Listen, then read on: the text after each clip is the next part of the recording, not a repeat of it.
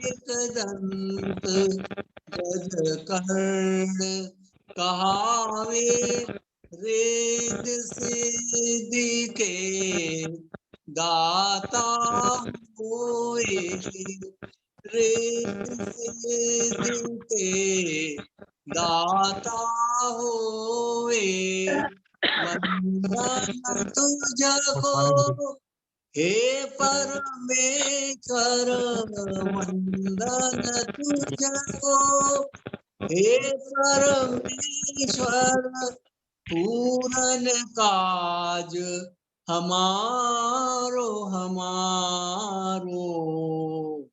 प्रथम नमो गिरिजासुत गणपति प्रथम नमो गिरिजासुत गणपति सब देवों में पहले पूजा सब देवों में पहले पूजा महादेव भी आए दूजा महादेव भी आए दूजा लंबोदर हाथ में मोदक लंबोदर हाथ में मोदक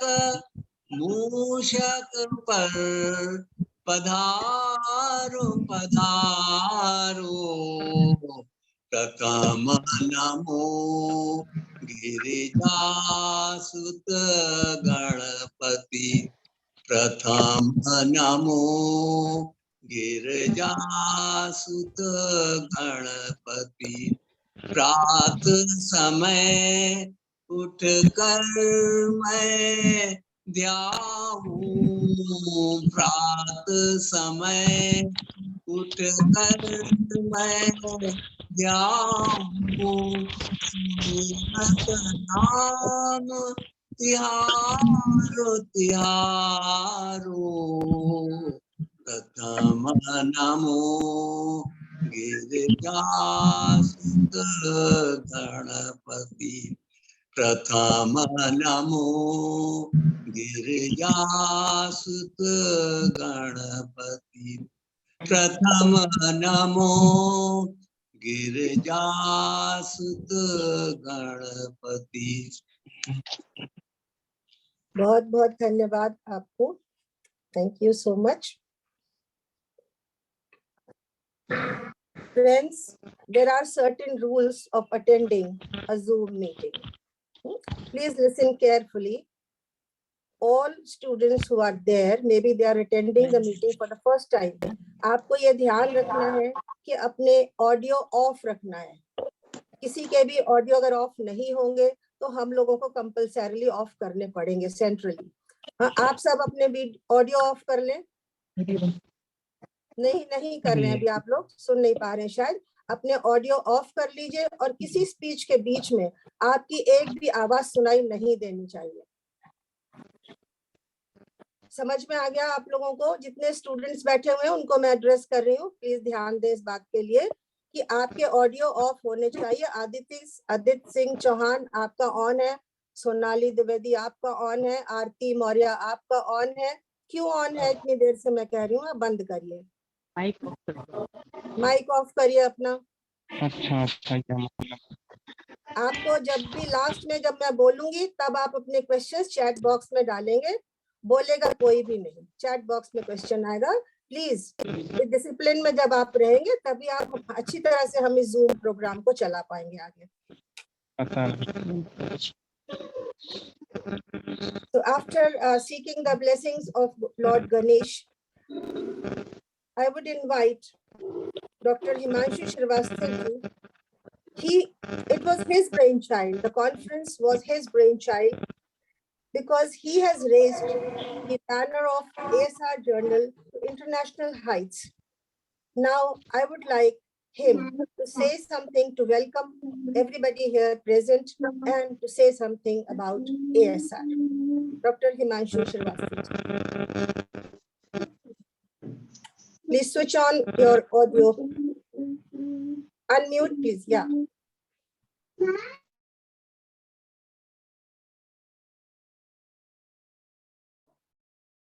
हेलो, वॉइस नहीं आ रही. Hello, You are audible. Hello.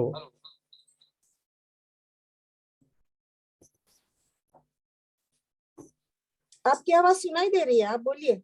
Ji, thank you ma'am. और हमारे साथ जुड़े हुए सभी लोगों का मैं बहुत बहुत स्वागत करता हूं. आज मैडम के गाइडलाइन के अनुसार आज हम लोग अपने जीवन की पहली कॉन्फ्रेंस की शुरुआत कर रहे हैं. एकेडमिक सोशल रिसर्च जर्नल की शुरुआत हमने अपने स्टूडेंट्स के लिए 2015 से की थी. जिस तरह से हम देखते रहे हैं मार्केट में काफ़ी जर्नल्स हैं, और चूंकि मैं वेंकटेश्वरा यूनिवर्सिटी का स्टेट कोऑर्डिनेटर रहा हूँ पीएचडी का, तो जिसके लिए मुझे बच्चों के रिसर्च पेपर्स के लिए काफ़ी एफर्ट्स करने पड़ते थे. और समटाइम्स हर तरह के लोग हैं मार्केट में. मुझे लगा कि क्यों नहीं बच्चों को एक बेहतर चीज़ देने के लिए हम खुद से अपना जर्नल स्टार्ट करें. और इस जर्नल की शुरुआत 2015 से मैंने करी. जर्नल की शुरुआत होने के बाद हम लोगों ने काफ़ी स्ट्रगल किया, और करते करते एएसआर आज आप भाइयों बहनों की और बच्चों की दुआओं से एक ग्रुप के तौर पर मार्केट में आ गया है, जिसके तहत आज 2 जर्नल और 1 पब्लिकेशन हाउस हम रन कर रहे हैं. Hello. Audible, you are audible. सुनाई दे रहा है. जी. और इसके रहते हुए हम लोगों ने काफ़ी कॉन्फ्रेंसेस वगैरह एक दूसरे से एसोसिएट होकर कराई हैं, मगर ये हमारे जीवन का पहला अनुभव है जिसको कि मेरी आदरणीय श्री नवीन मोहिनी मैम जी के मार्गदर्शन पर और जीएस सर के दिए हुए इंस्ट्रक्शंस के आधार पर आज हम लोग इसको शुरू कर रहे हैं. हमें उम्मीद है आप सभी का सहयोग मिलेगा हमें. बहुत बहुत धन्यवाद. Madam, you start and proceed. Thank you, Himanshu ji. Thank you. Now, Himanshu ji has handed over the responsibility of convening the conference to me. I thank him for this, and I seek permission of our speaker, main speaker, Senapati ji, to present the concept note and objectives of the conference. Sir? Yes, madam. Thank you, sir. Thank you, sir. Okay. Thank you, madam, for your kind invitation. So I will just take 2 minutes, sir, Okay. to tell about the objects, so that we may start finally. Okay. Listen to you. Yeah. So the primary objective of higher education is to expand the existing body of knowledge by providing solutions to different problems and challenges faced by society. It's a well-known fact that research facilitates understanding the new realms of knowledge, which in turn benefits teaching. Research also exposes societies and economies to innovate thinking, and besides finding solutions to various socio-economic problems. So research and innovations, they should not be taken just as an academic thing only. They are going to serve society and solve the problems of society. NEP, since we are talking about NEP, so I will come down to that. NEP 2020 is a path-breaking initiative which has given a new dimension to research with paradigms in the higher education sector of the country. With this, the intentions of the policy are very clear. Higher educational institutions, particularly universities, should bring back the research culture and become knowledge creation centers. The NEP envisions promoting research through institutionalizing research funding, which is a critical requirement as one of the 10 visions of NEP. So in fact, NEP is very, very important. It's a landmark commitment, especially in financing academic research. So with this point of view and with the topic of challenges and prospects of research and innovation, we just tried to find out exactly what we want to get from this conference after discussions. So the purpose of this conference is to discuss challenges that hamper the pursuit of research and innovation under the ambit of NEP 2020. To discuss and find out various issues, technical, financial, and academic, that arise in the process of research.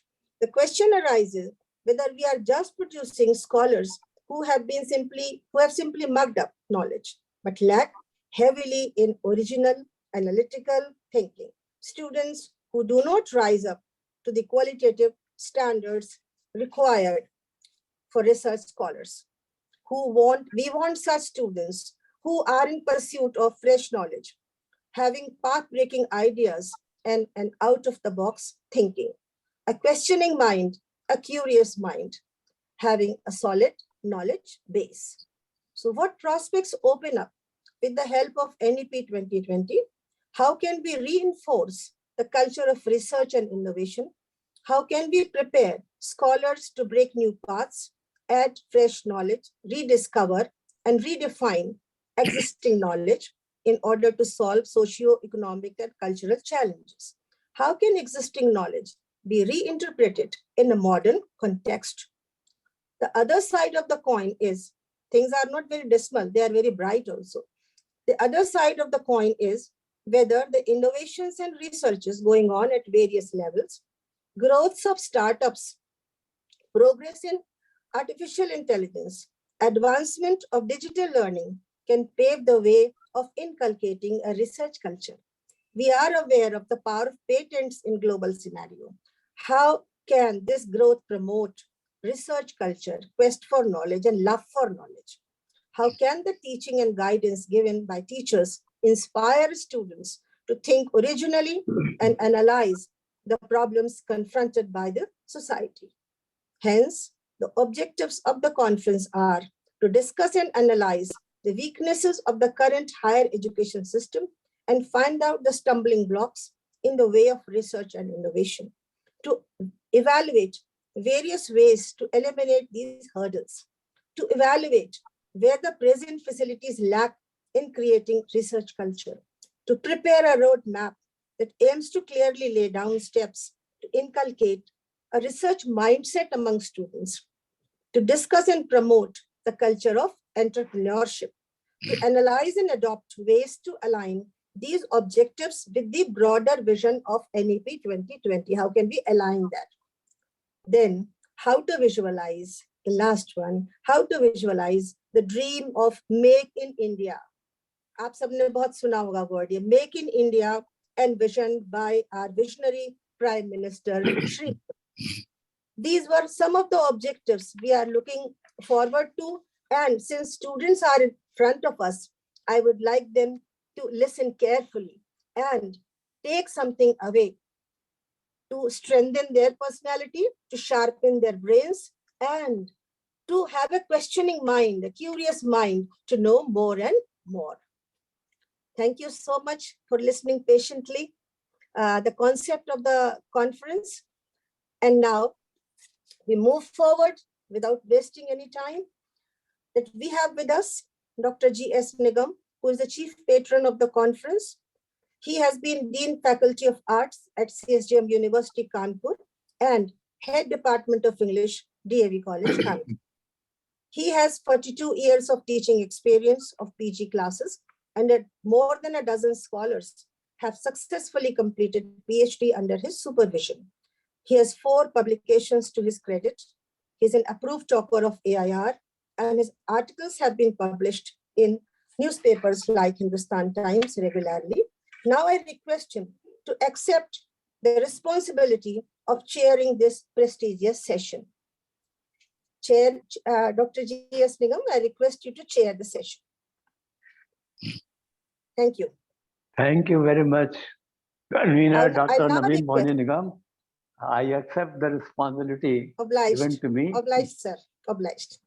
I now request Professor Neeru Tandon, Head Department of English, VSST College, Kanpur. He has published more than 100 research papers with the degree of DLIT to introduce Professor Hrishikesh Senapati, former Director NCERT. Professor Tandon, please. Thank you, madam. A very good morning to all present here.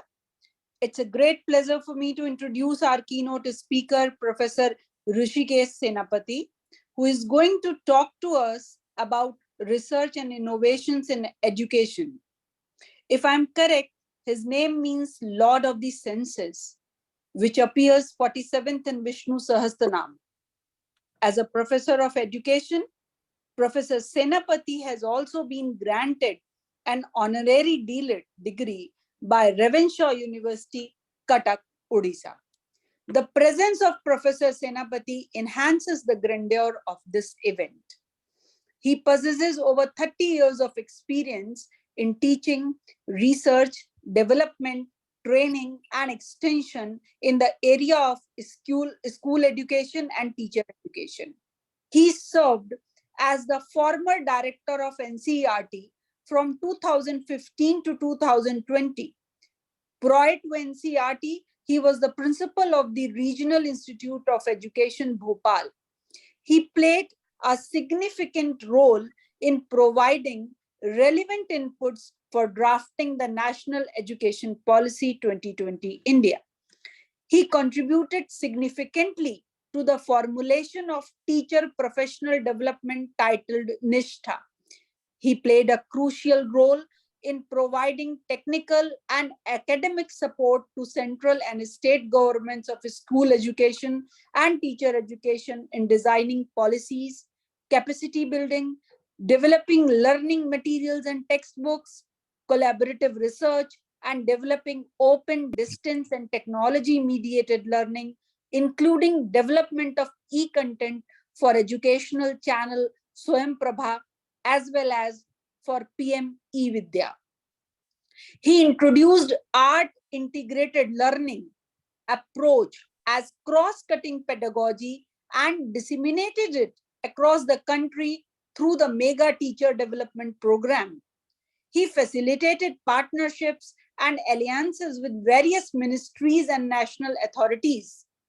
During his tenure as director of NCERT, he facilitated international collaborations with the USA, Finland, Australia, South Korea, Mauritius, Germany, Bhutan, and Taiwan in the field of teacher education, open distance and technology mediated learning, curriculum development, educational research, and technology.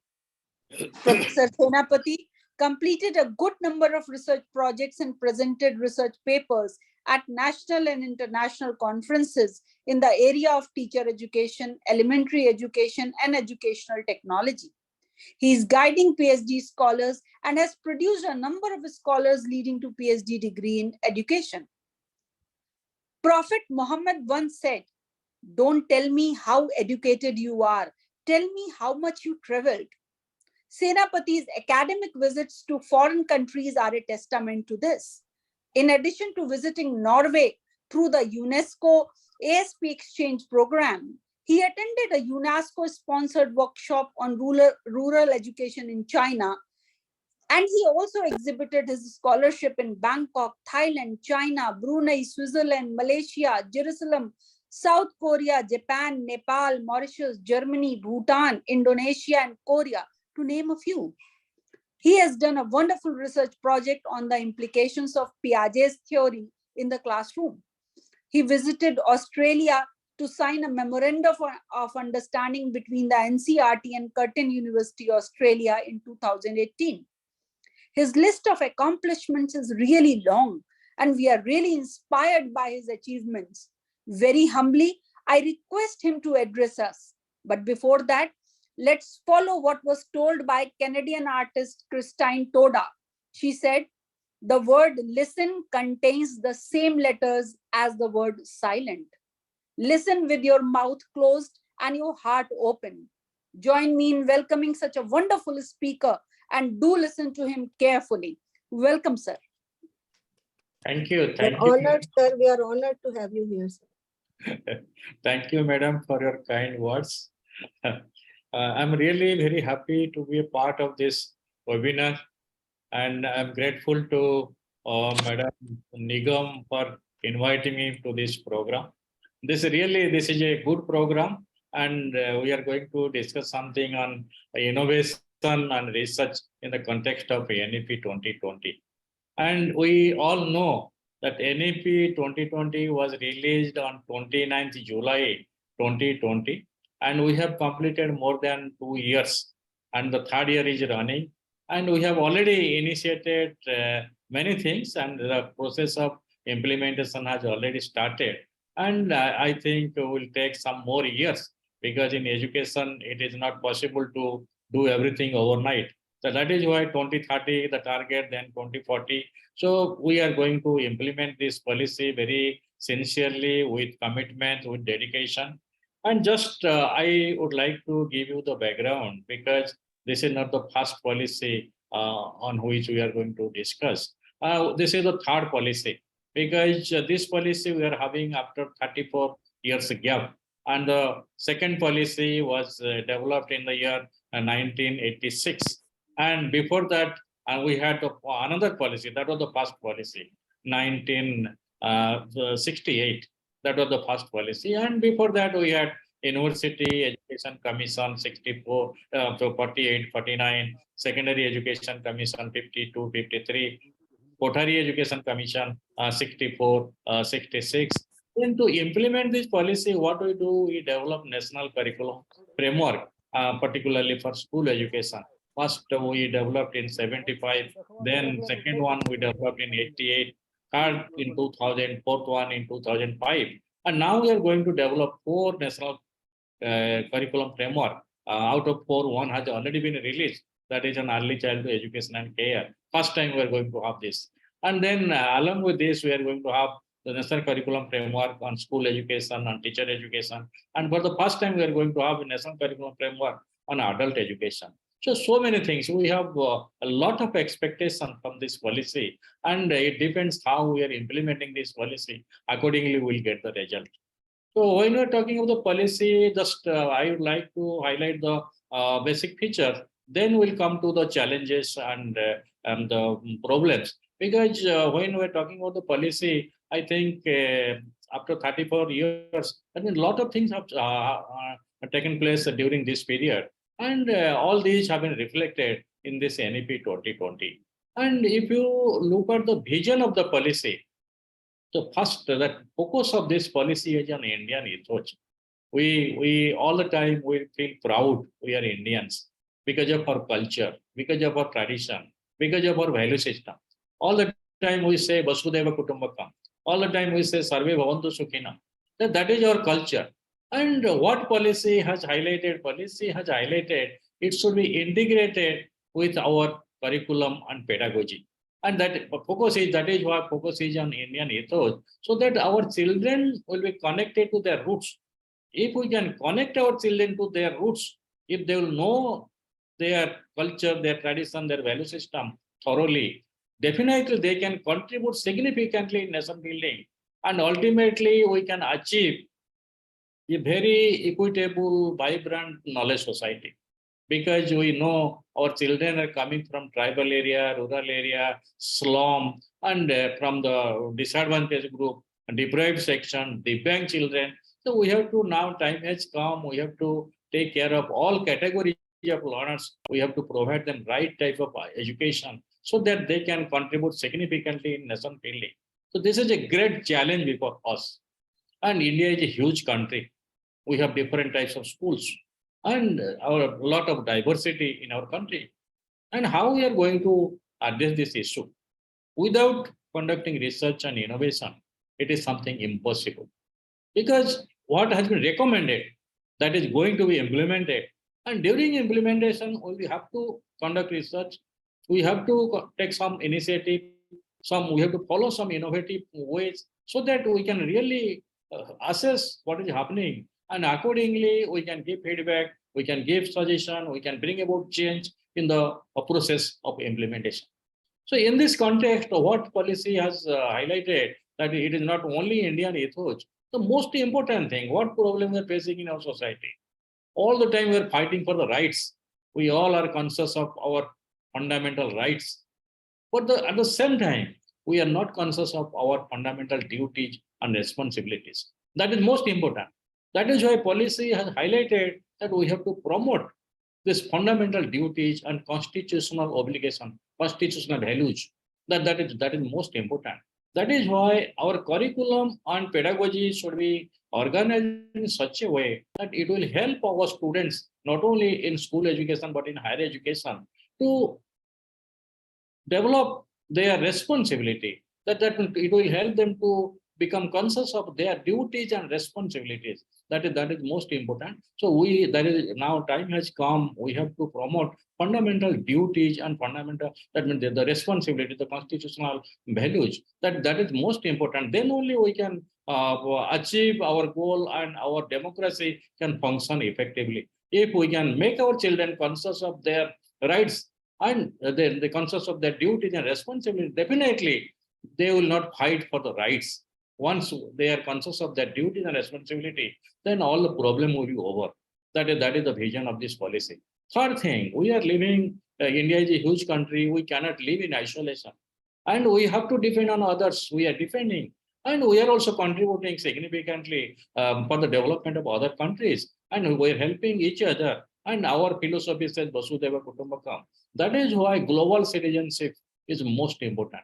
And we have to not only make our children good citizens of this country, we have to make them good human beings, and we have to make them global citizens, and so that they will know what is happening in other countries, and they will have some fellow feeling, belongingness for others. And that is why policy has put emphasis on sustainable development, on human rights, etc. So this is about the vision of the policy. And keeping in view this vision, we have come out with a structure. That means that structure, that what policy has presented, going to have 15 years of schooling. If you take care of look at the school education, 15 years of schooling. That means now we have 12 years of schooling. We are going to have 15 years of schooling. Why? What is the need of having this 15 years of schooling? We know what problem we are facing in our society. Lot of unemployment. Even though you are educated, they don't have the basic skills and competencies, because their foundation is weak. That is why policy has given a lot of importance to the foundational stage. That is why 15 years, because the foundation stage is most important. And around 85% of brain development takes place during this period. And since 85% of brain development takes place during this period, the focus is on development of the potentialities of our children at the early age. That is why now we call this is one stage which is going to the first stage, foundation stage. That means it will include 2 years of the existing class 1 and 2. Then 3 years of preschool will be integrated into one. This will be the foundational stage. And focus will be on the development of the potentialities, the unique potentiality what our children have, that should develop to the maximum extent. That is why we have to put a lot of emphasis on this. If foundation is strong, then there will be no problem in higher stage, and our higher education system will be strengthened if we can make our foundation, particularly this foundation stage, very strong. That is why Government of India has recommended that there will be one commission that already that has been set up. Now we're talking about the Nipun Bharat, that will also take care of these skills and competencies. Because what problem we are facing? Because it is not only that we will provide them education. We have to see the quality, what quality our education system, what type of education we are providing. The quality matters. That just I will give you one example. Recently, the Ministry of Education has conducted this National Achievement Survey. And earlier, it was in 17 also, NCERT conducted this National Achievement Survey. And now that means all other agencies involved, we have conducted this National Achievement Survey. And in this National Achievement Survey, you see the performance of the students, that means in class 10, average score is 38%. And we have taken 36 lakh children from all over the country, covering all the districts, except few districts from Tamil Nadu and Andhra because of heavy rain. And if you see the score, it is only 38%. And CBSE schools are included, Kendriya Vidyalayas, Navodaya Vidyalayas are included, all the government schools are included. And why our children are securing 38% in National Achievement Survey in class 10, whereas in board exam they are securing 90, 95, 100%. What is the problem? Similarly, when they're in class 8, their average score is 42. And in class 5, their average score is 49. And in class 3, it is 59. That means you see the trend, that means when they're going to higher stage, their performance level is coming down.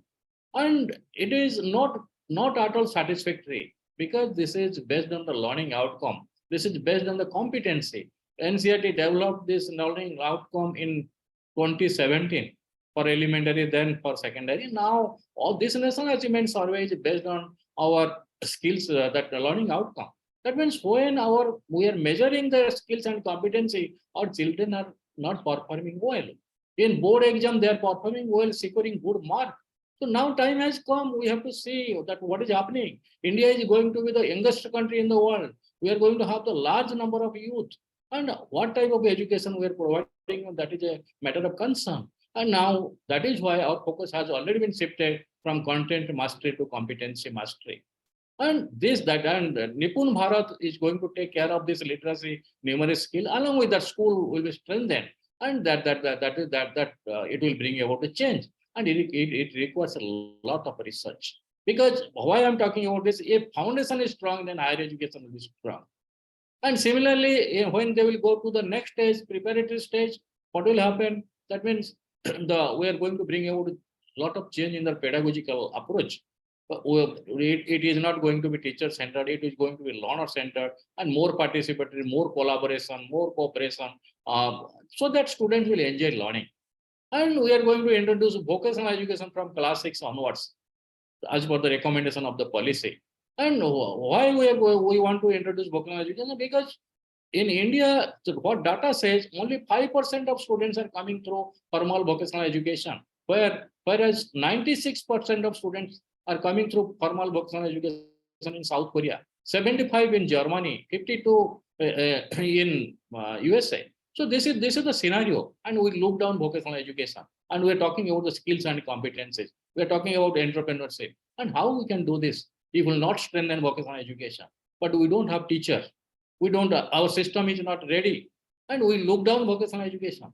And now, as per the recommendation, it is going to be an integral part of this general education.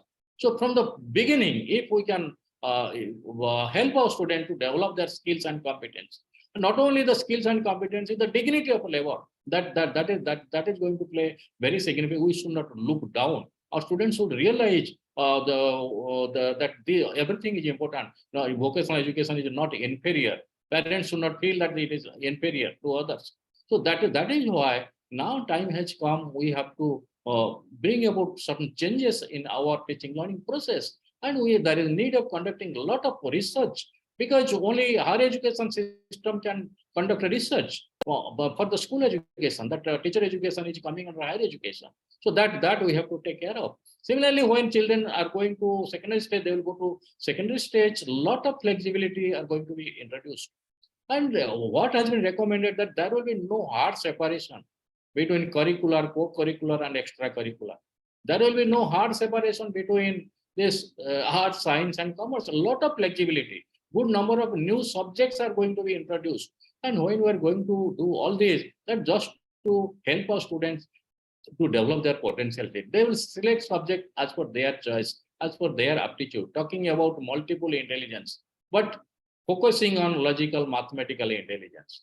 And emotional intelligence is totally neglected. That is why we are one of the depressed country in the world. And there is a lot of emotional issues and mental health issues. So that we have to address, and it can be done if we put emphasis on holistic development. Through holistic development, we can really help our children to become emotionally stable. They will be emotionally stable, they will have good mental health, and they will be morally sound, socially strong. That is why this policy is talking about holistic development. But our system, it may be school education, maybe higher education, putting emphasis on securing good mark in exam. It may be board exam, it may be university exam. How our student will secure good mark, how we'll cover our syllabus, that is our responsibility, what we feel. But our responsibility is to make them good human being. Our responsibility is to make them good citizen. Our responsibility is to make them global citizen. So how it will be possible? Can we do this without conducting research? Can we do this without bringing about new innovation in teaching learning process, both in school education and higher education? That is why now time has come. We have to bring about change in our teaching learning process. And just three things I would like to highlight, because what is important in our system, our curriculum. What type of curriculum we are having? Our curriculum, when we're talking about the curriculum, that means it is mostly content loaded. And in both higher education, school education, it is content loaded. And that is why our graduates are not having the required skills and competencies. All the time we put emphasis on covering syllabus. That is why what now time has come, we have to make it competency based. And NEP 2020 has recommended the curriculum will be competency based. Examination will be competency based, because that competency based exam will give the real picture that our National Achievement Survey is one of the examples that is competency based on the learning outcome. That is why our students are not performing well. So that we have to now, time has come, we have to make our curriculum competency based. We have to make our curriculum more flexible, and we have to make our examination more competency based, so that we can actually assess the strength and weakness of our children. We can know in which area they are weak.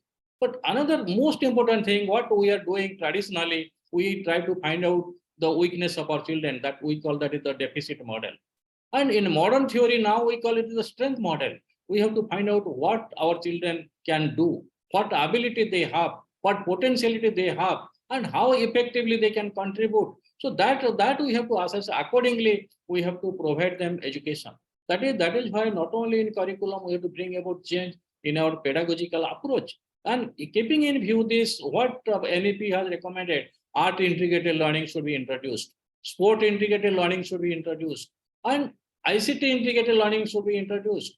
Storytelling based pedagogy, and students should come to school without school bag some days. That school community relationships should be strengthened, and the local experts should visit schools and children should visit the community, so that we can really bring about change in the teaching learning process. And we have to contextualize. Even in our NCF 2005, it was recommended that should not be gap, what is happening inside the classroom and what is happening outside the classroom. We have to minimize this gap.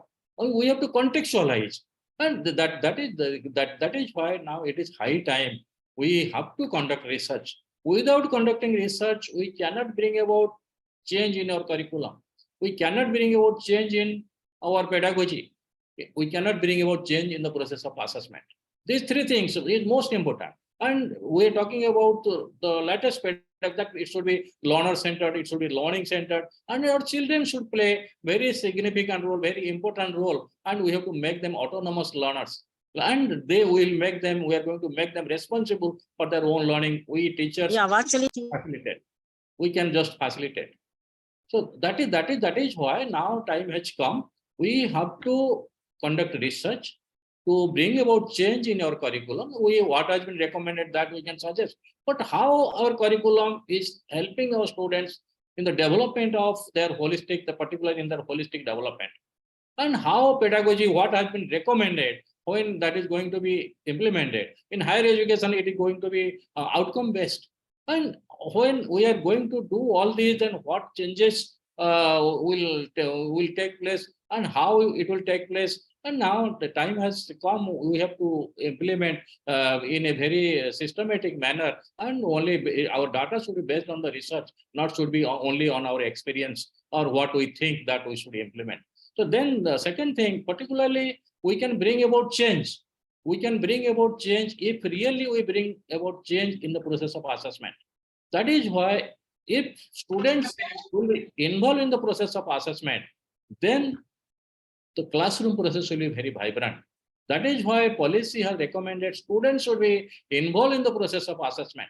And because not only in school, in higher education, we are going to bring up to a lot of change. And when we are talking of multiple entry, multiple exit, and when we are going to give them degree, if they still give a certificate, if they leave the institute or college after 1 year, then how we are going to assess what competency they are acquiring within 1 year? How should we conduct only this examination, traditional examination, what we are doing now? Or we should assess their competency, what skills and competency they have acquired, so that we will give them certificate. That is why now time has come, our students should be involved in the process of assessment. If we can involve our students in the process of assessment, then change will take place automatically. They will know their strength and weakness. And once they know their weakness, they will try to overcome their weakness. That is why it has been recommended in the policy that should be self-assessment, that should be peer assessment, that should be assessment by the teacher, that should be 360-degree assessment. And most important is assessment as learning. Let children reflect on their own learning.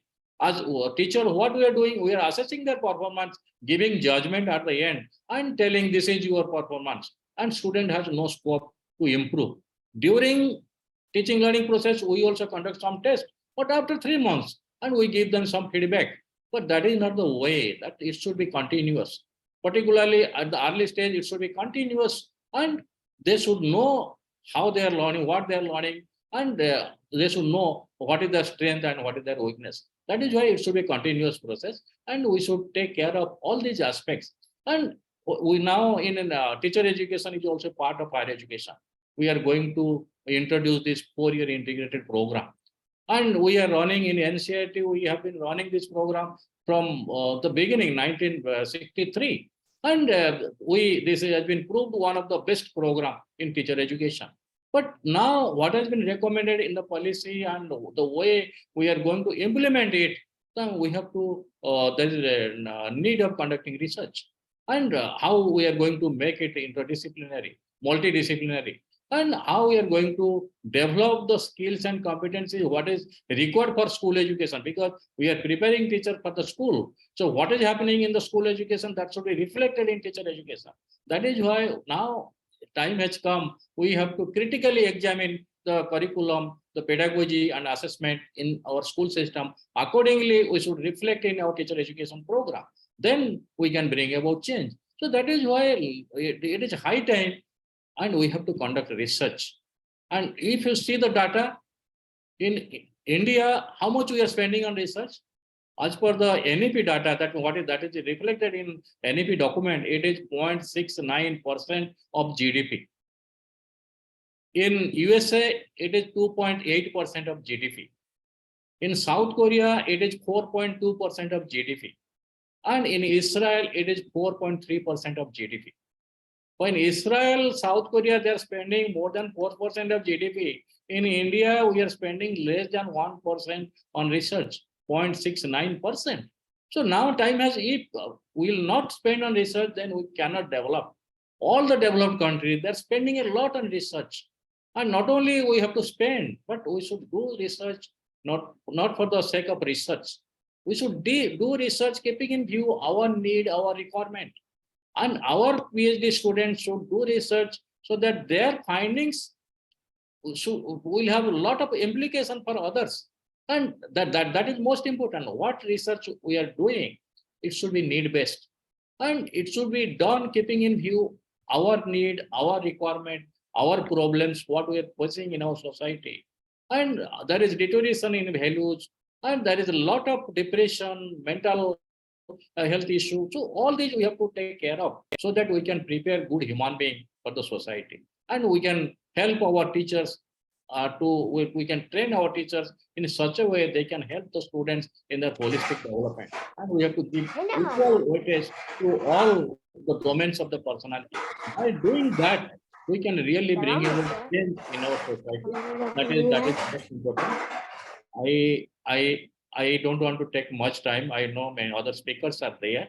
So, but what I have presented, that is what I feel that is important. not only because we have to see this policy in a holistic perspective, not only in a higher education, but because school education is the foundation. And teacher education is important because if we can prepare good teacher, then we can really implement this policy in true sense. And teachers can bring about change in the classroom. And higher education is dependent on school education. If foundation is strong, school education is better. If right type of education is provided to our children with basic skills and competency, then our higher education system will be very strong. Because we are talking about international education, that means we have to maintain international standard. And we are going to bring about a lot of flexibility. And we are going to have 4-year graduation.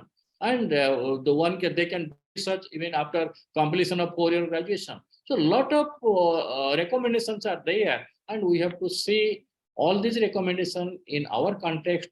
And we have to implement it. And side by side, we have to conduct research so that we can critically examine what are the problems we are going to face and how to overcome these problems so that we can bring about change in our teacher education program, in our school education program, and in our higher education program.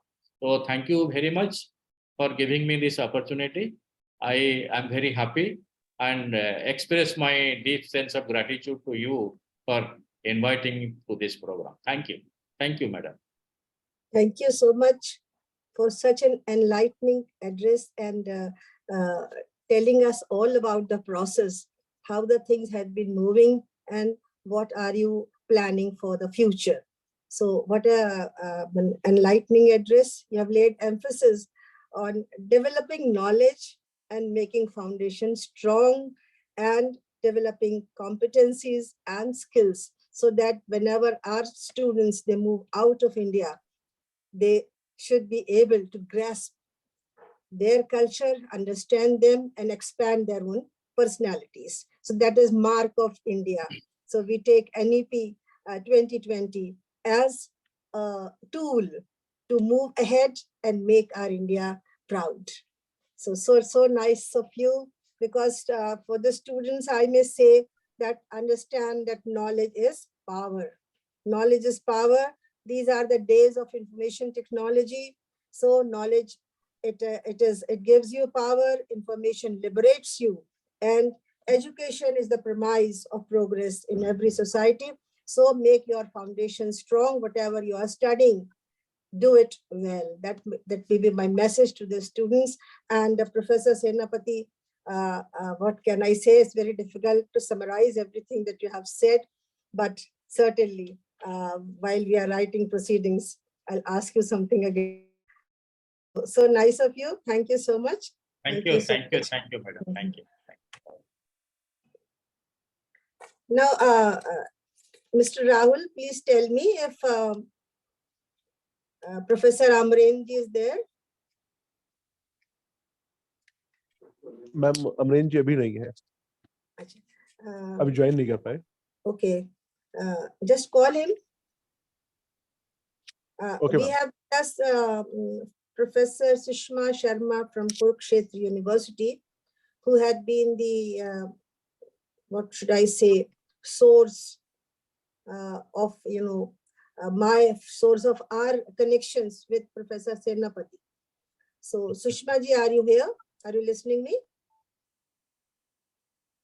It's so good to see you, everyone here. So Sushma ji, Yes. may I ask you to say a few words and bless the conference? Yeah, sure, ma'am. Absolutely no problem. Thank you so much. Honorable Professor Senapati ji, Madam Mohini ji, Dr. Nigam, and all the organizers of this conference. I have absolutely no words to express my gratitude towards ma'am, Dr. Mohini, who has been asking me, and we were in touch, planning, executing, and requesting and making sure that good speakers should be able to address to citizen of Kanpur, my city where I studied. And then I always feel so connected to Kanpur. Then when Professor Mohini asked me that we wanted to organize this conference, I think I could not find better name than Professor Hrishikesh Senapati, who had been the director of NCERT, who has guided NCERT and was involved with the policy making as well. And since I was part of NCERT once upon a time, so I always feel connected to NCERT. And whenever I get opportunity, I always feel persons from NCERT who have broader, not only all India, global experience, they should address and make it possible that the students of Kanpur and the faculty of Kanpur should be benefited by his knowledge and experiences. So I have no words. And sir, you talked everything at length. And since we all know the system of our education is more deficit oriented instead of looking at the strength, and you highly, I really appreciate you have really hit the points which are making us, taking us back instead of taking us forward. And I believe one point is each one of us is having some capabilities, and it's our responsibility as a teacher to find out the strengths of the child and the student, and should provide all opportunities so that he can develop that potential and can bring to the optimum or beyond even that. So and at the same time, learner, it's not the teacher's responsibility in a way that you have given the knowledge and then you thought your duty is done. No, it's that if learner has not benefited, it is learning outcome based, which now NCERT has thought of. It's really a well thought point, because until student is benefited, I think my role as a teacher is not there. I haven't done my duty. So it's learner centered if we have made it. So I'm sure the NEP 2020 has covered all those points which we could not cover in 1986. As you rightly said, after 34 years, 68, 86, and then 2020 would mark great difference. And I was very fortunate that I had completed my PhD from Australia. And what 20 years back, what we were doing over there, now we are thinking, because we cannot, it's now global village. We are living in the whole world, and we cannot keep ourselves away from what others are doing. So we have to think our best Indian ethos. We must take that Vasudev Kutumbakam, we have to make it. At the same time, but Western, how we should not be lagging behind in terms of digital knowledge, or in which Professor Amrinder is going to talk about. ICT was the one which was taking us behind, and now our students have proved it. They are not less than anyone in the world, whether it is digital, whether it is, in any way. And you rightly pointed out, I would highlight here. मैं थोड़ा हिंदी में भी बात करूंगी क्योंकि काफी students, आराम से बात मैम बच्चों को समझ में आएगा। मुझे पॉइंट आउट कर दीजिएगा, मैं वहीं पे स्टॉप करके, क्योंकि मेरे सेशन में मुझे बात करने का बहुत मौका मिलेगा। नहीं, आ जाए वो जैसे। जी, अमरीन सर आ गए मैम? अभी तो नहीं आए हैं। ठीक है मैम, तो मैं थोड़ा सा इसको आगे बढ़ाती हूँ। जी, स्किल ओरिएंटेड जो है वो बहुत इंपॉर्टेंट है। किसी जमाने में हम स्किल को कोई इंपॉर्टेंस नहीं देते थे। आज की डेट पे हमें समझ में आ गया, बिना स्किल्स के बात नहीं बनेगी। Skills development is one. हमारे बच्चों के पास PhD डिग्री तक होती है और उन्हें 2 लाइन अगर लिखने की नहीं आती है, तो आई थिंक हमारा पर्पस इज डिफीटेड। हमारे सिस्टम पूरा काम उचित ढंग से नहीं कर रहा है। दैट मीन्स हमने अगर बच्चों में लिंग्विस्टिक एबिलिटीज, कम्युनिकेशन स्किल्स नहीं डेवलप की, तो there is absolutely no point giving them degrees. और बाहर के देशों में मैंने देखा, वहां पे आपकी डिग्री को एक किनारे रख देते हैं। They want to check how much skills, how much communication skills you are having. Based on that, they employ you. If you are not able to work in a team, you are not needed, because teamwork is very important. We have to, collectively, we have to solve the problems of whatever we have been given. कहते हैं ना, अकेला चना भाड़ नहीं फोड़ सकता, हिंदी में बोलते हैं ना, अकेले नहीं। अब जो हमारा समय है, समाज है, वो कलेक्टिव रिस्पॉन्सिबिलिटी, कलेक्टिव डूइंग में विश्वास करते हैं। तो हमें टीम स्किल्स, टीम अप्रोच में काम करना आना चाहिए। कोलैबोरेशन की जब बात की सर ने, तो collaboration is a kind of team approach. Collaborate करना आना चाहिए, सबके पॉइंट ऑफ व्यू को सुनना आना चाहिए। अपने पॉइंट ऑफ व्यू को कहने से पहले हम उनको भी सुने और अपने पॉइंट को भी उनको पास कहना आना चाहिए। तो मैं समझती हूँ सर ने जिस तरह से फाउंडेशन की बात और टीचर एजुकेशन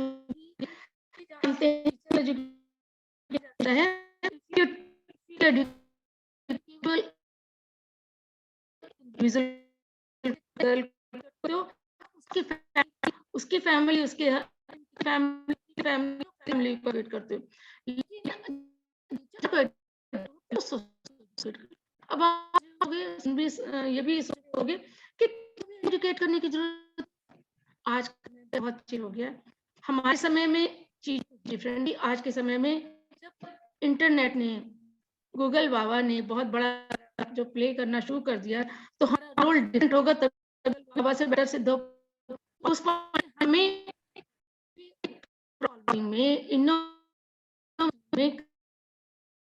टाइम दे, वो चैनलाइज हो सकती, कंस्ट्रक्टिव, डिस्ट्रक्टिव या कंस्ट्रक्टिव हो सके, और वो समाज, सोसाइटी के हित में हो सके। मैं समझती हूँ डॉक्टर सेनापति ने कोई पॉइंट ऐसा नहीं छोड़ा है कि जिसको कवर नहीं किया है। मैं मेंटल हेल्थ के बारे में बात की। हम आज के डेट में हम सोचते हैं कि बच्चों को एकेडमिक लिस्ट के मार्क्स होने चाहिए, वही सब कुछ है। वो सब कुछ नहीं है। मैंने अपने जीवन में बहुत सारे एग्जाम्पल्स देखे हैं। जो लोग एकेडमिकली बहुत अच्छे थे वो कहीं नहीं पहुंचे, और जो academically was they were average but they were very good in communications, they have reached, और आज वर्ल्ड को गाइड कर रहे हैं क्योंकि उनकी कम्युनिकेशन स्किल्स बहुत अच्छी थी। तो आप, मैं समझती हूँ स्किल ओरिएंटेड होना बहुत जरूरी है। मैम, मेरे सेशन में मुझे बहुत कुछ कहने का मौका मिलेगा। मैं समझती हूँ अमरेंद्र सर नहीं आए हैं, तो आप बोलिए, मैं इनको कांटेक्ट करती हूँ। उन्होंने बोला था 12 बजे मैं ज्वाइन करूँगा। Please ask him. Please ask him. Okay, If he can be there, that would be nice. now Would be I'm good. giving it to you. और अगर कुछ And, क्वेश्चंस भी and इनवाइट कर so- सकते हैं। मैं professor सेनापति जी is here, वो बच्चों की क्वेरीज को भी तब तक अटेंड करते हैं, और मैं तब तक उनको सबको कांटेक्ट करती हूँ कि कहाँ पे। so nice of you to come up for help, Sushma ji. Oh, it's always a pleasure. So thank you so much, Sushma ji, for expressing your views, very relevant ones for the conference. There are certain announcements right now. We have here with us Professor Geeti Sharma, joining from she is director of Mangalmay Institute of Management. We have with us Mr. A.K. Shrivastava, joining from Chicago. He is member of our advisory committee. We welcome you, Mr. A.K. Shrivastava, and we welcome Professor Geeti Sharma. Our conference is going on in association with 3 institutes. One is DSN College Unnao, another is VSST College Kanpur, and third one is Mangalmay Institute of Management from Greater Noida. All are present there. Principal of DSN College is present here, and Director Mangalmay Institute, she is here with us. So I am happy that all our collaborating colleges, they are with us today. So welcome you all. And one of our patrons, Dr. Sheel Nigam, is there. I welcome you, ma'am. Now, since we have to wait for Professor Amrendra, she's finding out, maybe he's stuck up with some meetings there. He told me that he may be late. So it is just possible that if he's late, we'll continue float into the first technical session of today's conference. So no problem here. Till then, I will invite the chair of the session, Dr. G.S. Nigam, to say a few words. Please switch on your audio, Dr. Nigam.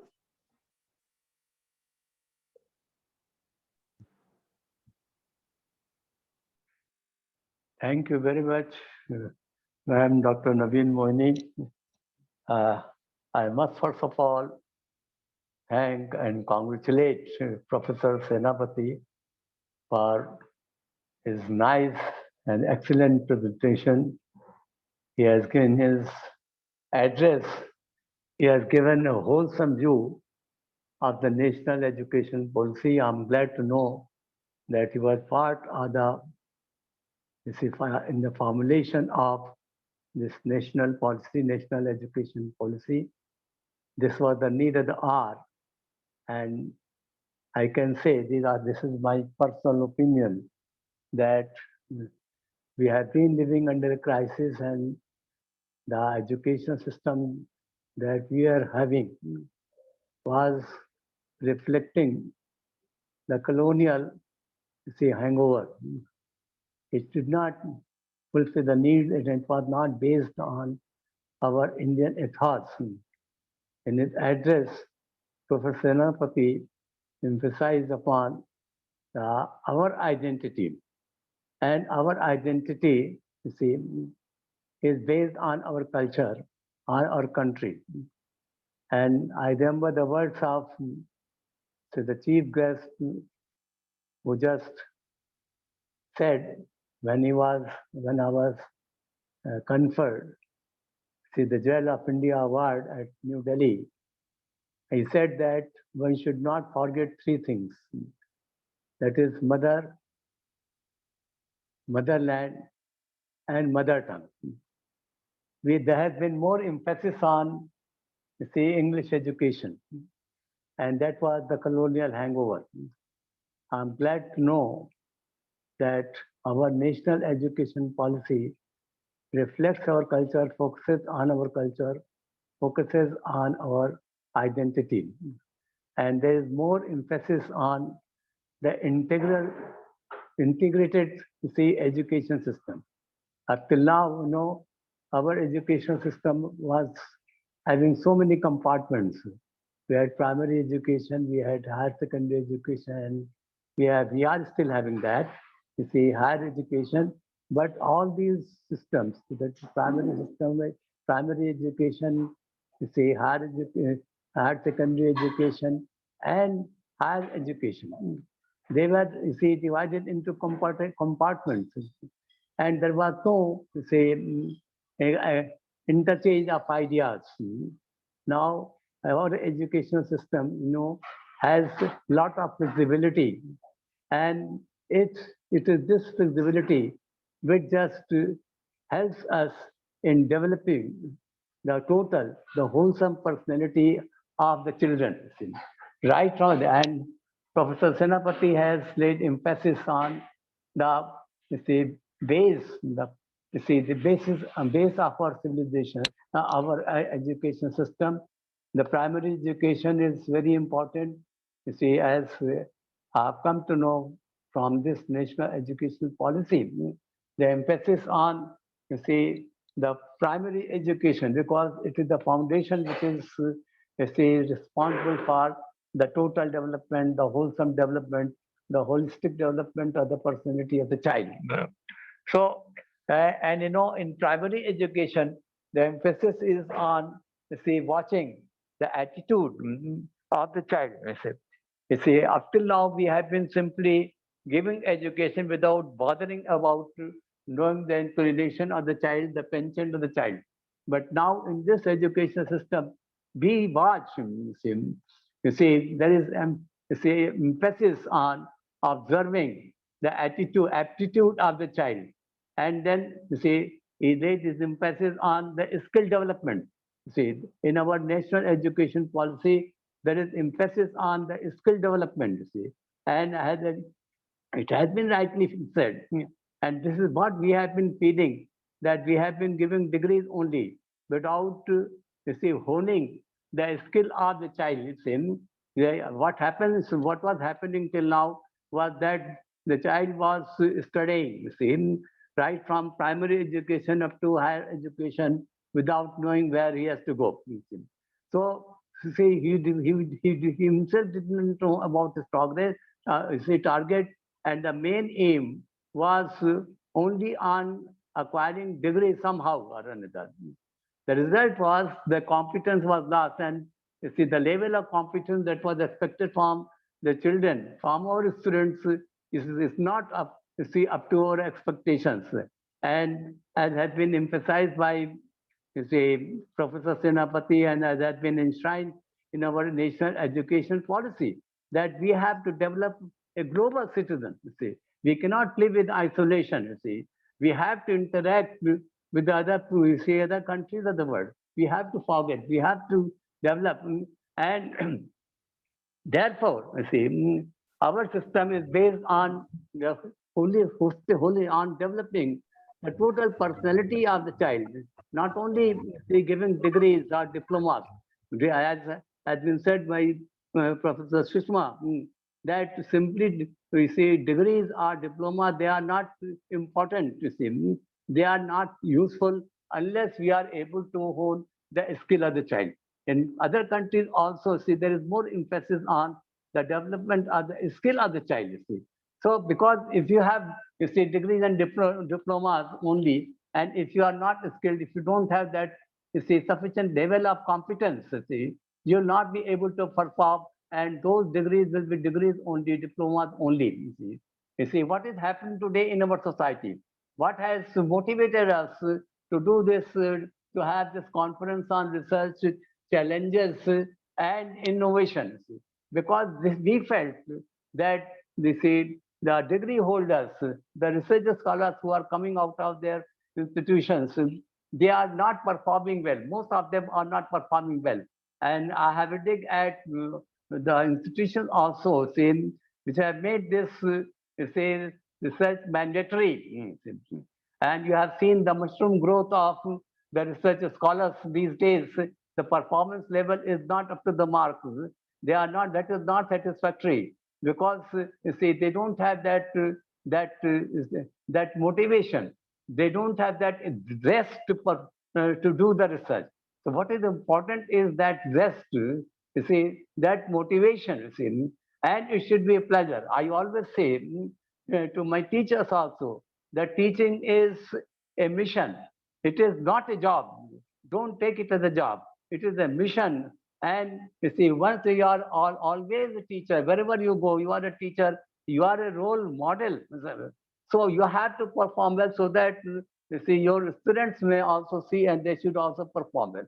So what is important is that we have to motivate the you see scholars so that we may have good quality of research work.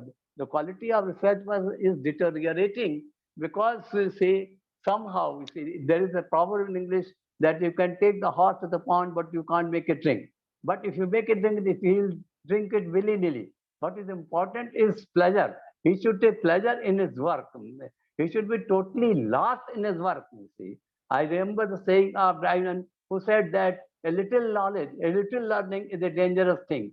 Drink deep or taste not the poison spring. So he should have that rest. You see, then alone we can have good performance. Then alone the quality of research will improve. See, research is important. There is more emphasis on the research work in our national education policy because now you see that we have to see the needs of our society, what our society needs, and our society, and we should not satisfy ourselves with the old tools. You see.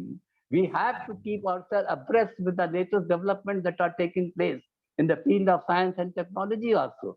We have to apprise ourselves what is happening also. So it should be the same skill oriented. We should have that rest, and we should have our research scholars should be guided by these lines to strive, to seek, to find, and not to eat. They should have that rest. They should strive to seek and to find, and they should not yield before the difficulties or before the problems that crop up in the way. There are three kinds of persons. You see, persons who are always afraid of taking the work, persons who are always afraid of undertaking any work. Then there is another kind of person, you see, who just take the work and they drop in the middle, in the midway. And then there is a third kind of person who are considered to be the best persons, you see, Uttam Purush. प्रारब्धते न खलु विघ्न नीचे नीचे संस्कृत में श्लोक है तो उसमें the third kind of persons, you see, they take the thing, they face the challenges, and then they overcome the challenges, and they just take the work to the, you see, logical conclusion, you see. So I think I'm speaking much, and therefore I would like to conclude my, you see, my remark by appreciating the address of Professor Senapati. It was a very enlightening address, very erudite address, very informative address. Thank you, Professor Senapati. And I thank Professor Sushma also for briefing us with her ideas. Thank you very much.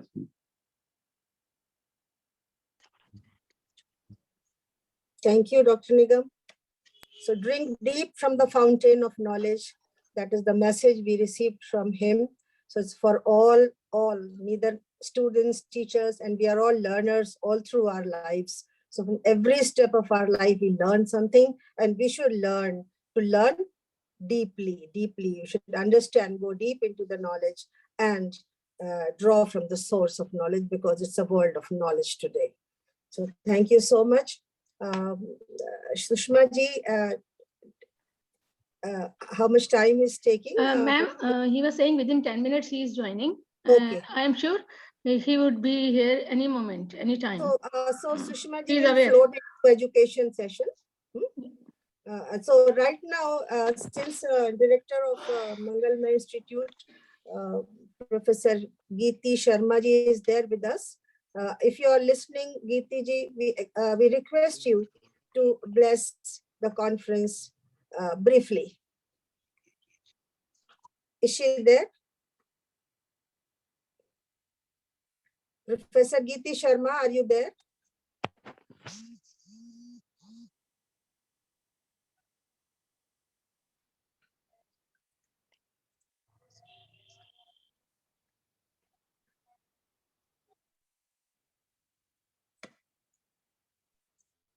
Dr. Ashutosh, if you are listening, please unmute yourself.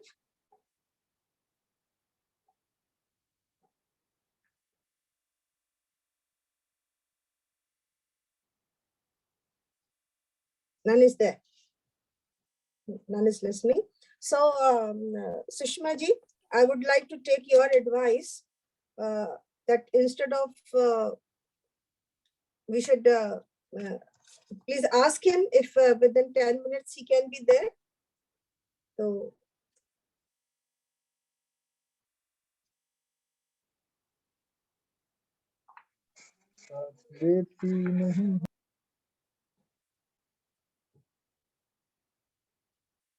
I asked the students if they want to ask something, write in chat box.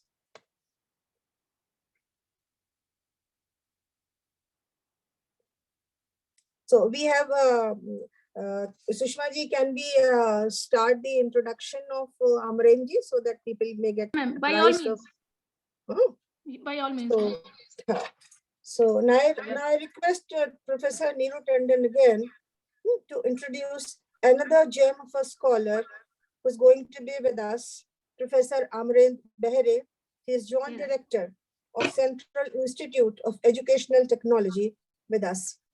So, thank you very much, Dr. Nigam, for giving me the opportunity to introduce our next speaker, Dr. Amrendra P. Behera. Dr. Behera is a gold medalist and received a Doctor of Philosophy in Education from Kurukshetra University, Haryana in 1998. And he has been associated with the education system in India in various capacities.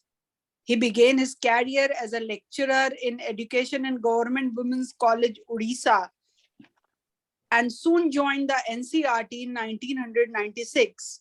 He became a professor of educational technology in 2011.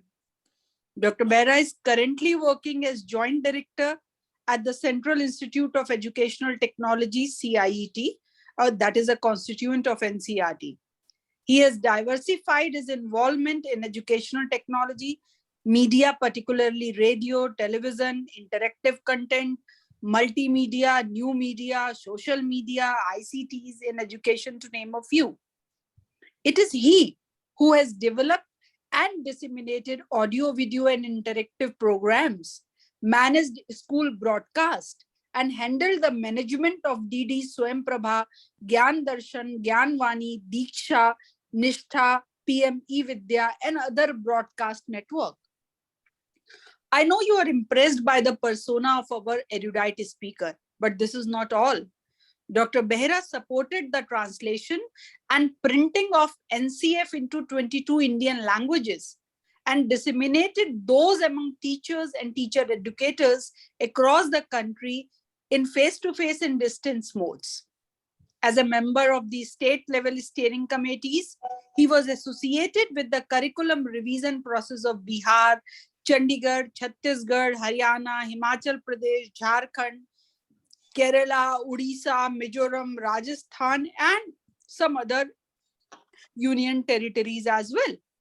He has created about 100+ learning communities like e-groups, blogs, and continuously networked with teachers and teacher educators on the use of new technology and pedagogy. He is also using mobile technology for the dissemination of educational messages.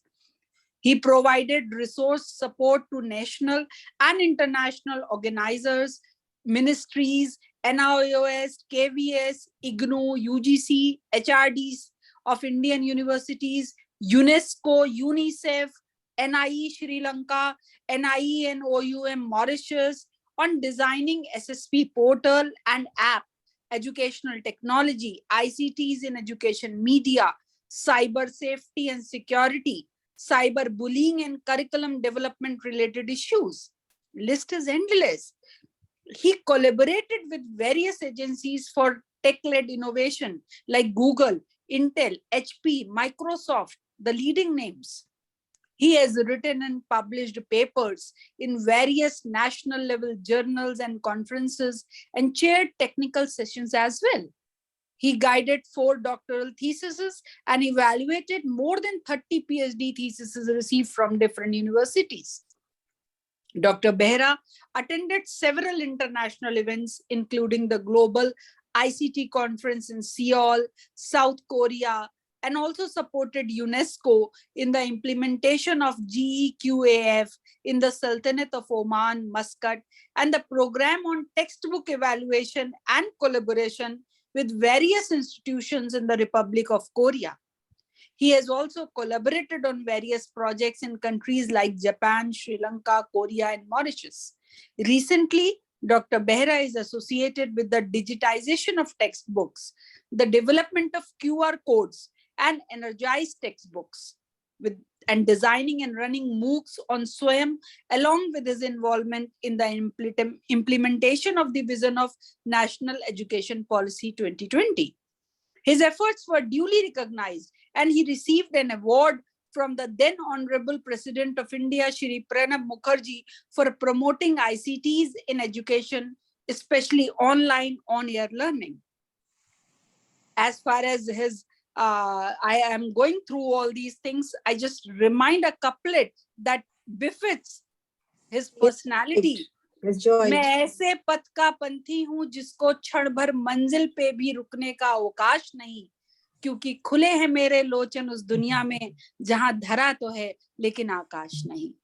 We welcome him, and he continues. His journey is still there. He's on his path, and we are very hopeful that he is going to do a lot for our education system, our students, and our teachers. We welcome him. Thank you very much. Thank you very much, ma'am. I'm sorry, I was in the ministry for a meeting just coming out. You're right, not on time, Amrelji. Yeah. Thank you very much, first of all, for the invitation to join this program. And I must mention at the outset that the National Education Policy gives a lot of emphasis on equitable quality education and lifelong learning. Even the NEP 2020 has highlighted the use of technology for teaching, learning, assessment, and evaluation, and many more. So being in the Central Institute of Educational Technology, we are using a lot of media and technology for teaching, learning, and assessment and evaluation.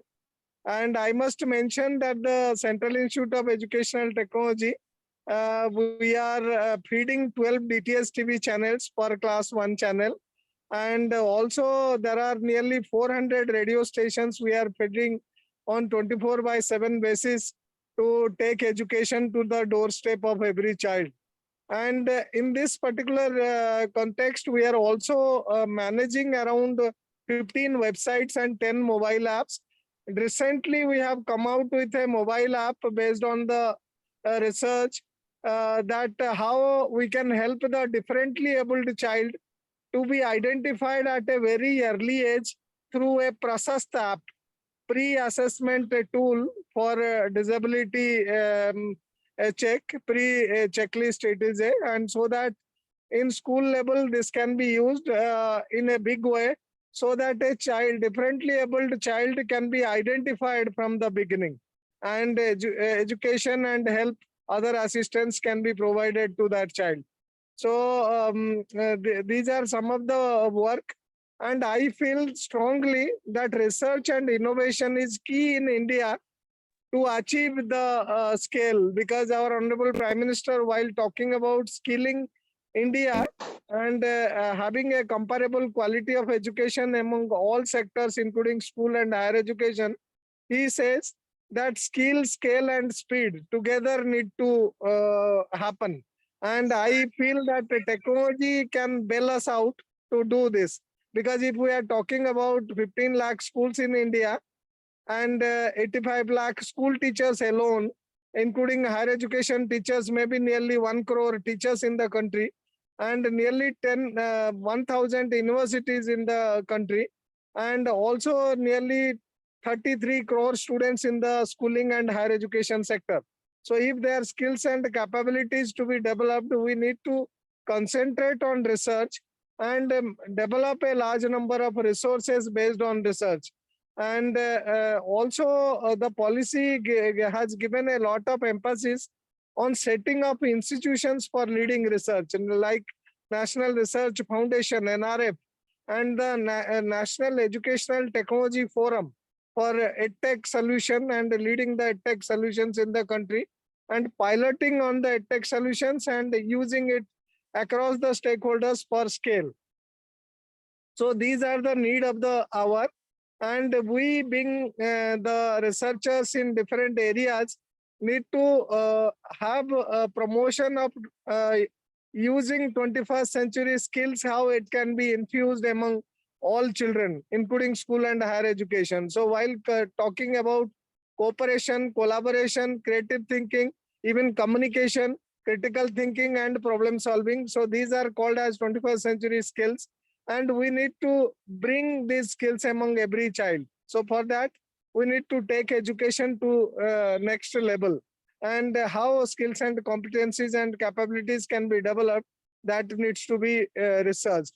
Even nowadays, using technology, because the policy talks about the use of disruptive technologies in education, like artificial intelligence, robotics, machine learning. So these needs to be used in a big way, so that we train the human resource in a way that they are spread across the world. And the actual saying that India was Vishwaguru and will be Vishwaguru also in future, and now also we are trying. So if we take these things together and use technology for teaching, learning, and assessment, so it will not be very far that we will achieve that. Besides that, I must mention that continuous capacity building of teachers is again a challenge, because there are nearly 1 crore teachers in school and higher education as well.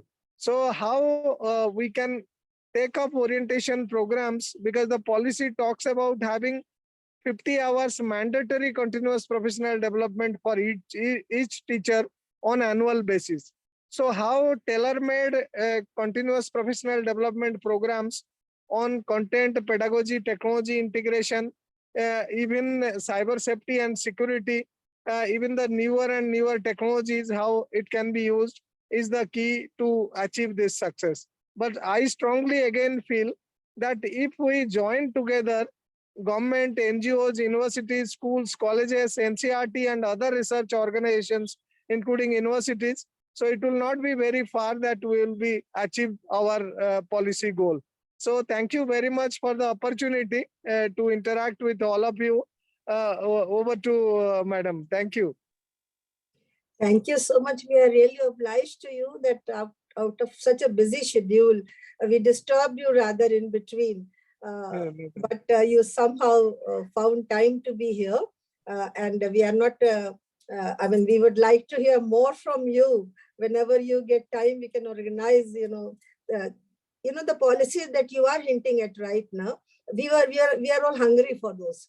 So if we want to know more about them in detail, so I would request you again, Sushma ji might be asking you sometimes in some college, in some part of university, I would like that you come and tell them what should be done to improve the standards and how to develop these the potential, and how this gap between a traditional mode of learning is and this technical machine learning and computer based learning, all these things, how this gap can be filled up, because still there is gap in colleges and universities, though we are fond of that, but just being fond of cannot do anything. So we have to find out ways and means how it can be done. So nice of you to come here, and so after a few minutes only, you could charge us to think so many things. So I mean, we are really overwhelmed. You came here, and it was really, you can say, गागर में सागर है पूरा आपने जो अभी बोला, तो बहुत ही आपको कैसे हम लोग धन्यवाद दें. Rather, we are obliged to you कि आपने समय निकालकर हमारे बीच में आप आए हैं. और you can go only after the promise to come next time. Promise to tell us next time on some platform, maybe it is offline or online, whatever you prefer, because we'd like to know more about these things. Sure, And ma'am. like to collaborate also Thanks with for you. the Collaborate opportunity. also. We'd like to collaborate Definitely, also I'll with provide you. all support. Yeah, associate with you and help you in any way we are capable of. Dr. Amreen, Sure, ma'am. Thank you. Dr. Amreen, can I say something? Yeah, sure. I was Sushma. just thinking, Dr. Amreen, you have talked about role of CIET and the way technology is now going to replace, not exactly replace, but add the teacher's competence. And I believe in Kanpur, if you can have a nodal center where you can, like mobile apps and so many things you have told, because these are only, it's only the information which they have received today. If you can have a nodal center in that college and can provide them some training, maybe calling them over there or coming over here or sending your staff, perhaps the gap which Professor Mohani was mentioning, that will be removed. Because until only we have hands-on experiences, our teachers need some training now. In the present policy, teachers' role is going to be different. It's not only the knowledge provider, it is going to help them in problem solving. If teacher is not aware of using technology for problem solving, perhaps teacher will not be able to perform his or her role. So I believe you can play a very significant role. Kanpur, I studied in Kanpur, I have some affiliation, and if you can provide your services, calling them at times or Sushma ji, Sushma ji, with all promise to you that we'll be in touch with you, and would try to establish a nodal center. That's what I wanted. That's what I wanted to say. Thank you so much. NGOs are also with us, and they can also Thank come you very much, ma'am. Definitely will provide all support, and we'll also invite your team to visit our institute, see our studios, see the virtual lab, and see our data center also, and develop some material here for the stakeholders, and have joint research also at Kanpur and around surroundings. That will be great. I'll keep in mind. We are there. And I wanted to congratulate you also for tomorrow's International Day of Person with Disabilities, and you have introduced something for differently abled. That was really needed, and I must congratulate you and your team for providing and coming forward to providing that. Thank you very much, ma'am. And for a formal vote of thanks, please wait for 5 minutes more. Amrenji. So what I mean to say, a good beginning is the cornerstone of success. And this is the first time that ASR is organizing a conference. And a few international personalities, they are with us. Right now, a person from Chicago, he is member of advisory board of our editorial committee. And tomorrow, from Cornell University, Dr. Madhur Shrivastava is coming. He's going to address tomorrow. So we are trying hard to come up and fill in the gap. So we feel truly honored and blessed to have two great luminaries of education system with us today, and I have no hesitation in expressing my thanks and gratitude to Professor Sushma Sharma for lending a helping hand, active hand, all through the planning of this conference. Thank you, Professor Sushma Sharma, for introducing us with such knowledgeable persons like Professor Senapati and Professor Amren Bahare. With a sense of gratitude to you both for sparing your valuable time, I heartily thank you. And thanks to Professor Neeru Tandon for presenting the biodata of our distinguished speakers so well. Thanks to the chair, Dr. G.S. Nigam, and thanks to all the guests who spared time to attend the inaugural session of this conference. So thank you so much. Thanks to all the students also who were very patiently listening to all the deliberations over here. And with the best wishes and blessings of you all, we move forward to the first technical session on education, teacher education. So we have divided in 3 parts. Education is there, English is there, and then management is there. And 3 institutions are organizing with us. So again, thank you so much, Amrenji and Professor Senapati ji, Professor Sushma Sharma ji, for being with us, for strengthening our hands and moving forward to get a better, experience of teaching and learning facilities. Thank you so much. Thank you, Ms. Kar.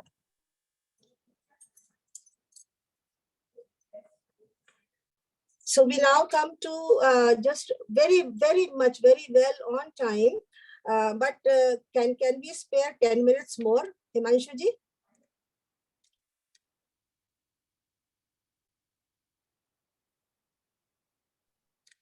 बिल्कुल ma'am. So Dr. Ashutosh, though nothing should be done after thanks, but she's there. So I would like to invite your director, Professor Geeti Sharma, for her blessings and best wishes. Since we have another session coming forward at 1:30, please, I request Professor Geeti Sharma to be here. She's director of Mangalmay Institute of Management. She is here with us, and I would like her to, give her best wishes here, good wishes for the success of this conference. Professor Geeti Sharma, I think she is here. I just called her. Wait.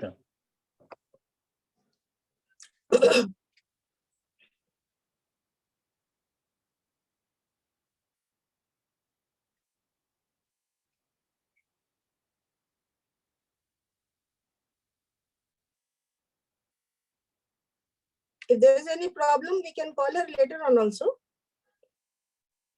Just please find out.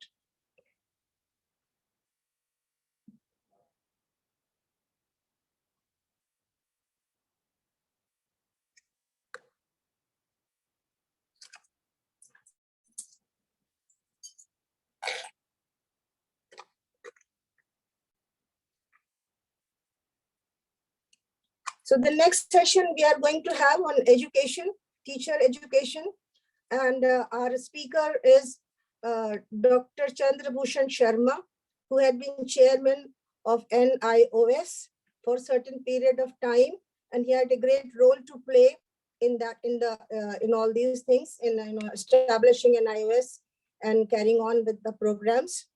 And then we have now he is professor at IGNOU Delhi, Professor of Education at Delhi, IGNOU Delhi. And then we have Professor Munesh Kumar from Lucknow University. He will be deliberating on teacher education, research and innovations. What role should they play there? Because education is the most important part of this whole, conference. So he will be there. And then one lady from Gujarat, she's there, Dr. Y. Vijay Lakshmi. She will be presenting her paper, and a few more students are there who would like to present their views. So we are providing 5 minutes each to those students also, because we have to motivate the students, encourage them to come forward and speak on the platforms. So that's. Hello, Dr. Ashutosh. I think if she is not there, we'll call her next time. in the next session if she's there. And we should close down on this session now, as we have again to gather at 1:30 for education session. Is it okay? Dr. Himanshu?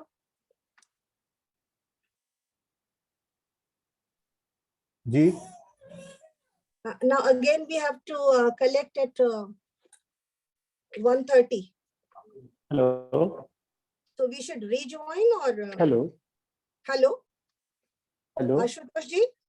Yeah, ma'am, actually, we had a, yeah, ma'am, we had also in auditorium. Some sessions said he.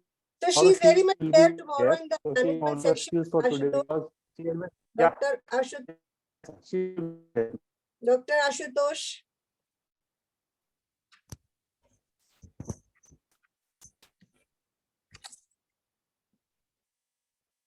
Dr. Ashutosh, I'm addressing you. Please unmute ma'am. yourself. Yeah, so she's already there with us tomorrow in the management session. Okay, Yeah, she she's busy she right want to be now. there. Not audible, not Yeah, clearly auditorium. audible. She's in auditorium. Madam Not अपना Madam is in auditorium. Hmm. Okay, tomorrow we will be there. Tomorrow we will. Okay. Okay, so manage it at the time tomorrow. Be here with us in the session on management. And right now we just switch off and wait for the second session to begin at 1:30. Okay, all of you are invited in that session. Okay.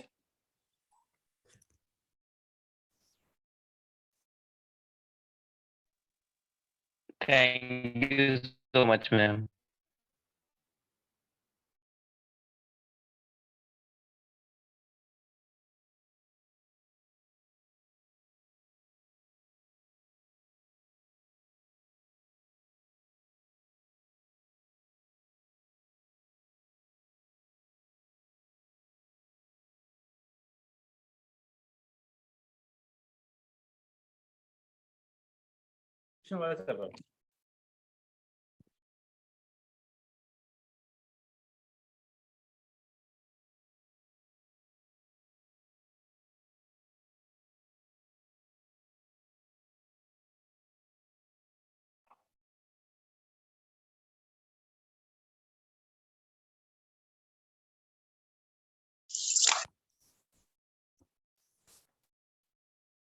Phone में बात करेंगे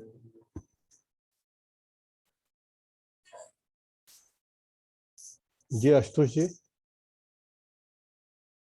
I was only saying कि today we have a session, physical session in our institute, or because of pollution day.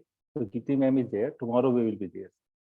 जी हाँ 2 दिन बाद ma'am ने उनको announce किया और ma'am was not available here हाँ वो चली गई थी, वो वेट कर रही थी, वो चेयरमैन सर ने बुला लिया था. ठीक है, तो कल मैं शाम को आपसे बात करूंगा प्रिपरेशन करके. देन ठीक है आप कल उनको अपने सेशन में उनका ऑनर कर दीजिएगा. हम लोग चाह तो रहे थे कि आज ही वो शामिल हो, मगर अब नहीं हो पाए तो कोई बात, देखते हैं. Okay, have a nice day.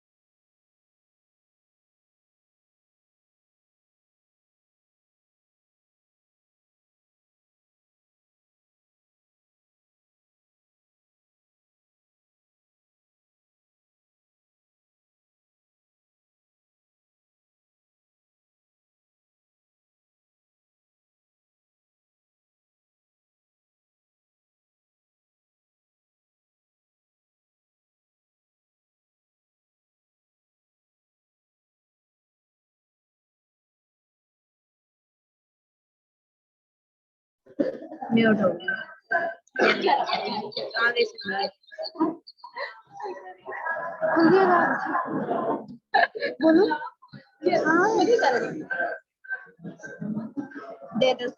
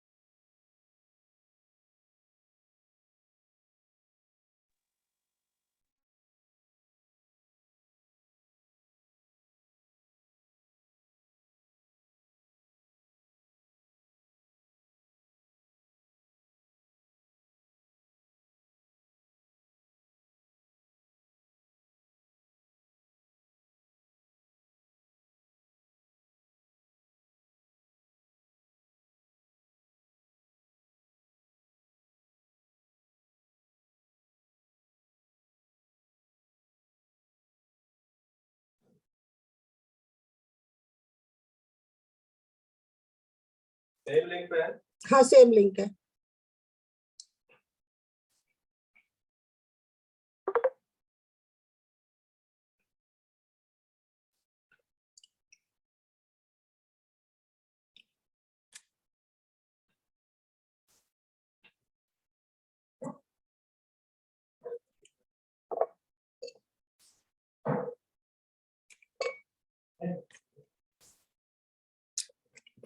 नमस्कार सुषमा जी।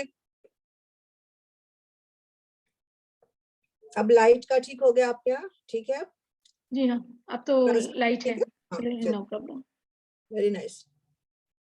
आपको आपको बैकग्राउंड नहीं मिला है क्या? मेरे भेजूं को नहीं आपको? मिला। नो, भेज मैं दीजिए ना। अभी भेजती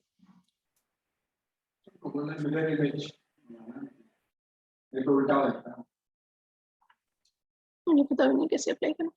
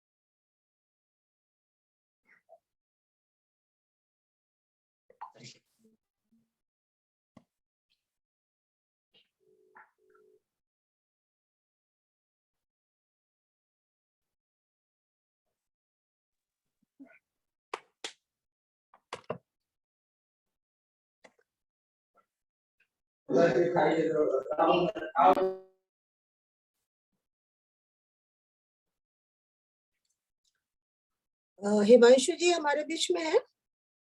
हिमांशु जी, हिमांशु जी, डॉक्टर हिमांशु जी। जी मैम। हाँ, अब हम स्टार्ट करें। हाँ बिल्कुल बिल्कुल, स्टार्ट मैंने बोल दिया, अपने विवेक जी आ गए हैं। हाँ, राहुल जी, राहुल जी देखिए चंद्रभूषण जी ज्वाइन कर लिया उन्होंने? अभी नहीं मैडम, अभी नहीं, ओके। मैं उनको अलर्ट करती हूँ।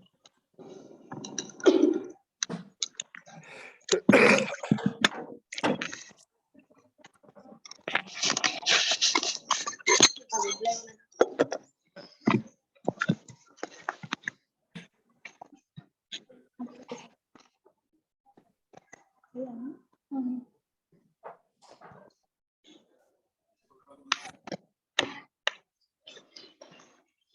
सर, गुड आफ्टरनून, ज्वाइन कर लीजिए सर। हाँ जी, नमस्कार सर, ज्वाइन कर लीजिए प्लीज। सर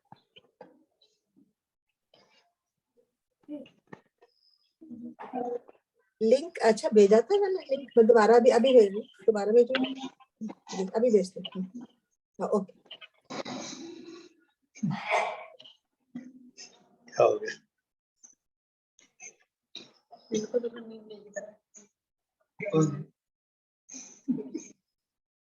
अपनी वजह से ज्यादा तो फोन भी नहीं।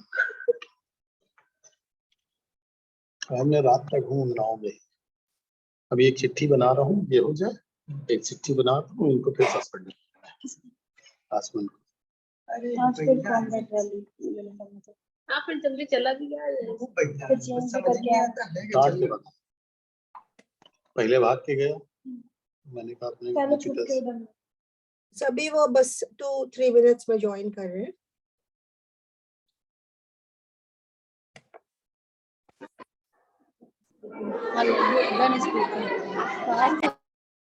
राहुल जी देखते रहिएगा।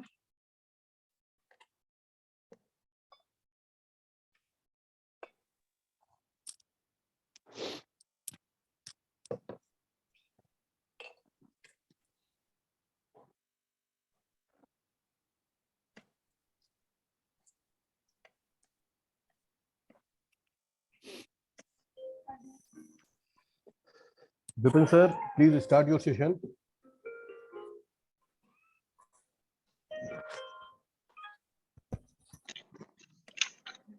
वो पहले स्वीटी जी स्टार्ट करेंगी।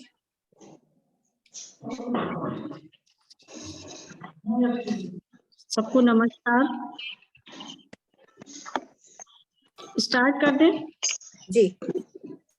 International conference of national education policy 22 के फर्स्ट सेशन, जो कि टीचर एजुकेशन पर आधारित है, में उपस्थित सभी अतिथियों, शिक्षाविदों, शिक्षकों एवं विद्यार्थियों को यथोचित सम्मान देते हुए मैं doctor Sweety Srivastava from DWT college Kanpur conference की प्रेरणा स्रोत कन्वीनर डॉक्टर नवीन मोहिनी निगम जी को आमंत्रित करना चाहूंगी कि वे आएं और अपने ओजस्वी शब्दों के द्वारा सभी का स्वागत करें।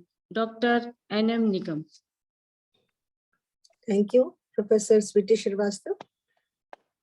आज की इस कॉन्फ्रेंस में, जो कि एजुकेशन पर है और अति विशिष्ट विषय है, जो कि हमारे NEP 2020 की जब हम बात करते हैं, तो इस सेशन में मैं आप सभी का हार्दिक स्वागत करती हूँ।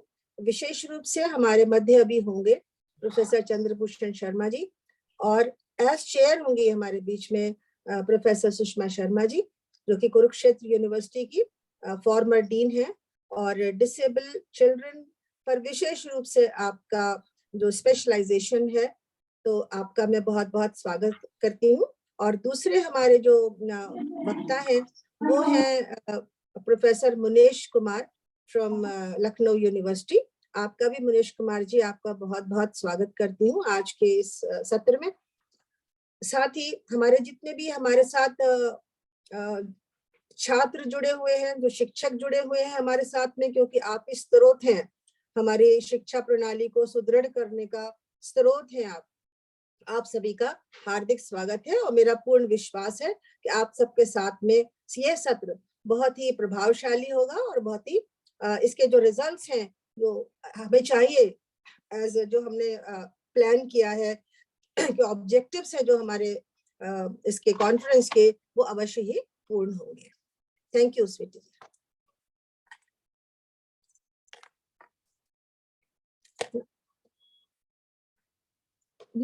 अनम्यूट कर लो, अनम्यूट करो। अब मैं इस श्रृंखला में डॉक्टर विपिन सिंह जी, प्रिंसिपल DSN कॉलेज उन्नाव को आमंत्रित करना चाहूंगी कि वो अतिथियों का स्वागत करें। डॉक्टर विपिन सिंह जी।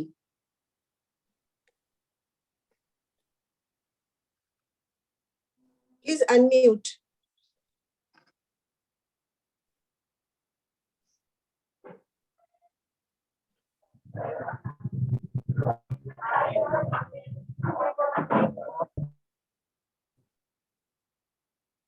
डॉक्टर विपिन सिंह जी। अनम्यूट कर रहे हैं वो, अभी तो नहीं। अनम्यूट करिए सर। जी जी जी। हाँ, thank you. धन्यवाद Preeti ji. I am audible? Sure. Yes yes. धन्यवाद स्वीटी जी। और सबसे पहले मैं इस कार्यक्रम की प्रेरणा स्रोत, क्योंकि निगम मैडम का इसमें महत्वपूर्ण योगदान है और उनके बिना ये इंटरनेशनल कॉन्फ्रेंस हो ही नहीं सकती थी। सबसे पहले मैं उनका हृदय से आभार व्यक्त करता हूं कि उन्होंने हम सभी को एकत्र करके इस तरीके की इंटरनेशनल कॉन्फ्रेंस के लिए हम सभी को प्रेरित किया। इसके पश्चात मैं डॉक्टर चंद्रभूषण सर, जो कि department of education IGNOU Delhi से हैं, वे आज के कीनोट स्पीकर भी हैं। साथ ही doctor Vijaya Lakshmi CSRE central university Gujarat की असिस्टेंट प्रोफेसर हैं, और डॉक्टर मुनीश कुमार जी, जो कि लखनऊ यूनिवर्सिटी के प्रोफेसर हैं। आप सभी का हृदय से आभार व्यक्त करता हूं कि आप लोग हमारी इस इंटरनेशनल कॉन्फ्रेंस में उपस्थित हो रहे हैं। आज की कॉन्फ्रेंस बहुत ही महत्वपूर्ण है, क्योंकि इस समय न्यू एजुकेशन पॉलिसी 2020 सभी जगह अपनी इस जगह बना रही है। सभी यूनिवर्सिटीज में न्यू एजुकेशन पॉलिसी को लागू कर दिया गया है और स्थितियां कुछ ऐसी बनी हुई हैं कि आज के समय में शिक्षक स्वयं नहीं जान पा रहा है कि न्यू एजुकेशन पॉलिसी है क्या। अगर न्यू एजुकेशन पॉलिसी को हम जान पा रहे हैं तो रिसर्च और इनोवेशन के माध्यम से कैसे हम न्यू एजुकेशन पॉलिसीज का इम्प्लीमेंट कर पाएंगे छात्रों के लिए, समाज के लिए और शिक्षकों के मध्य। तो आज का जो सेशन हमारा है, ये इसको बेसिकली फोकस किया गया है रिसर्च एंड इनोवेशन पर, क्योंकि आज के समय में जो रिसर्च हमारी हो रही है वो रिसर्च लगभग मृतप्राय जैसी है। छात्र रिसर्च कर रहे हैं, किताबें उठाते हैं, पढ़ते हैं और लिख देते हैं, लेकिन यहाँ पर हमारे लिए आवश्यक है कि इनोवेशन की जाए। नई न्यू एजुकेशन पॉलिसी आई है, इसके पहले बहुत से कमीशन आए, कोठारी कमीशन आया, न्यू एजुकेशन पॉलिसी 1986 आई, जिस पर अमेंडमेंट किया गया 1992 में, जब प्रोफेसर नरसिम्हा राव प्रधानमंत्री जी थे। उस समय इस तरीके से इसमें चेंजेस आए। तो आज न्यू एजुकेशन पॉलिसी पर हम सभी मंथन इसलिए करना आवश्यक है कि ये पॉलिसी आई और पॉलिसी में हो सकता है हमें किसी चेंजेस की आवश्यकता हो। अगर हम सभी शिक्षाविद लोग बैठ करके एक ही प्लेटफॉर्म पर बैठ करके उस पर व्याख्या करें, उसके बारे में जानेंगे, समझेंगे, तो हो सकता है एक नई न्यू एजुकेशन पॉलिसी का हम जन्म दे सके। और इस कॉन्फ्रेंस में मैं जितने भी विद्वज्जन हमारे बीच में हैं, सभी शिक्षक, सभी छात्र और जो लोग भी इस कॉन्फ्रेंस में जुड़े हुए हैं, देश से विदेश से जहां से भी जुड़े हुए हैं, सभी का हृदय से आभार व्यक्त करता हूं। अनम्यूट करिए सर, आप फिर से म्यूट हो गए। कॉन्फ्रेंस में आप लोग हमारे साथ जुड़े हैं और हम सभी का ज्ञानवर्धन करेंगे। और इसी के साथ मैं डॉक्टर स्वीटी जी को पुनः आमंत्रित करता हूं कि वे आगे का कार्यक्रम बढ़ाने का कष्ट करें। डॉक्टर स्वीटी जी अनम्यूट करो, स्वीटी जी अनम्यूट करें। भूल जाते, सॉरी। धन्यवाद विपिन जी। अब इस सेशन को आगे बढ़ाते हुए इस सेशन के chairperson doctor professor Sushma Sharma ji से मेरा विनम्र निवेदन है कि वो चेयरपर्सन के पद को सुशोभित करें तथा हमारा मार्गदर्शन करें, तथा इसके साथ ही मैं उनका संक्षिप्त परिचय प्रस्तुत करना चाहूंगी। वैसे वो परिचय की मोहताज नहीं है, सभी उनको जानते हैं और सभी परिचित हैं, फिर भी जो नए लोग हैं, विद्यार्थी हैं, जो उनसे परिचित नहीं हैं, उनके लिए संक्षिप्त परिचय में प्रस्तुत करना चाहूंगी। प्रोफेसर सुषमा शर्मा जी स्पेशल एजुकेशन के क्षेत्र में तीव्र, गतिमान एवं निरंतरता से सार्थक कार्यों को कुशलता से संपादित करने की प्रेरणा देती हुई प्रतिभावान शिक्षा शास्त्री के रूप में उभरकर शिक्षा जगत में अपना कीर्तिमान स्थापित करती जा रही हैं। आप कुरुक्षेत्र विश्वविद्यालय के स्पेशल एजुकेशन डिपार्टमेंट में एक्स प्रोफेसर, एक्स डीन एवं एक्स चेयरपर्सन पद पर आसीन रह चुकी हैं।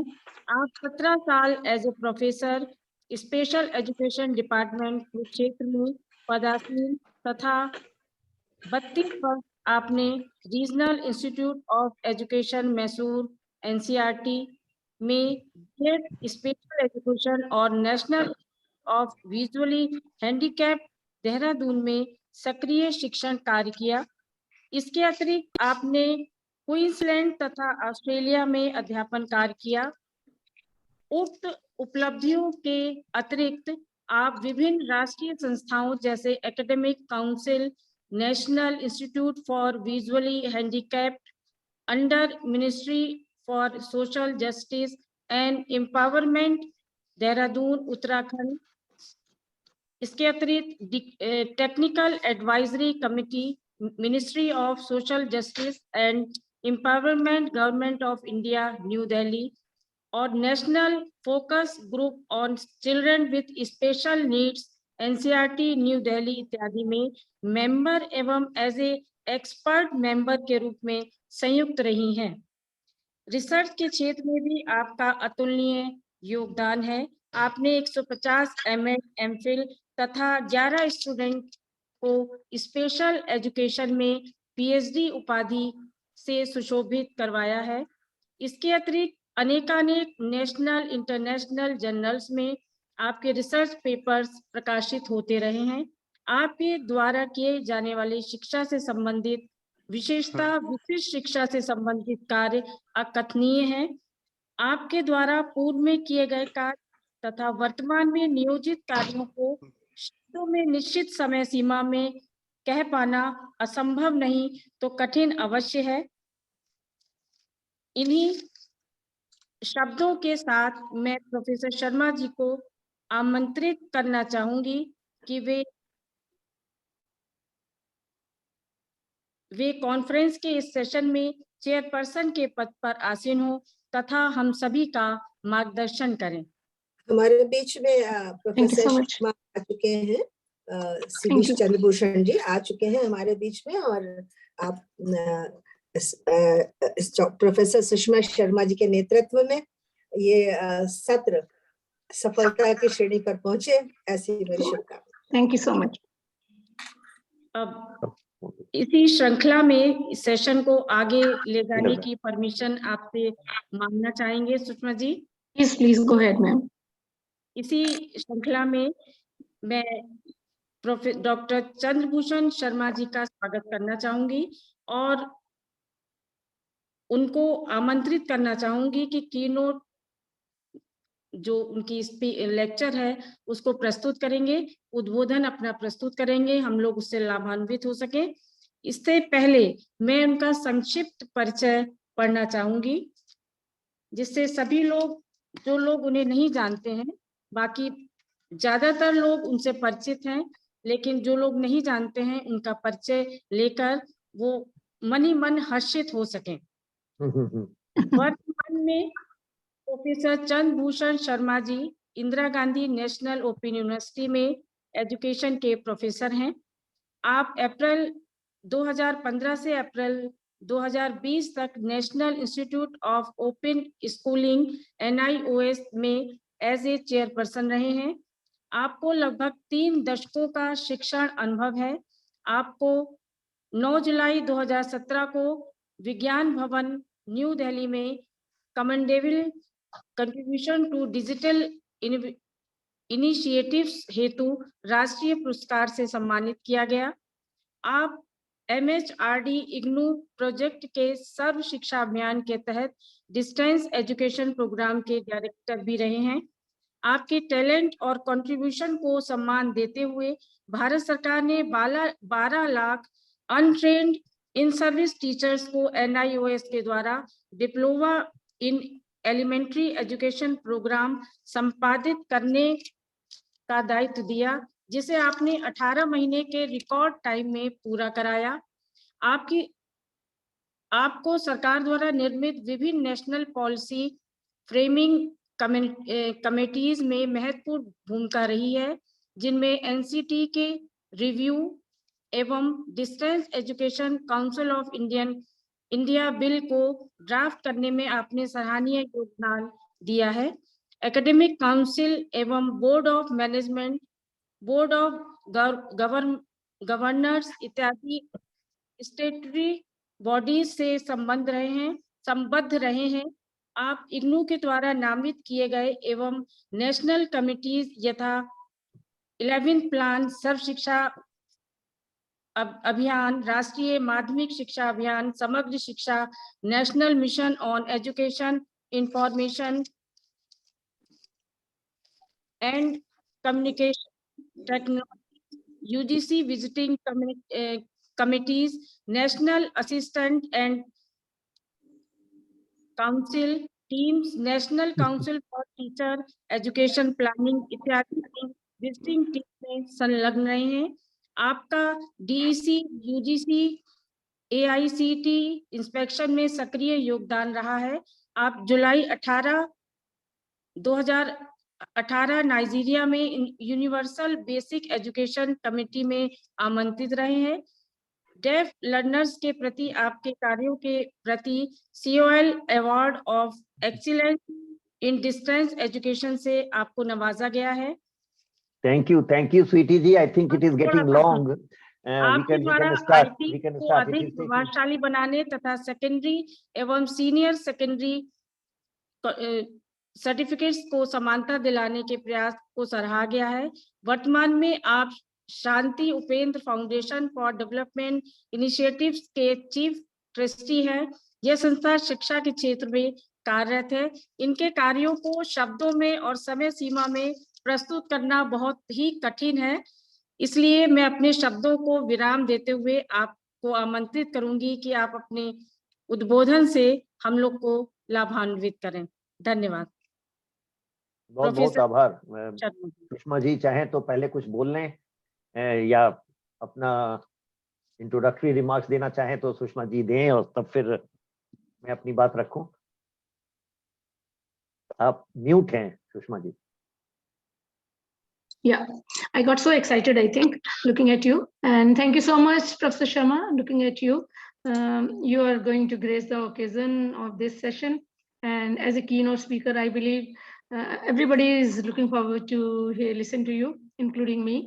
Your vast experience has really played a significant role in framing the policy, and now in executing the policy also. You are placed at national. This is School of Education, IGNOU. You are in IGNOU, so I believe from IGNOU you are playing a very significant role, because digital literacy or ICT is going to play a very significant role in which you have contributed. So without taking much time, we are all listening. Thank you so much, Sushma ji. Thank you. I must at the outset thank the Academic Social Research and Naveen Mohini ji for inviting me to share my thoughts, experiences with all the listeners, viewers, students, teachers. I consider it my privilege. Thank you so much. And it's also a privilege to be speaking in presence of Sushma Sharma ji, whom I have known for a long time, has done a pioneering work in University of Kurukshetra and all that. Thank you very much. Thank you. My privilege. I feel especially excited about this session as I have been an integral part of the National Education Policy 2020. आप सबको याद होगा 2015 में हम लोग नई राष्ट्रीय शिक्षा नीति पर काम शुरू किए थे, और जैसा अभी स्वीटी जी ने बताया कि 2015 में, मैं अपनी बात अंग्रेजी और हिंदी दोनों भाषाओं में रख सकता हूं, तो मैं बीच में बोलता रहूंगा। 2015 में मुझे राष्ट्रीय मुक्त विद्यालय शिक्षा संस्थान के अध्यक्ष का पद दिया गया था, और उसी वक्त हम लोग राष्ट्रीय शिक्षा नीति पर काम शुरू भी किए थे। तो ऐसा मान लिया गया कि मैं विद्यालय शिक्षा का व्यक्ति हूं, तो विद्यालय शिक्षा से संबंधित जो काम हो रहे थे उसमें मेरी ज्यादा शिरकत रही थी। और जब हम लोग 2020 में पूरा किए काम और ये पॉलिसी सबमिट हुई गवर्नमेंट को, मिनिस्ट्री को, तब तक मैं चेयरमैन था। तो I have almost lived this policy those 5 years, 2015-20. So a lot of experiences that I would be sharing are my personal experiences, which will, I think, definitely help you understand this policy as such. Why a new policy? Let us start by that question. हम जानते हैं, हम ये question बारी बारी से नहीं करते हैं या हम इस पर ध्यान भी नहीं देते हैं कि 1986 में एक शिक्षा नीति आई थी और हम देख रहे हैं उसका क्या प्रभाव पड़ा देश पर। हमारे तमाम अच्छे विद्यार्थी दुनिया की बड़ी बड़ी कंपनियों के सीईओ हैं, हेड्स हैं। विदेश में आप चले जाइए, तो किसी भी देश में जाइए समृद्ध बड़े डेवलप्ड कंट्री में, तो आप पाएंगे कि एक भारतीय वहां एक बड़ी कंपनी का हेड बना हुआ है। बाय एंड लार्ज ये आपके 1986 के शिक्षा नीति, नई शिक्षा नीति जो आई थी, उसका प्रभाव है। कैसे है? राजीव गांधी हमारे प्रधानमंत्री, मैं जल्दी में आज बात करूंगा क्योंकि अब समय मैंने आधे घंटे का ही लिया है आपसे। तो राजीव गांधी भारत के प्रधानमंत्री बने थे, युवा प्रधानमंत्री, पश्चिम थे, पढ़े थे, ऑक्सफोर्ड ट्रेन थे। तो उनकी एक सोच थी कि भारत को कंप्यूटर के वर्ल्ड में आगे बढ़ना चाहिए। और आपको याद होगा उसके बाद ही हम लोग कंप्यूटर साइंस के डिपार्टमेंट्स खोले, IITs में खुला, NITs में खुला, और हमारे जो सबसे अच्छे बच्चे थे वो कंप्यूटर साइंस। मैं आपको अगर एक डेटा दूं कि IIT पोवाई में जब कंप्यूटर साइंस का डिपार्टमेंट खुला, पहले 10 साल नीट के एग्जाम का फर्स्ट 30 स्टूडेंट सबके सब IIT पोवाई कंप्यूटर साइंस लिए, और 10 साल में एक भी बच्चा भारत में नहीं रहा, वो सब विदेश में है। वो बड़े समृद्ध हैं, बड़े ख्याति प्राप्त थे। तो बड़ी उपलब्धि हुई 1986 के पॉलिसी पर कि हमने ये तय किया था कि हमारे अच्छे विद्यार्थी दुनिया में कंप्यूटर साइंस के दुनिया में नाम करेंगे, और ऐसा हुआ भी। लेकिन 2014 में जब नई सरकार बनी तो ये मांग हुई कि हम एक नई राष्ट्रीय शिक्षा नीति बनाए, एक नई नीति लेके आए, क्योंकि 86 की नीति राष्ट्र की नीति नहीं होती। क्यों नहीं हो सकती है? हमारे सारे अच्छे विद्यार्थी लगातार विदेश जा रहे हैं। शिक्षा का उद्देश्य क्या होगा? आपको बीच में एक बात बताऊं, I'm an academic through and through an academic. I analyze and speak from my heart. So I must mention, 1986 was the last time we had a government in center where one political party had complete majority. That was the Congress party. After that, the first time that any party had complete majority in the parliament was 2014, when the Bharatiya Janata Party won, and it was destined Narendra Modi would be the prime minister. मैं आपको एक उदाहरण अभी पढ़ करके सुनाऊंगा, जो the guardian का एडिटोरियल 18 मई 2014 को लिखा था। तो 11 जून 2014 को पहली बार प्रधानमंत्री नरेंद्र मोदी संसद में अपना भाषण दिए, और लगभग 54 मिनट तक उन्होंने बोला था। 7-8 मिनट शिक्षा पर बोले थे। उन्होंने देश का जो डायरेक्शन होना था आगे वो तय किया था, और शिक्षा की भी नीति तय की थी या मार्गदर्शन दिया था। क्या कहा था प्रधानमंत्री नरेंद्र मोदी ने? उन्होंने कहा था 70% आबादी हमारी गांव में रहती है, 70% बच्चे गांव में हैं, उनके पास स्कूल नहीं है, अच्छे स्कूल नहीं है, उनके पास शिक्षक नहीं है। और फिर उन्होंने कहा कि क्या तकनीक के माध्यम से अच्छे शिक्षक इनको उपलब्ध नहीं करा सकते हैं? Now compare the policy of 1986 with the policy of 2020. The policy of 1986 was that we will give the best opportunity to those who are the best in the country, and they would lead the world. Unfortunately, they led the world, they did not lead India. The policy of 2014, the vision of the Prime Minister 2014 was exactly the opposite. We have the technology. We are the leaders in use of technology. 8 billion आबादी है दुनिया की, 12 billion mobile phones हैं दुनिया में, और majority mobile phones Bharat में। हर व्यक्ति के पास लगभग 1.5 मोबाइल फोन है। तो हम टेक्नोलॉजी यूज करते हैं, और उसी के माध्यम से एक नियो कॉलोनियलिज्म पैदा हो रहा है, उसी के माध्यम से पैसा भी विदेश जा रहा है, और हम उसका इस्तेमाल, जो हमारे अच्छे लोग हैं उनको जाके मदद करते हैं। हम केवल यूजर बन गए। और इसके माध्यम से हर व्यक्ति, चाहे वो कितना भी गरीब क्यों ना हो, थोड़ा थोड़ा पैसा अमेरिका, जर्मनी, इंग्लैंड को देता है। चाहे वो दिहाड़ी मजदूर क्यों नहीं है, वो अपनी कमाई का 0.5% अमेरिका को हर महीने देता है। ये नीति प्रधानमंत्री ने तय कर दिया था 11 जून 2014 को ये बदलेगा। मैं जानबूझ के ये तिथियां बता रहा हूं ताकि आप गूगल सर्च कर सकें और इनको जरूर सुने। ये नीति जब 2015 में हम लोग शुरू किए काम करना, तो यही हमारे सामने था कि वो जो पिछड़ गए, जो छूट गए, जिनको शिक्षा नहीं मिल पाई, उनको हम तकनीक के माध्यम से, अपने शिक्षकों के माध्यम से कैसे अच्छी शिक्षा उपलब्ध करा सकते हैं। मैं 2 बातें अभी आपके साथ शेयर किया हूं। जो छूट गए उनको शिक्षा, अच्छी शिक्षा, अच्छे शिक्षकों के माध्यम से, तकनीक के इस्तेमाल से। यही विजन था 2014 में एक नई सरकार का। और जानबूझ के मैं नई सरकार कह रहा हूं क्योंकि पहली बार 30 साल के बाद एक किसी दल को पूर्ण बहुमत था। कोई भी संसद जिसमें एक दल को पूर्ण बहुमत नहीं है, वो एक नीति लेके नहीं आ सकती है। इसीलिए 34 साल लगा था भारत को एक नई शिक्षा नीति लाने में। Rajiv Gandhi was the last prime minister before Narendra Modi who had complete majority in the parliament. So Rajiv Gandhi could afford or get the policy passed from the parliament.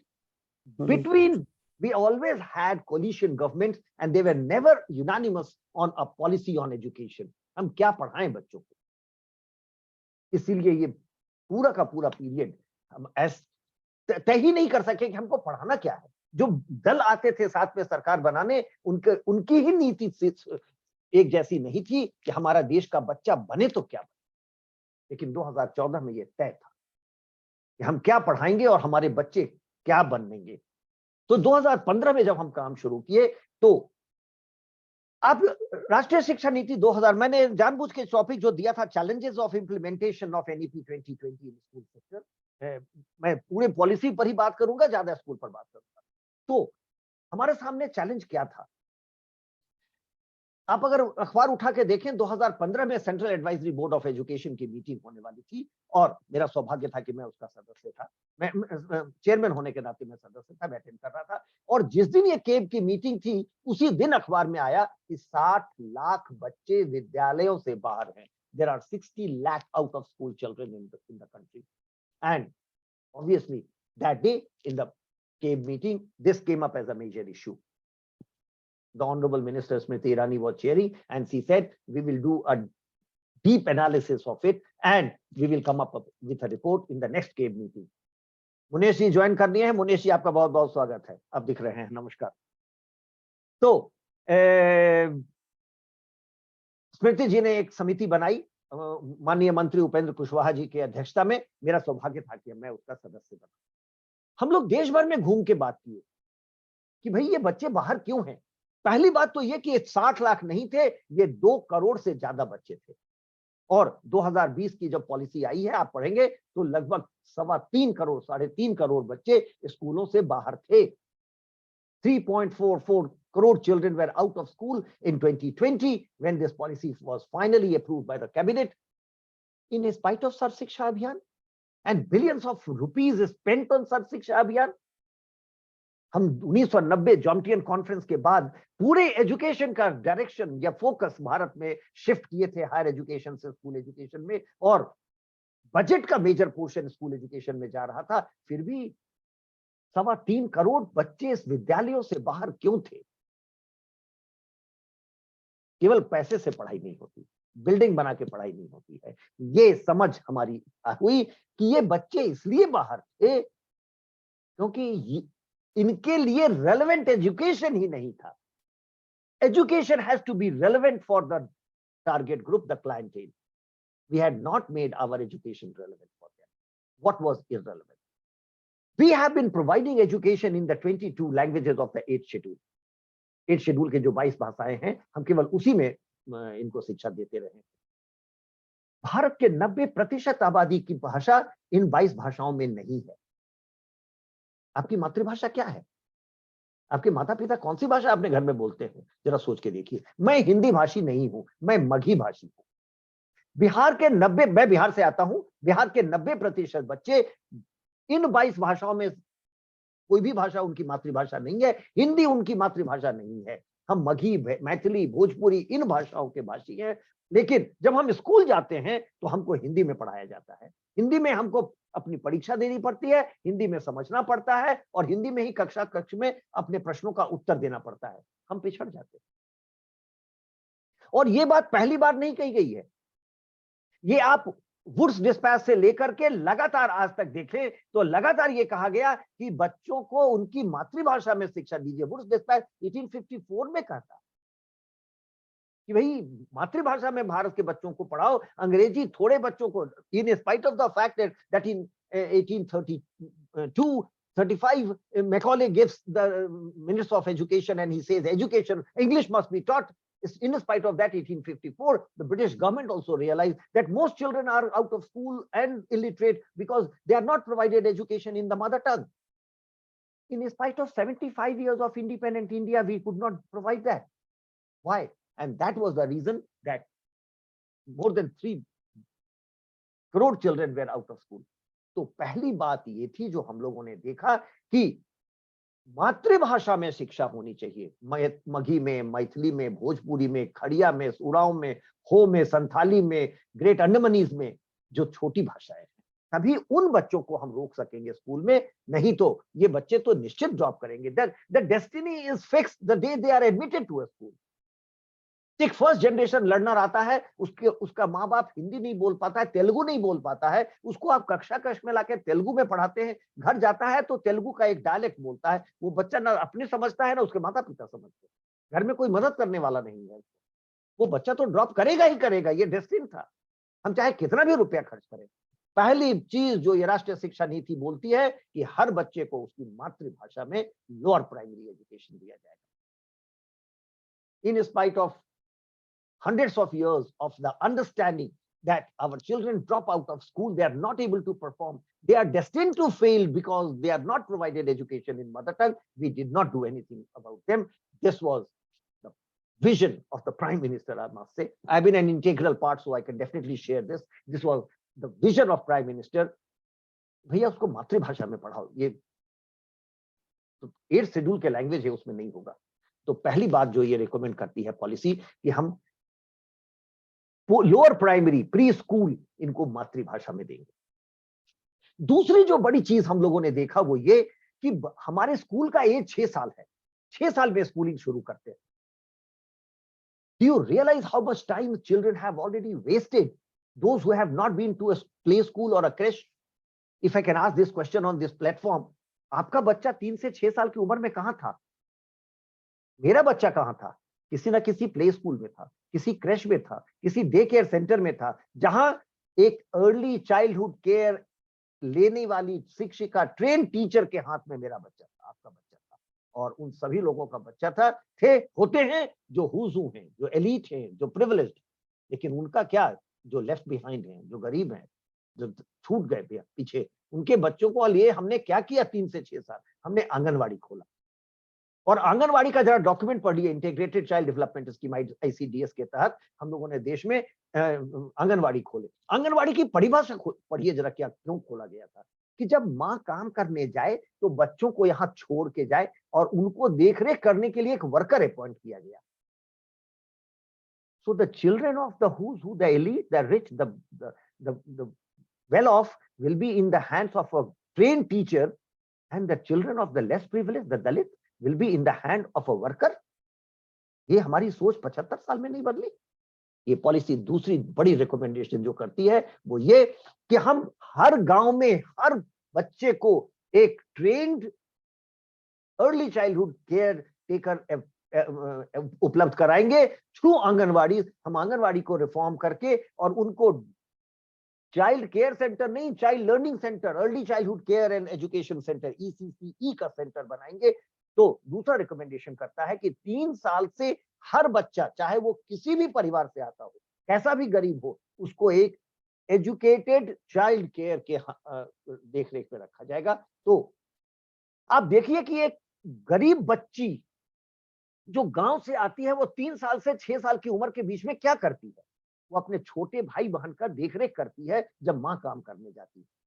A girl of 4 or 5 years starts taking care of the siblings when the mother goes to work. She will also make a few goita. हमारे यहाँ गोईठा बोलते हैं, उपला बोलते हैं हरियाणा में शायद। तो अलग अलग जगहों पर वो गोबर से जो बनाते हैं, जो कि दिन भर में अगर लड़की वो 5 गोइठे भी बना दे तो शायद 8 रुपए का बिक जाएगा, 9 रुपए का बिक जाएगा। तो वो कंट्रीब्यूट भी करती है या ईंधन भी उपलब्ध करा देती है और बच्चों के अपने भाई बहनों की देखरेख भी करती है, लेकिन उनका जीवन बेकार बर्बाद होता रहता है। We are going to change that. Every child must be in a school from the age of 3, and that is why the policy says we will change the structure of schooling. From 10+2 structure, we are shifting to 5+3+3+4. That is 5 years of foundation education. Every child will come to the school at the age of 3, and up to the age of 8, the child will remain in a foundation school. आ रहा है national curriculum framework. हम लोगों ने recommend ये भी किया है कि जो परिभाषा दी गई है स्कूलिंग की, जो right to education, again that's a very retrograde act of India. हमने राइट टू एजुकेशन ला करके इतने नियम बना दिए कि बच्चों को स्कूल में जाना उनके माता पिता के लिए इतना मुश्किल हो गया। हमारा देश ही समाज पोषित था। हमारी पुरानी दादी नानी मंदिर के बरामदे पर बैठ के बच्चों को पढ़ा देती थी। 3 साल के बच्चे को कोई 2 एकड़ की जमीन में 4000 स्क्वायर फीट का स्कूल होने की जरूरत नहीं थी। We are again shifting from that. In fact, I must share with you, there is a committee already constituted by the government of India. The Honorable Minister chairs that meeting. We are going to revise the Right to Education Act. I have the privilege of being a member of that committee. We are revising that. In fact, इसकी meeting 2 meeting हो चुकी है, 6 तारीख को तीसरी meeting भी है। तो 3 साल से बच्चा आएगा, फाउंडेशन का होगा, और अब छोटे छोटे स्कूल होंगे, इंडिपेंडेंट हो सकते हैं, स्कूल के साथ जुड़े हो सकते हैं। तो 3 साल से 8 साल का बच्चा मातृभाषा में जहां भी गांव में छोटे से कस्बे में पढ़ाई कर सकता है। इसको फॉर्मल स्ट्रक्चर नहीं बनाना है, क्योंकि उसके कारण ही बच्चों को स्कूल पहुंचाना मुश्किल हो गया। I hope you can look at the vision of this policy कि हम समाज को जोड़ रहे हैं। जो लोग बच्चों को पढ़ाना चाहें वो अपने गांव में एक छोटा सा स्कूल स्टैब्लिश करें, लोकल मातृभाषा में जो अच्छी लड़की है उसको सेलेक्ट करें और उसी को पढ़ाने दें वहां पर, जो गांधी जी ने अपने वर्धा स्कीम में भी कहा। ये कई बार पॉलिसीज में कहा गया कि लोकल लड़की को टीचर बनाइए, उसी को पढ़ाने दीजिए। Girls are the best teachers. They have proved 80% of the workforce in schools are of women, but still the policies are not pro-women. This policy is so strongly pro-women teachers. This is the policy of the teachers, for the teachers, and I won't say by the teachers because that's the challenge. And this brings the teacher center stage. जब तक teacher centre stage नहीं होगा शिक्षा नहीं चल सकती, तो teacher ही centre stage होना है। तो तीसरी बात जो हम बदलना चाह रहे हैं स्कूल एजुकेशन में, खास करके जब हम लोग स्कूल में गए और बच्चों को देखा तो सारे बच्चे बैठे तो हैं लेकिन इतने माल न्यूट्रिशन, कमजोर। हम लोगों ने ये भी रिकमेंडेशन दिया कि इनको सुबह का नाश्ता भी देना चाहिए। ये बच्चे जो आते हैं कई बार ये रात को खाना भी नहीं खाते, इतने गरीब परिवारों से आते हैं, सुबह में नाश्ता भी नहीं मिलता है इनको। ये स्कूल में आते हैं तो ये रेपिटेटिव वर्क तो कर सकते हैं। जब इनको आप कौसे कौआ सिखाते हैं तो ये रिपीट तो कर लेते हैं, लेकिन जब कॉग्निटिव एबिलिटी की जरूरत पड़ती है, दिमाग लगाना पड़ता है, 2 केला और 3 आम कितने हुए, तो ये नहीं जोड़ पाते हैं, क्योंकि बिल्कुल पेट में भूखे हैं और दिमाग चल नहीं रहा है। तीसरी बड़ी रिकमेंडेशन जो इस पॉलिसी की है कि हम अपने बच्चों को सुबह में नाश्ता पहले दें। जब वो सुबह में स्कूल आते हैं तो उनको नाश्ता कराया जाए और उसके बाद उनको पढ़ाया जाए। Not a very 5-star breakfast, but nutritious meal. आप चना उबाल के इनको दीजिए, चने के साथ गुड़ दीजिए, लेकिन इनको नाश्ता जरूर कराइए। तो सुबह जब बच्चे आते हैं उनको नाश्ता कराया जाएगा, 3 साल की उम्र में आएंगे और इनको अपनी मातृभाषा में वहां पढ़ने, हमको में बोलेंगे पढ़ने का मौका दिया जाए। 3 साल का बच्चा पढ़ेगा क्या? I wonder if you have all seen the national curriculum framework for the foundation stage which has already come. जो फाउंडेशन स्टेज का नेशनल करिकुलम फ्रेमवर्क है ऑलरेडी रिलीज हो चुका है ड्राफ्ट फॉर्म में, अभी डिस्कशन के तौर पर है ये, हम लोग इस पर डेटा इकट्ठा कर रहे हैं, फीडबैक ले रहे हैं देश भर से। तो क्या सीखता है बच्चा, किससे सीखता है बच्चा? कोई किताब की जरूरत नहीं है 3 साल के बच्चे के लिए। हमारे, अब मैं दूसरे टॉपिक पर जा रहा हूं कि कंटेंट क्या होगा, हम क्या पढ़ाने वाले हैं। देखिए हमारे देश की एक बड़ी समृद्ध परंपरा थी खिलौनों की, खिलौनों से बच्चे खेलते थे, ये पूरा मर गया। आज आप billion and billion of rupees का खिलौना चीन से इंपोर्ट कर रहे हैं। हम इस पॉलिसी के माध्यम से दोनों बातें करना चाह रहे हैं। पहली बात तो ये कि लोकल खिलौने, देश में जो बने खिलौने हैं उन खिलौनों से बच्चे खेलेंगे 3 साल की उम्र के आकर के। Look, a child of 3 years doesn't really require teaching learning, needs to question, needs to talk to each other, needs to get answers to the questions from a person who understands. So what are we going to do? हम लोगों ने ये तय किया है कि देश भर में जो खिलौने बनते हैं जहां जहां, हम उन सबको इकट्ठा करके और सारे आंगनवाड़ी में इन खिलौनों को रखेंगे। ये बच्चे इन खिलौनों से खेलेंगे और उन खिलौनों में जो विज्ञान है, कोई बहुत बड़ा खिलौना नहीं होगा। चलिए हम उदाहरण ले लेते हैं गुल्ली डंडा का। गुल्ली डंडा अगर आप बच्चे को दे दिए तो बच्चा पूछेगा ना कि ये अंत में हमने जो इसको शार्पन किया वो क्यों किया? अब टीचर जवाब देंगी उसका। आपने देखा होगा खिलौना, आप अगर ट्रेन से ट्रेवल करें कश्मीर से कन्याकुमारी तक तो आपको हर छोटे बड़े स्टेशन पर मिलेगा कि एक स्टैंड होता है, उस पर एक धुरी लगी होती है और दोनों तरफ 2 चिड़िया होती है। उसको जब हम हिला देते हैं तो लगातार चिड़िया पानी में अपना चोंच मारती रहती है। ये क्यों होता है? क्यों नहीं गिरती है ये चिड़िया? आप बच्चे को खेलने दीजिए, बच्चा अपने आप प्रश्न करेगा ये गिरती क्यों नहीं है चिड़िया। शिक्षक जवाब देंगे। यही होना है। हम 2 टॉयथॉन देश में कर चुके हैं। हर डिस्ट्रिक्ट कलेक्टर को ये, सौरभ शुक्ला जी आप अनम्यूट हो गए हैं। हर डिस्ट्रिक्ट कलेक्टर को एक चिट्ठी गई थी कि अपने अपने जिले का खिलौना इकट्ठा करिए और इसको भेजिए। पूरे देश से खिलौने इकट्ठा करके हम लोगों ने 2 टॉयथॉन ऑलरेडी किया है। हम पूरे खिलौनों का कल्चर फिर से पैदा करना चाहते हैं और यही पॉलिसी ने कहा कि 3 साल से 6 साल की उम्र में बच्चा आएगा, अपनी भाषा में बात करेगा। अब उसको पहला जो बैरियर था कि आप आते हैं स्कूल और अंग्रेजी में ही बोल के पूछना है, हिंदी में ही बोल के पूछना है, तेलुगु में ही पूछना है, वो घबरा जाता था। अब वो नहीं घबराएगा, अपनी भाषा में पूछेगा। ये गिरा है काहे नहीं?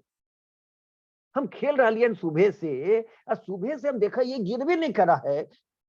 ये बोलने में हमको कोई परेशानी क्लास में नहीं थी 3 साल की उम्र में, लेकिन जब बोलने के लिए टीचर कही कि हिंदी में पूछो या अंग्रेजी में पूछो तो चुप रह जाते थे। यही बदलना और ये पॉलिसी ये बदलेगी। I hope you can see, I can see the smile on the face of Himanshu Srivastava ji. This is what we want to change. This is what we want to change. The child must be at home at a school and learn from common experiences, everyday life experiences. That child will not have problems asking question if you don't ask that child to ask a question in a foreign language. I will say foreign because Hindi was at that point of time a foreign language for me. बच्चा आएगा, खेलना शुरू करेगा, खिलौनों से खेलेगा, अपने खिलौनों से खेलेगा और प्रश्न पूछेगा। प्रश्नों के जवाब के तौर पर शिक्षिका उसको बड़े बड़े कॉन्सेप्ट समझाएंगी। जब वो 6 साल की उम्र में कक्षा 1 में जाएगा तब हम फॉर्मल टेक्स्ट बुक लगाएंगे और उसको पढ़ाने की बात करेंगे, लेकिन मातृभाषा में ही। कक्षा 1 और 2 उसकी मातृभाषा में ही होगा। 3 में जाएगा तो वो दूसरी भाषा, major language of the region में जाएगा। I hope the first problem that we had encountered was of out of school children, that we will be able to handle, and every child will be in a school, every child will be in a school and get the confidence in these 5 years that one can stand up and say रुकिए मैं अपनी भाषा में आपको बताता हूं ये क्या। आपको मुझे भाषा के तौर पर दबाने की जरूरत नहीं। जब सारे बच्चे होंगे तो क्या कंपटीशन होगा? There is no competition today. हमारे आपके बच्चे को कोई कंपटीशन है ही नहीं। अंग्रेजी बोलता हुआ स्कूल पहुंचता है, आपने उसको सिखाया है, हमने सिखाया है, वो तो ऑटोमेटिकली रह जाता है। जब ये कंपटीशन होगा तो हम किस तरह का कंपटीशन पैदा कर रहे हैं? I know you are all very educated, highly placed, but let me ask you a question. Do you have any idea how many children do you have in schools? आपके स्कूलों में कितने बच्चे हैं, इसका कोई अंदाज है आपको? हमारे स्कूलों में इतने बच्चे हैं जो अमेरिका की आबादी नहीं है। जितने अमेरिका की आबादी है उससे ज्यादा बच्चे हमारे स्कूल में।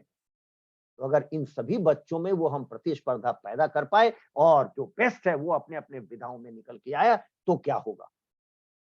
अपने अपने विधाओं में निकल के आए।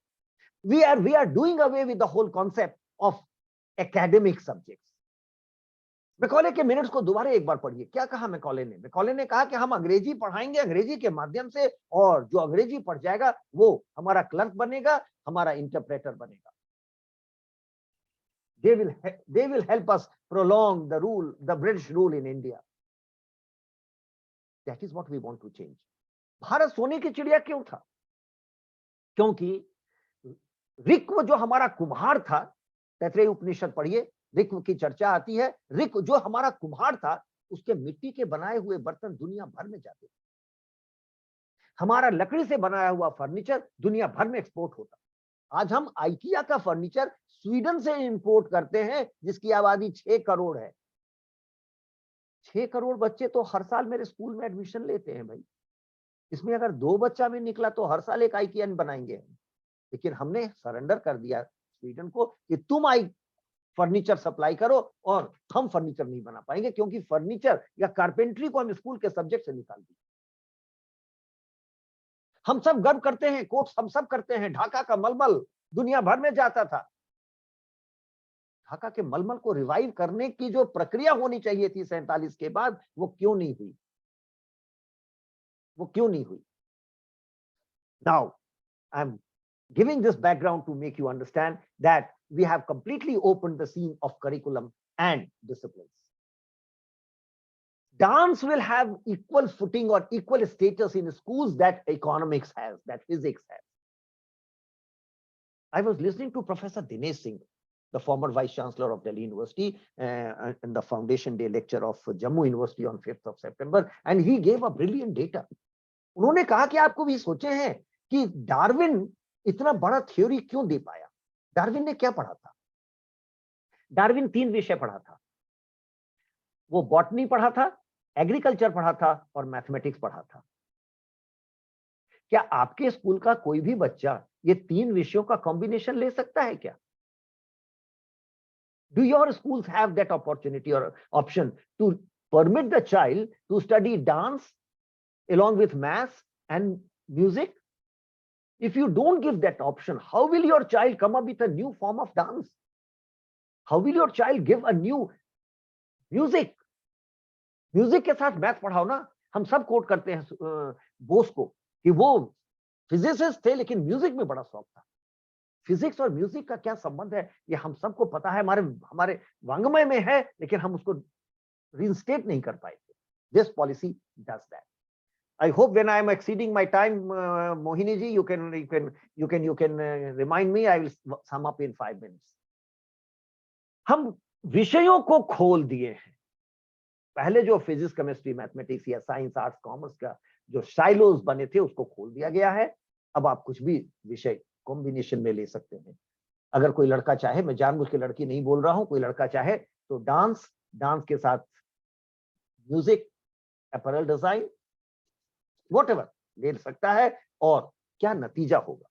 वो लैंग्वेज के तौर पर जर्मन और हिंदी पढ़े, विषय के तौर पर म्यूजिक एंड सिंगिंग पढ़े, डांस पढ़े।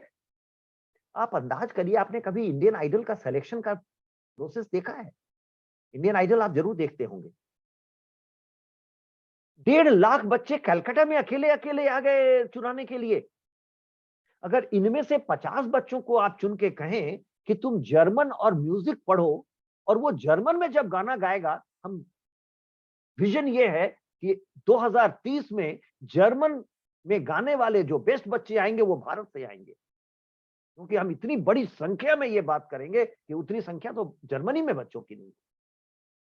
तो जर्मन में गाने वाला जो बेस्ट सिंगर्स होगा वो भारत से आएगा, फ्रेंच में गाने वाला जो बेस्ट बच्चा होगा वो भारत से आएगा, जो कपड़ा बनाने वाला बेस्ट बच्चा होगा, कपड़े में जो रिसर्च करने वाला, रिसर्च की बात कर रहे थे थोड़ी देर पहले, हमने रिसर्च के लिए नेशनल रिसर्च फाउंडेशन की बात की है। 50,000 करोड़ इस साल के बजट में दिया गया है, 10,000 करोड़ इस साल दिया गया है और 50,000 करोड़ अगले 5 साल में दिया जाएगा। तो नए विधाएं, नई सोच, नया शोध, नई तकनीक निकाल के लाएंगे।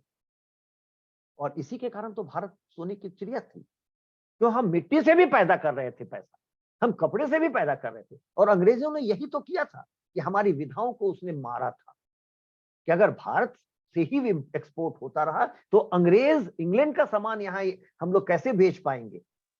तभी तो ढाका के मलमल बनाने वालों का अंगूठा काटा गया था, लेकिन उसको रिवाइव करने की बात क्यों नहीं की है। अगर हम 1947 में उसको उल्टे होते तो शायद आज हर बच्चा जो स्कूल में दाखिला लेता है और जो माँ बाप होते हैं उनका एक ही सपना होता है। I can see many faces.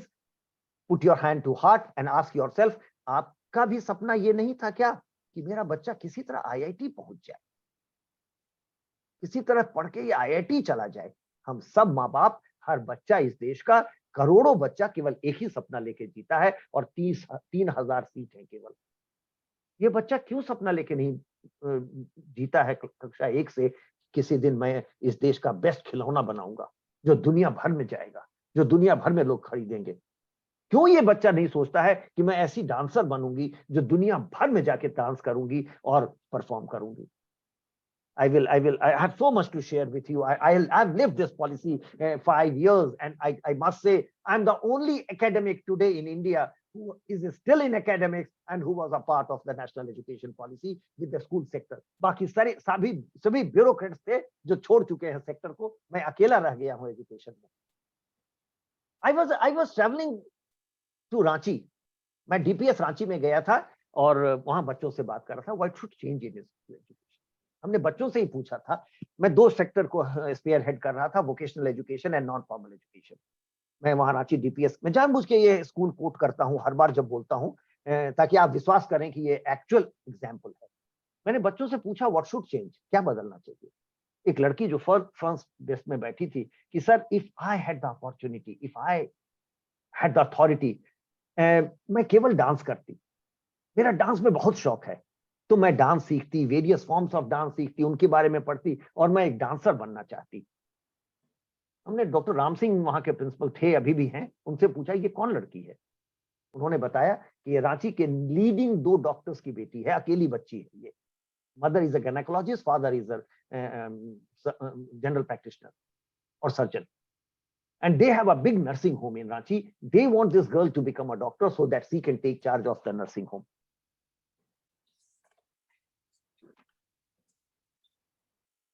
Lo and behold, I went to Guwahati from there. और गुवाहाटी में हम एक गवर्नमेंट स्कूल में गए, वहां भी बच्चों से हमने यही पूछा। अगेन वहां एक लड़की थी जिसने यही जवाब दिया, हम डांस में बहुत interested.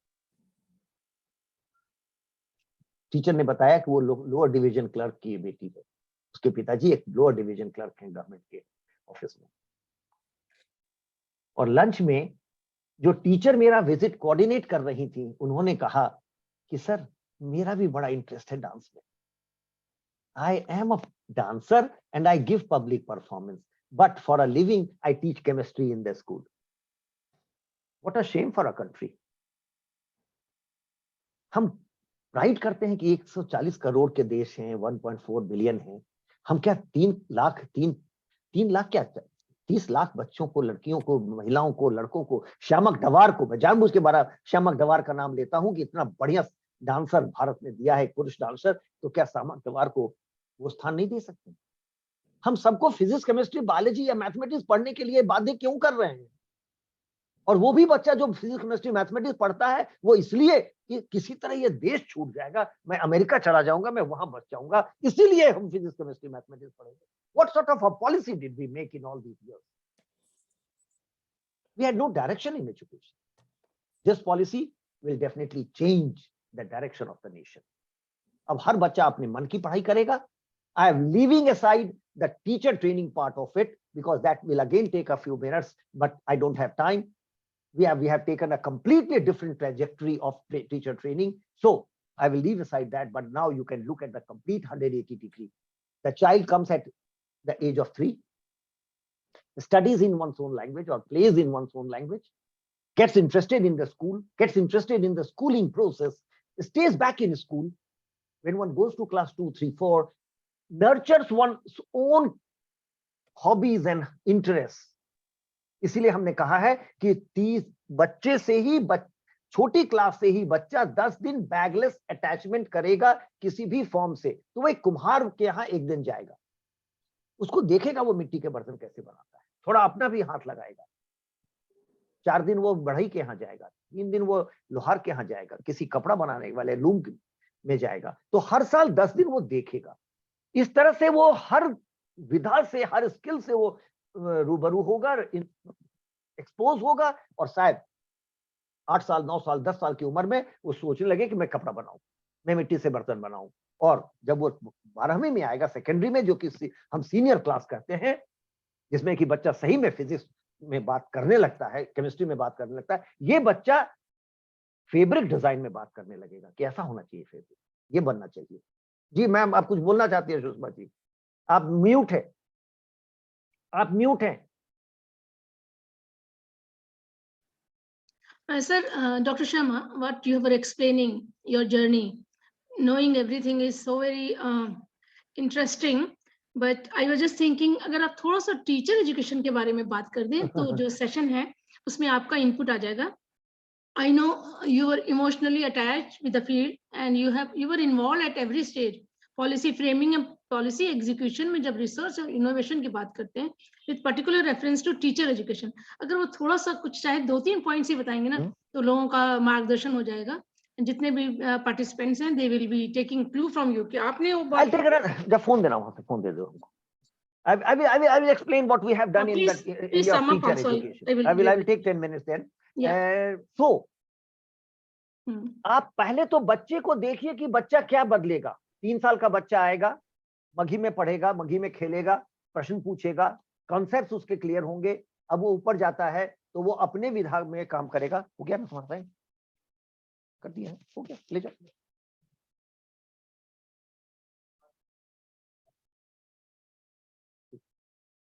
So he or she will study a subject of his or her own choice, stay in the school and finally do it.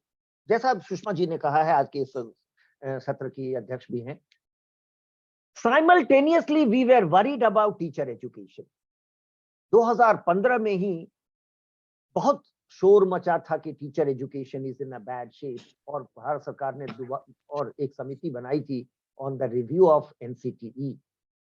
Professor Mohammad Akhtar Siddiqui उसके चेयरमैन थे और मेरा सौभाग्य पुनः था कि मैं उसका मेंबर बना था, और हम लोग एनसीटीई के माध्यम से टीचर एजुकेशन को रिव्यू कर रहे थे।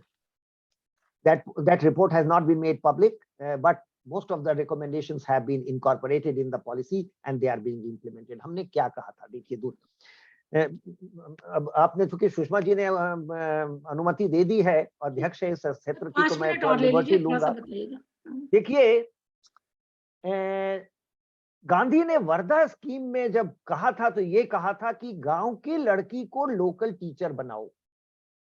हमारे देश में आज एजुकेशन का जो सबसे बड़ा प्रॉब्लम है स्कूल एजुकेशन का, वो है टीचर एब्सेंटिज्म। आपका टीचर अपॉइंट होता है, लखनऊ का टीचर है, 40 किलोमीटर दूर उसका गांव है, वो लखनऊ में रहता है, महीने में 1 दिन 2 दिन स्कूल जाता है। एक टीचर सेकेंडमेंट, ये भारत अकेला देश है जहां ये बीमारी है। वहां एक 3000 में टीचर रख लेता है कि तुम पढ़ा देना, हम महीने में 1 दिन 2 दिन आएंगे। ये हम सब जानते हैं। This is reported and this is UNESCO report, teacher absenteeism. Gandhi had given answer to this long back in 1937 in his Wardha scheme. गांव की लड़की को टीचर बनाओ, लोकल लड़की को टीचर बनाओ, उसी को पढ़ाने दो, वो गांव से अटैच रहेगी। क्यों?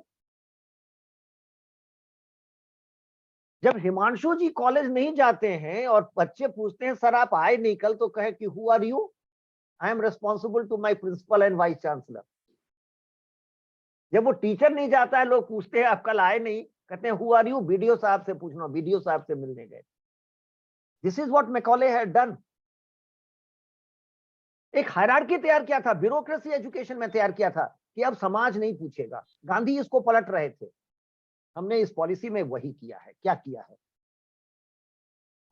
I think all my female teachers, my colleagues will enjoy this. There are 62 boards of education in India.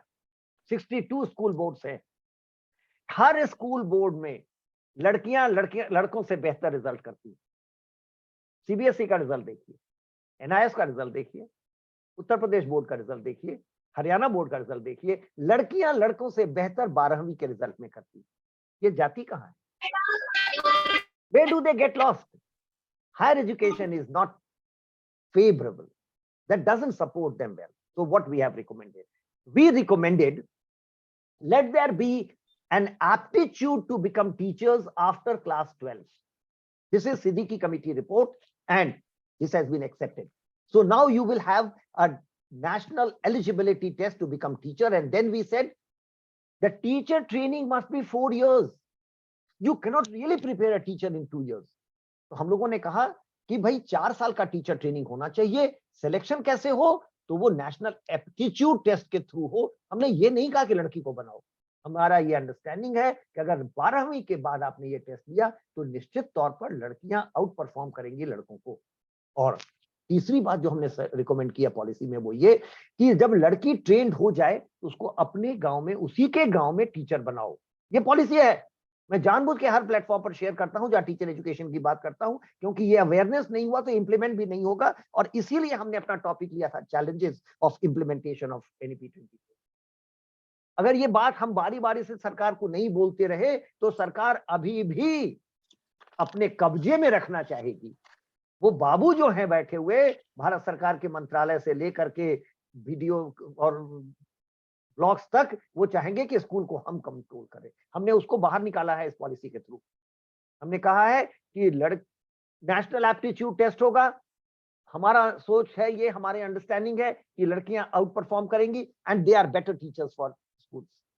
They are in larger numbers. तो ट्रेनिंग के बाद उनको उनके गांव में पोस्ट करो और उनको एकोमोडेशन दो। अगर एकोमोडेशन नहीं देते हो तो एनहांस्ड एचआरए दो। किसी और प्रोफेशन में ये, किसी और पॉलिसी में ये नहीं कहा गया है। अकेली पॉलिसी है जिसमें ये कहता है, read the policy very carefully, we have put those expressions in between so that it gets pass. So it is there. Give enhanced HRA. We must put pressure on the government that if there is a women teacher in the village who is from that village itself, उसी गांव की लड़की को बनाओ। हम क्यों बारी बारी से कह रहे हैं उसी गांव की लड़की को पढ़ाओ? हमने कहा था अभी हिमांशु जी के कॉन्टेक्स्ट में, जब गांव की टीचर होगी और वो नहीं जाएगी स्कूल तो बच्चे दौड़ के उसके घर आएंगे, मौसी बीमार तो नहीं हो, आज स्कूल नहीं आई तुम, दीदी हम तुम्हारा इंतजार कर रहे थे आज आई नहीं। तो वो जो मॉरल प्रेशर है वो इतना होगा कि वो बिल्कुल टीचर पहुंचेगी स्कूल में और कभी एब्सेंटिज्म नहीं होगा।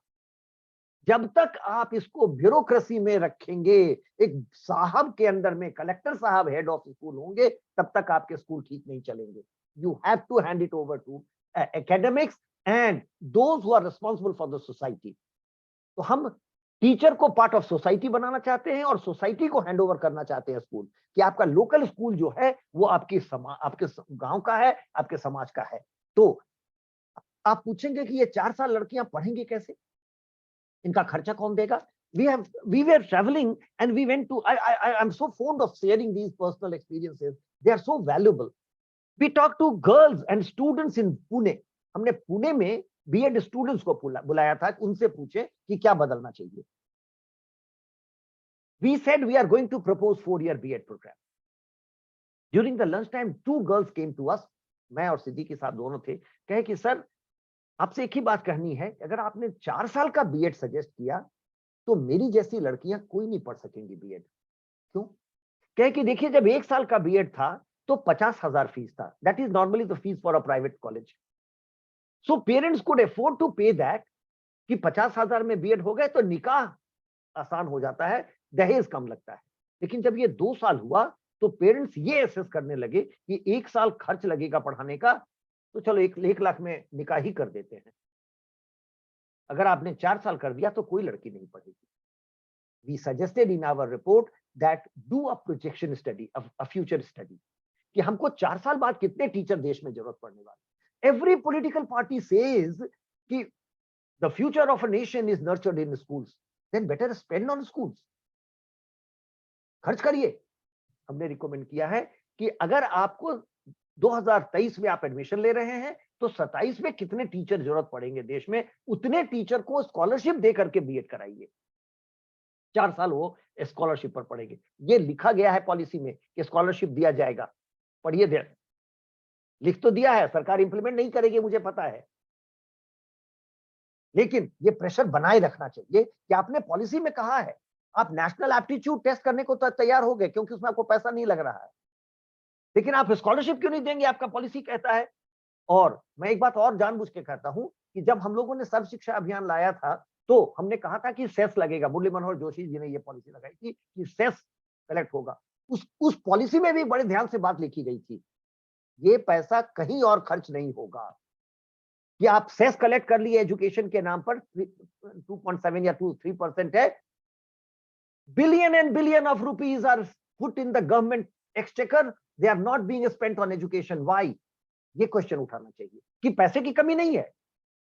पैसा आपने सेस के थ्रू जमा किया है तो आपके पास पैसा है, आपको कहीं और से प्रोविजन करने की जरूरत नहीं है। आप उस पैसे को खर्च कीजिए और इन सभी बच्चों को स्कॉलरशिप दीजिए ताकि ये 4 साल की पढ़ाई मुफ्त करें। टीचर ट्रेनिंग फ्री होगा, 4 इयर्स होगा और रेसिडेंशियल होगा। इनको सबको वजीफा दिया जाएगा। इमेजिन अ सिचुएशन जहां आपका 4 साल ट्रेन होके आता है और वो फिर फ्री में पढ़ के आता है। जो हमने टीचर एजुकेशन में अगली बात कही वो ये कि हम चूंकि सेक्टर डिवाइड कर रहे हैं, फाउंडेशन होगा 3 से 8 साल के बच्चों का, 8 से 14 का मिडिल होगा, 14 से 18 का सेकेंडरी एजुकेशन। अब सेकेंडरी और सीनियर सेकेंडरी नहीं होगा, केवल 4 साल का 1 ट्रैक सेकेंडरी एजुकेशन होगा, एक ही बार बोर्ड एग्जाम होंगे। तो टीचर ट्रेनिंग भी 3 सेक्टर में होगा। जब बच्ची पास करती है एप्टीट्यूड टेस्ट तो वो कहेगी कि मैं फाउंडेशन की टीचर बनना चाहती हूँ, मिडिल की टीचर बनना चाहती हूँ या सेकेंडरी की टीचर बनना चाहती हूँ। उसी ट्रैक में वो आगे बढ़ेगी और उसको हर साल national professional standard for teacher NPST पास करना होगा ताकि 17 साल में वो मैक्सिमम ऑफ ग्रेड में पहुंचे। जो फाउंडेशन की टीचर 17 साल में सैलरी पाएगी वही सेकेंडरी की टीचर 17 साल में सैलरी पाएगी। मेरा पर्सनल जो ओपिनियन रहा है, मैं क्योंकि सारे डिस्कशन में ये कहता रहा कि 17 साल में एक यूनिवर्सिटी का टीचर प्रोफेसर बनता है, जो सैलरी मिलती है वही फाउंडेशन के टीचर को 17 साल में सैलरी मिलनी चाहिए। जी Sushma ji. Sir thank you so much. मेरे को ऐसा लगता है कि इस सेशन में 2-3 एक तो स्पीकर हैं, कुछ पेपर्स भी हैं, तो आपसे तो जितना सुनेंगे तो टाइम की तो शॉर्टेज होगी। I wish we should have more time. And आपने बहुत ही वैल्यूबल पॉइंट्स और अपने एक्सपीरियंस शेयर किए। I am sure these will be guiding source for all of us sitting here listening to you. May I now I think you have sum up or you still want? Yeah. I think I have spoken everything. You can look at it. The only last word I would like to say is that we must keep a pressure on the government. We must keep reminding the government that you have promised all this, you must fulfill also these things. No government will do on its own because my children are not voters. हमने ये public platform पर बोला है, television discussions में बोला है कि चूंकि मेरा बच्चा आपका वोटर नहीं है इसलिए आपको चिंता नहीं। सर मेरा कंसर्न ये है, बिल्कुल ये होना चाहिए। मेरा कंसर्न ये है कि टीचर एजुकेशन इंस्टीट्यूट जितने भी हैं उनका मनी मेकिंग में काफी विश्वास रहा है, जितने भी सेल्फ फाइनेंसिंग कॉलेजेस रहे हैं, बारिंग फ्यू। लेकिन जिस तरह से आप 5 years 4 years जो भी कह रहे हैं कि free of cost, I have really doubts कि जिसके लिए Sushma ji, there I will tell you, we have already come up with the ITEP program, integrated teacher education program. We have closed 6,000 colleges this year already. 4 years course में सभी को fellowship और scholarship मिलेगी। I really wonder if government can do that. What did I say? 4 year होगा ही होगा, standard होगा, private नहीं करेगा। सर मेरे एक क्वेश्चन का आंसर दीजिएगा। ये 4 year कोर्स होगा जिसमें आपका सेकेंडरी लेवल और प्राइमरी लेवल 2 होंगे, तो फाउंडेशन लेवल भी इसी में होगा? फाउंडेशन लेवल होंगे, मिडिल लेवल होंगे, सेकेंडरी लेवल होंगे, तीनों, मतलब तीनों ऑप्शंस इसमें आप ले सकते हैं 4 year कोर्स में। तो डू यू थिंक कि ये जो फाउंडेशन वाला जो है, जो हमारे पास प्री प्राइमरी नर्सरी के बच्चों की ट्रेनिंग है, वो क्या इस कोर्स का पार्ट होगा? 4 साल का कोर्स का बिल्कुल पार्ट होगा, होगा? बिल्कुल होगा। So that वो means एकदम अलग you stream will होगा। have 3. If you appear in NAT National Aptitude Test, then you can opt for foundation, you can opt for middle elementary, or you can opt for secondary. So you yes. have all 3 options in this. At the moment it has not come, but we have come up Because, with the yes. NCF for foundation. और Yes. जो second NCF आएगा, NCF for TE, National Curriculum Framework Teacher Education. जी हाँ, तो वो NCF divide TE करेगा तीनों stream को। लेकिन इस साल जो हमने 15.2 पॉलिसी के 15.2 में कहा था कि 10,000 B.Ed colleges are selling degree for money. They Yes. just don't do any teacher education. We have already closed 6,000 colleges and wait and see that all such colleges will be closed. Okay, I really appreciate, because this was the need of the day, need of the moment. You have done it and I really appreciate. My point is B.Ed has been discontinued from the next session, DED or JVT. So if you have not opened any option in this through this net, so how will that need will be filled? No, because that ask is me 3 to 6 years about, are very no, no. important, but we Ask need me trained questions teachers. about what the policy says. Okay, how is it being implemented? I am not part of the implementation. Okay, so but Right? you will have So- to play a role. You will have to play a role. No, we can all together do that. We can all together do that. I Mhm. will only say, ask me questions about the vision of teacher education in NEP 2020. I will answer that. That's There might be lacunae in implementation, which I am Implementation. also not very happy about. It's very slow. It's very, very slow. A Very nation slow. cannot wait for a decade. So I wouldn't answer that, but हम आपको ये जरूर कहेंगे कि बीमारी क्या थी, teacher education थी, उसका सॉल्यूशन हमने दिया है, इम्प्लीमेंट हो रहा है। सर धीरे सोल्यूशन के हो साथ रहा है। दवाई भी तो दोगे, इंजेक्शन भी तो बिल्कुल दोगे, है। वो कैसे बात बनेगी? 4 ईयर बीमारी तो B.Ed समझ प्रोग्राम में आ आ रही गया, थी, हम सबको ऑब्वियस थी, लेकिन इसकी 4 ईयर इंजेक्शन B.Ed और प्रोग्राम आ गया, प्राइवेट को नहीं दिया जा रहा है, ये आ गया। केवल गवर्नमेंट करेंगे, गवर्नमेंट अच्छा करे बुरा करे, लेकिन जो विदोहन होता था स्टूडेंट्स का, जो जी हाँ। पैसा लिया जाता था, वो तो नहीं लिया जाएगा। आप ये कह सकते हैं कि साहब गवर्नमेंट इंस्टीट्यूशन अच्छे नहीं पढ़ाते हैं, नहीं चलाते हैं। I am ready to accept that. मेरा कंसर्न है कि डीएड अगर बंद किया जा रहा है तो प्री स्कूल के लिए आपके पास ट्रेनिंग प्रोग्राम कुछ सप्लीमेंट इम्प्लीमेंट होने चाहिए, जिससे कि वो तो बिल्कुल ही ब्लैंक है। ECCE बिल्कुल ब्लैंक है, जीरो है सर। उसके लिए कुछ आप काम हो रहा है। अर्ली चाइल्डहुड केयर का 4 साल का करिकुलम बन रहा है और वही इम्प्लीमेंट होगा। 4 साल का ट्रेनिंग अर्ली चाइल्डहुड के लिए भी। वो सेपरेट होगा सर? बिल्कुल सेपरेट होगा। आपको दोबारा एक मैं और रेफरेंस दे दूं, 7 अगस्त 2020 को इसको भी निकाल के पढ़िए गूगल से। गूगल सर्च सार्थक की बात कर रहे हैं? नहीं, प्रधानमंत्री ने एड्रेस किया था टीचर्स को और वहां उन्होंने कहा है, go and ask the government now that your prime minister has said this. What did he say? That the teachers at foundation create the foundation of a child. They are the most important teachers. They must be paid as much or more than other teachers. तो ये हम पूछ सकते हैं कि प्रधानमंत्री जी कहे थे तो ये फुलफिल करिए। I can only tell you the vision of the policy because I was an integral part of it. Okay. How government implements everything, I cannot really speak on. You have to push, sir. You have to push. You have to push because you were in framing. Thank you so much, and I am so sorry. I am so sorry, sir. We have to really cut short. No. And now it is over to Sri Srivastava, who will be introducing the next speaker. Thank you so much. It's so wonderful seeing you virtually. Virtually, it was possible.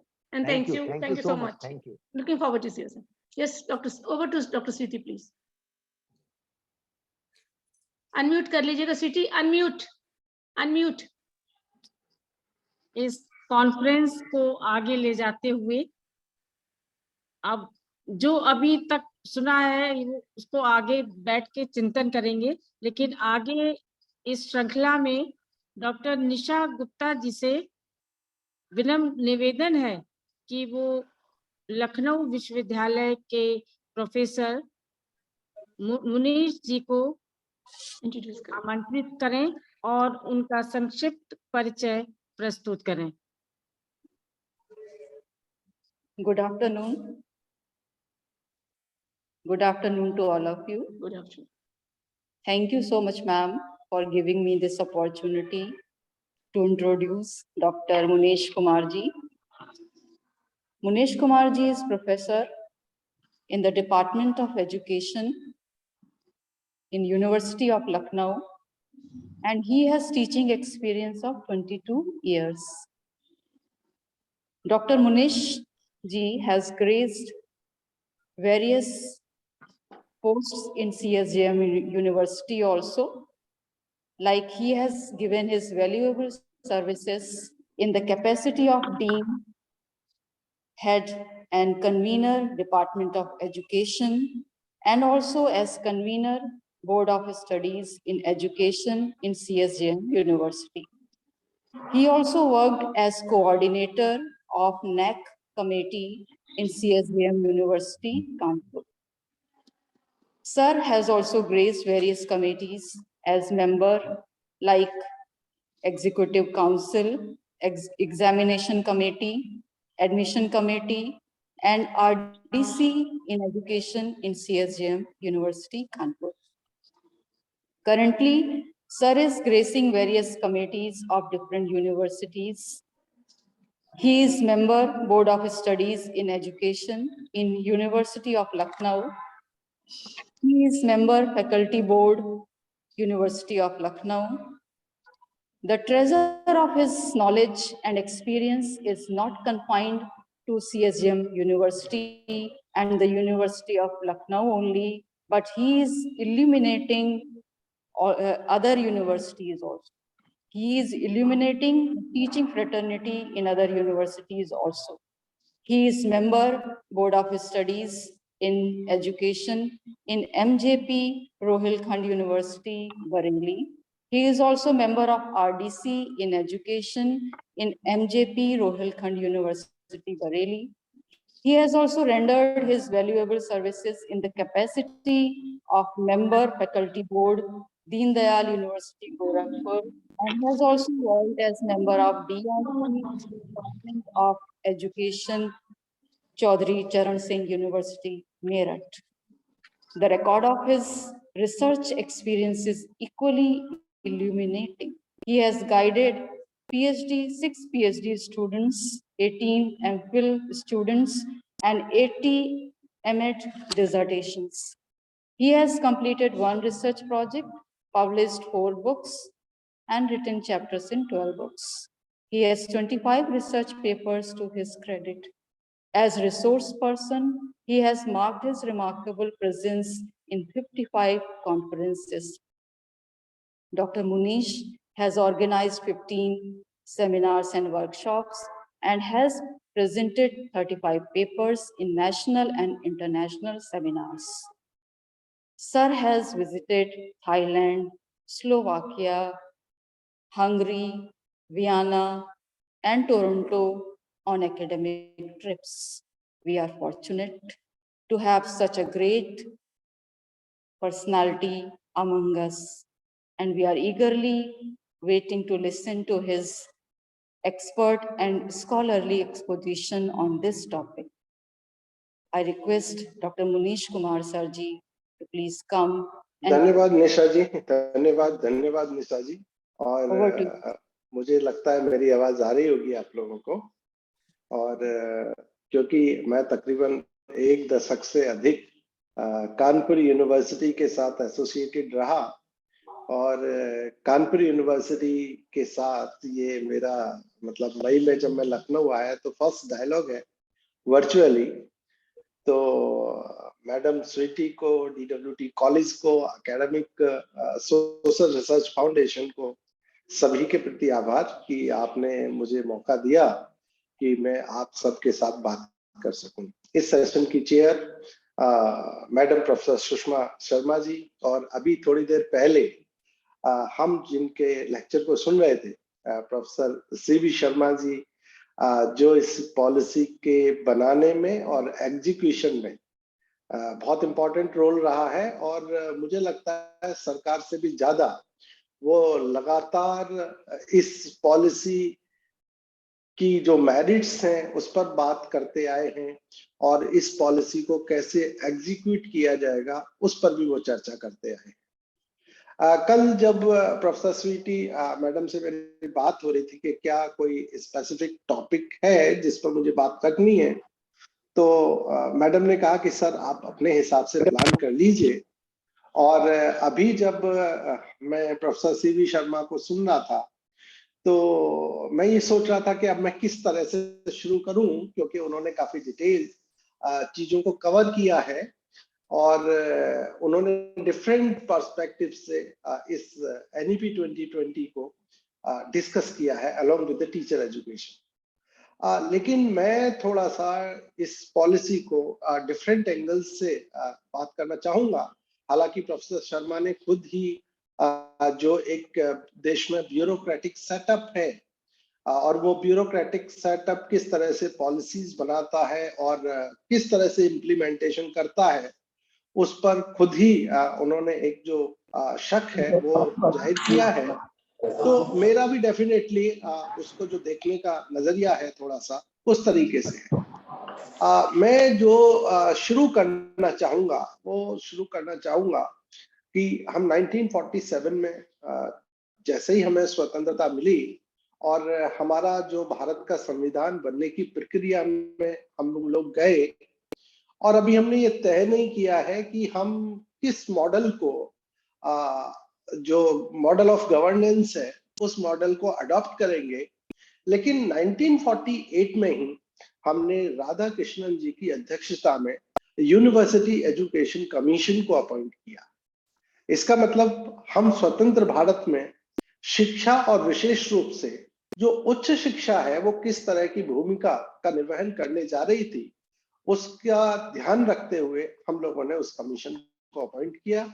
और यदि उस commission को हम एक line में समझने की कोशिश करें तो उस कमीशन ने एक जो फ्रेमवर्क है वो दिया हमारे जो पॉलिसी मेकर्स थे उनके सामने कि हमारी सभी तरह की समस्याएं जो सामाजिक, आर्थिक, सांस्कृतिक, राजनीतिक जितनी भी समस्याएं हैं उन समस्याओं का समाधान शिक्षा के माध्यम से होगा।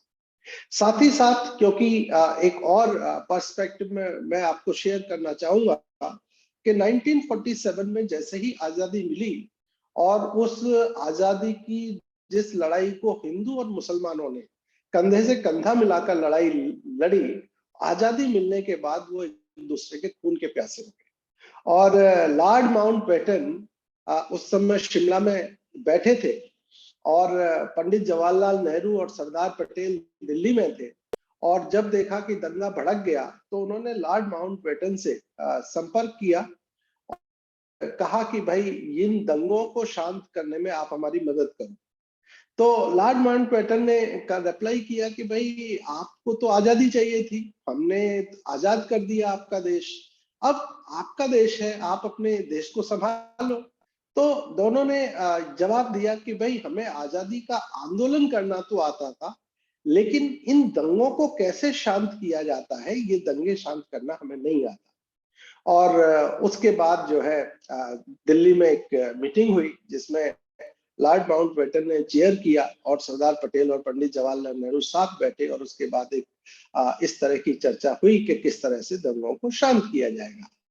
तो राधा कृष्णन कमीशन जो विजुअलाइज कर रहा था वो ये विजुअलाइज कर रहा था कि हम स्वतंत्र हो रहे हैं और स्वतंत्र होने के बाद हमें इस देश को चलाने के लिए एक इस तरह की स्किल्ड और इंटेलेक्चुअल मैन पावर की जरूरत होगी जो भारत निर्माण की दिशा में उसको आगे लेकर जाएंगी। इसलिए उन्होंने शिक्षा और विशेष रूप से उच्च शिक्षा के माध्यम से एक इस तरह का जो हमारा इंटेलेक्चुअल इंफ्रास्ट्रक्चर है उसको तैयार करने पर बल दिया।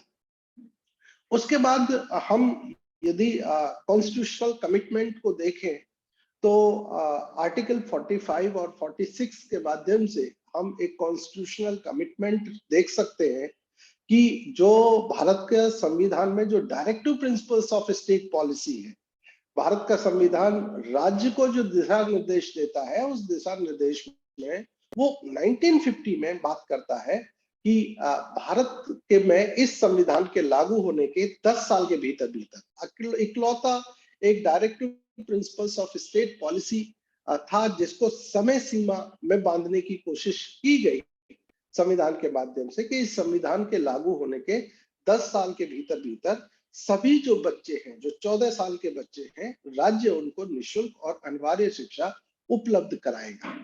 तो आप अंदाजा लगा सकते हैं कि कितना जो महत्वाकांक्षी जो संविधान ने सरकार के समक्ष जो है एक इस अनुच्छेद के माध्यम से किस तरह का जो लक्ष्य है वो लक्ष्य रखा।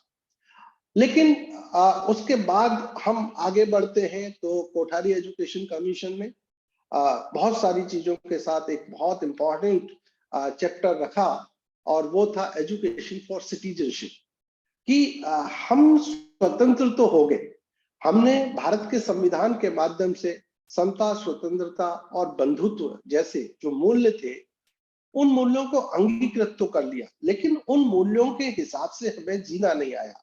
तो एजुकेशन जो है उस लोकतांत्रिक नागरिकता के लिए एक महत्वपूर्ण जो भूमिका है वो भूमिका निभाएगी। और उसके बाद 1968 में जो फर्स्ट जो पॉलिसी आई, नेशनल एजुकेशन पॉलिसी आई, और उसके बाद 1986 की जो पॉलिसी आई उसमें बहुत सारी चीजें रखी है क्योंकि आप लोगों ने पढ़ रखी है। लेकिन 1986 की पॉलिसी जब इम्प्लीमेंटेशन के लेवल पर जा रही थी तो उसी समय 1991 में जो हमारी उस समय की गवर्नमेंट ऑफ इंडिया थी, उस गवर्नमेंट ऑफ इंडिया ने न्यू इकोनॉमिक पॉलिसी इंट्रोड्यूस की। जुलाई 1991 में न्यू इकोनॉमिक पॉलिसी इंट्रोड्यूस की और उस न्यू इकोनॉमिक पॉलिसी के इंट्रोडक्शन के साथ ही हम लोगों ने गेट्स समझौते पर साइन किया, general agreement on trade and services पर।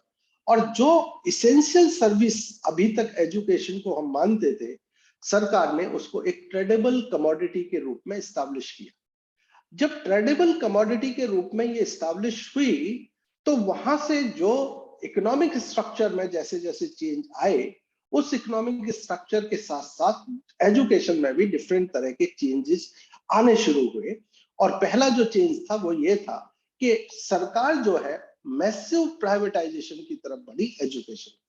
हालांकि स्कूल एजुकेशन जो है वो काफी पहले प्राइवेटाइजेशन की तरफ चली गई, लेकिन हायर एजुकेशन के प्राइवेटाइजेशन की तरफ भी चली। और उसी समय तकरीबन 1995 के बाद एनसीटीई को जैसे ही एक स्टैट्यूटरी बॉडी का रिकॉग्निशन और दर्जा मिला, और उसके बाद जो टीचर एजुकेशन का प्राइवेटाइजेशन जिस तरीके से हमने देखा, टीचर एजुकेशन और स्पेशली हायर एजुकेशन का जो प्राइवेटाइजेशन हमने देखा इन view of the change of economic policies, तो उसका इफेक्ट ये हुआ कि जो इंजीनियरिंग कॉलेजेस की जिम्मेदारी इंजीनियर्स को तैयार करने की थी, पता चला एक साइड में उन्होंने भी अपने यहाँ बीएड कॉलेजेस खोल दिए। और majority of the BEd colleges, क्योंकि मैडम प्रोफेसर सुषमा शर्मा जी उसको डिस्कशन में भी लेकर आ रही थी कि जो प्राइवेट सेक्टर के टीचर एजुकेशन इंस्टीट्यूशंस हैं, जिस पॉलिसी डॉक्यूमेंट की बात सर कर रहे थे कि 2016 अगस्त 2016 में evolution of the national education policy नाम का जो डॉक्यूमेंट आया था, उस डॉक्यूमेंट में जिस तरह के डिस्कशंस आए थे, तो सीधा जो प्राइवेटाइजेशन को डिफाइन उसने किया कि किस तरह से प्राइवेटाइजेशन एजुकेशन में काम कर रहा है। तो सिंपली उन्होंने कहा कि they are selling their degrees, मतलब पैसे के बदले जो है वो डिग्रीज को बेच रहे हैं। और वहां जो टीचर एजुकेशन है वो non attending teacher education programmes के रूप में डेवलप होता चला गया। अब जब non attending teacher education programme के रूप में वो डेवलप होता है, तो आज हम, क्योंकि मैंने भी डीन के रूप में बहुत सारे मेरे ऑब्जर्वेशंस हैं और एज ए प्रोफेसर भी बहुत सारे ऑब्जर्वेशंस हैं, स्पेशली इन प्राइवेट इंस्टीट्यूशंस के, कि इन प्राइवेट इंस्टीट्यूशंस में स्टूडेंट्स केवल 3 बार जा रहा है। वो एडमिशन लेने जाता है, दूसरा वो परीक्षा देने जा रहा है, और तीसरा वो रिजल्ट लेने जा रहा है। अब आप देखिए कि हम जितनी बड़ी बातें जो हमारा नेशनल पॉलिसी ऑन एजुकेशन 1986 में बात कर रहे थे हम एजुकेशन और टीचर्स के बारे में, या कोठारी एजुकेशन कमीशन के बारे में बात कर रहे थे, या 2012 का जो हमारा जस्टिस वर्मा कमीशन जो गठित हुआ सुप्रीम कोर्ट के डायरेक्शन पर, उसकी बात करें तो सभी ने ये कहा कि जो stand alone teacher education institutions हैं वो टीचर्स तैयार ही नहीं कर रहे, बल्कि पैसे के बदले में डिग्रीज बेच रहे हैं। और उधर यदि रिक्रूटमेंट का तरीका हम देखें तो वो रिक्रूटमेंट का तरीका या तो मेरिट बेस्ड है, और उसमें यदि हम देखें तो वहां हम देखते हैं कि जिनके ज्यादा नंबर आए हैं उन नंबरों के बेसिस पर ही वो टीचर बन जा रहे हैं। अब प्रोसेस है नहीं, तैयारी हुई नहीं, एटीट्यूड्स डेवलप नहीं हुए, स्किल्स डेवलप नहीं हुए, और पता चला कि वो टीचर बनते चले जा रहे हैं।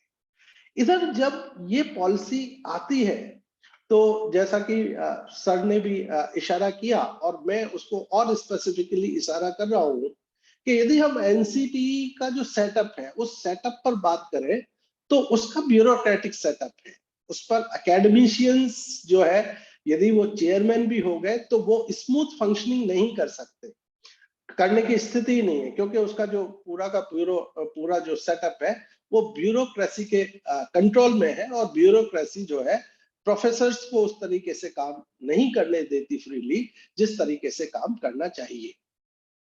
अब ये जो हायर ब्यूरोक्रेसी है ये बहुत इंपॉर्टेंट है पॉलिसी को बनाने में, और पॉलिसी किस तरीके से इंप्लीमेंट होगी। जैसे एक NEP 2020 जो पॉलिसी है उसके एक मेंबर हैं जिस पॉलिसी में पिछले दिनों एयरपोर्ट पर मेरी उनसे मुलाकात हुई, और उनको भी फ्लाइट का इंतजार करना था, मुझे भी इंतजार करना था।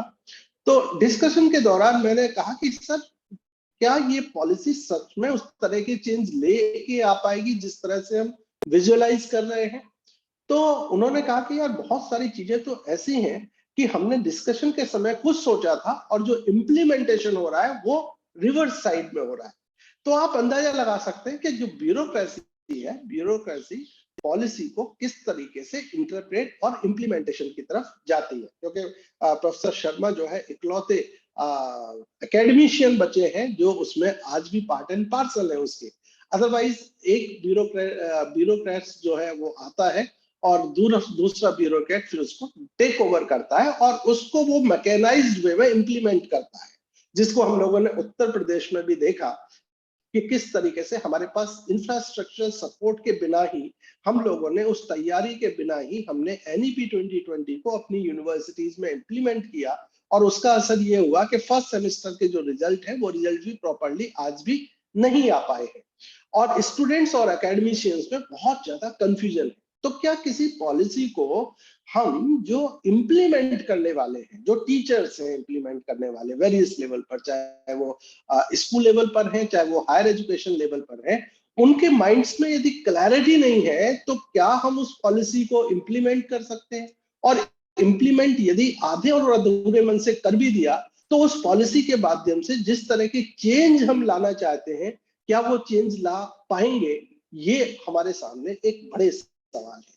दूसरा सवाल जो बहुत इंपॉर्टेंट है और जो मुझे लगता है कि पॉलिसी फ्रेमिंग की बात करें तो शायद आज तक भारत में कोई भी ऐसी पॉलिसी नहीं है जिस पर हम बहुत बड़ा जो सवाल है वो खड़ा कर सके। जैसे Kothari education commission common school system और नेवर स्कूल की कॉन्सेप्ट लेकर आया।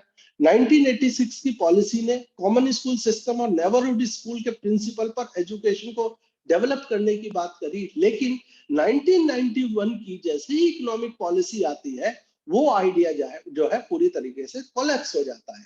और इस पॉलिसी में तो भारत में जो कॉमन स्कूल सिस्टम और नेबरहुड स्कूल जैसा जो आइडिया है वो मेरे ख्याल से डिस्कस ही नहीं किया गया, जबकि मुझे लगता है भारत की जो सामाजिक आर्थिक विषमताएं हैं, जिस तरह की रीजनल इम्बैलेंसेस हैं, जिस तरह के लिंग्विस्टिक इम्बैलेंसेस हैं, उनमें मेरे ख्याल से ये एक आइडियल स्टेट है कि हम कॉमन स्कूल सिस्टम या कॉमन एजुकेशन सिस्टम के माध्यम से एजुकेशन अपॉर्चुनिटीज को एवरी इंडिविजुअल स्टूडेंट तक हम पहुंचाएं।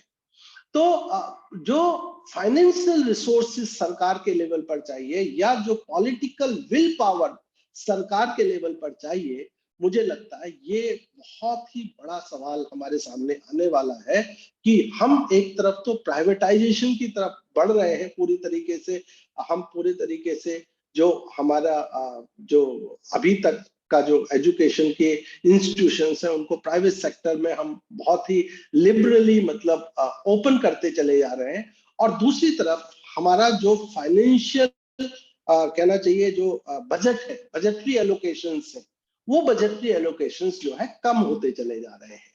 क्योंकि उस समय तो कोविड की सिचुएशन थी, और कोविड की सिचुएशन को देखते हुए हम लोग यदि फर्स्ट टाइम देखें, जब इस पॉलिसी के इम्प्लीमेंटेशन के बाद जो ये पॉलिसी भी कहती है कि 6% ऑफ द बजट जो है हम एजुकेशन के लिए एलोकेट करेंगे, और ये हमारी 1964 का जो कोठारी एजुकेशन कमीशन है उसकी प्रतिबद्धता थी, जिसको हम लोगों ने 1986 और 1986 की 1968 और 1986 की जो नेशनल एजुकेशन पॉलिसी है उसमें भी दोहराया था। लेकिन सरकारों ने उसके बदले यदि एक्सेप्शनली एक बार 4.2 के आसपास यदि देखें तो अंडर 4% जो बजट है वही बजट एजुकेशन पर खर्च किया है, और वो बजट भी किस तरीके से खर्च किया गया है इसको हम लोग समझ सकते हैं। तो जब NEP 2020 को सरकार ने इंट्रोड्यूस किया और पहला जो बजट इंप्लीमेंट किया, उस बजट में 6% का कट था एग्जिस्टिंग बजट के साथ एजुकेशन। अब एक ये बात हो सकती है कि भाई कोविड की सिचुएशन है और कोविड की सिचुएशन पे एक फाइनेंशियल क्रंच सरकार के पास था, इसलिए वो एजुकेशन पर बहुत ज्यादा खर्च नहीं कर पाई। ये एक हमारे सामने जो बड़ा सवाल है वो हो सकता है। लेकिन अभी भी मुझे ये लगता है कि सरकार की जो विल पावर है कि 6% ऑफ द GDP हम जो है एजुकेशन पर खर्च करेंगे, सरकार इसको कितना समय लेगी इसको इम्प्लीमेंटेशन पर, ये हमें अभी थोड़ा सा देखना पड़ेगा। क्योंकि यदि बजटरी एलोकेशंस यदि प्रॉपर नहीं होंगे तो सरकार जिस तरह से विजुअलाइज इस एजुकेशन पॉलिसी में कर रही है वो उसको इम्प्लीमेंट नहीं कर पाएगी, और जब इम्प्लीमेंट नहीं कर पाएगी तो बहुत बड़े लेवल पर जो प्राइवेट प्लेयर्स हैं वो हमारे हायर एजुकेशन में आएंगे। और हायर एजुकेशन कैसे चेंज होगी इस चीज को हम लोगों को देखना होगा कि अभी तक जो परसेप्शन है लोगों का, वो परसेप्शन 1 ईयर प्रोग्राम को जैसे ही 2 ईयर प्रोग्राम में हमने कन्वर्ट किया, और हम लोग लगातार क्लासेस में स्टूडेंट्स की ओपिनियन भी लेते हैं, बहुत सारे जो हमारे कलीग्स हैं उनकी भी ओपिनियन लेते हैं, तो अक्सर जो मेजॉरिटी ऑफ द स्टूडेंट्स हैं और मेजॉरिटी ऑफ द कलीग्स हैं वो ये कहते हैं कि हम लोगों ने केवल 2 साल का BEd प्रोग्राम या 2 साल का M.Ed प्रोग्राम करके हमने केवल 1 साल की ड्यूरेशन को 2 साल किया है, उसके अलावा कुछ भी अचीव नहीं कर पाए। क्योंकि कुछ इंस्टीट्यूशंस को छोड़ दें तो अधिकांश जो इंस्टीट्यूशंस हैं जिन मॉडलिटीज पर काम करना चाहिए वो उस पर काम ही नहीं कर रहे। तो जब काम ही नहीं कर रहे तो 1 साल के प्रोग्राम को हम 2 साल में कन्वर्ट कर दे रहे हैं। 4 साल का प्रोग्राम जब हम इम्प्लीमेंट करेंगे तो क्या हम फुल्ली फंडेड प्रोग्राम के लिए जितने फाइनेंशियल एलोकेशंस होने चाहिए वो करेंगे? अभी मुझे शक है, डाउट है, क्योंकि अभी तक हमारी जो सरकारें हैं वो सरकार बिल्कुल इसको नहीं कर पाई है।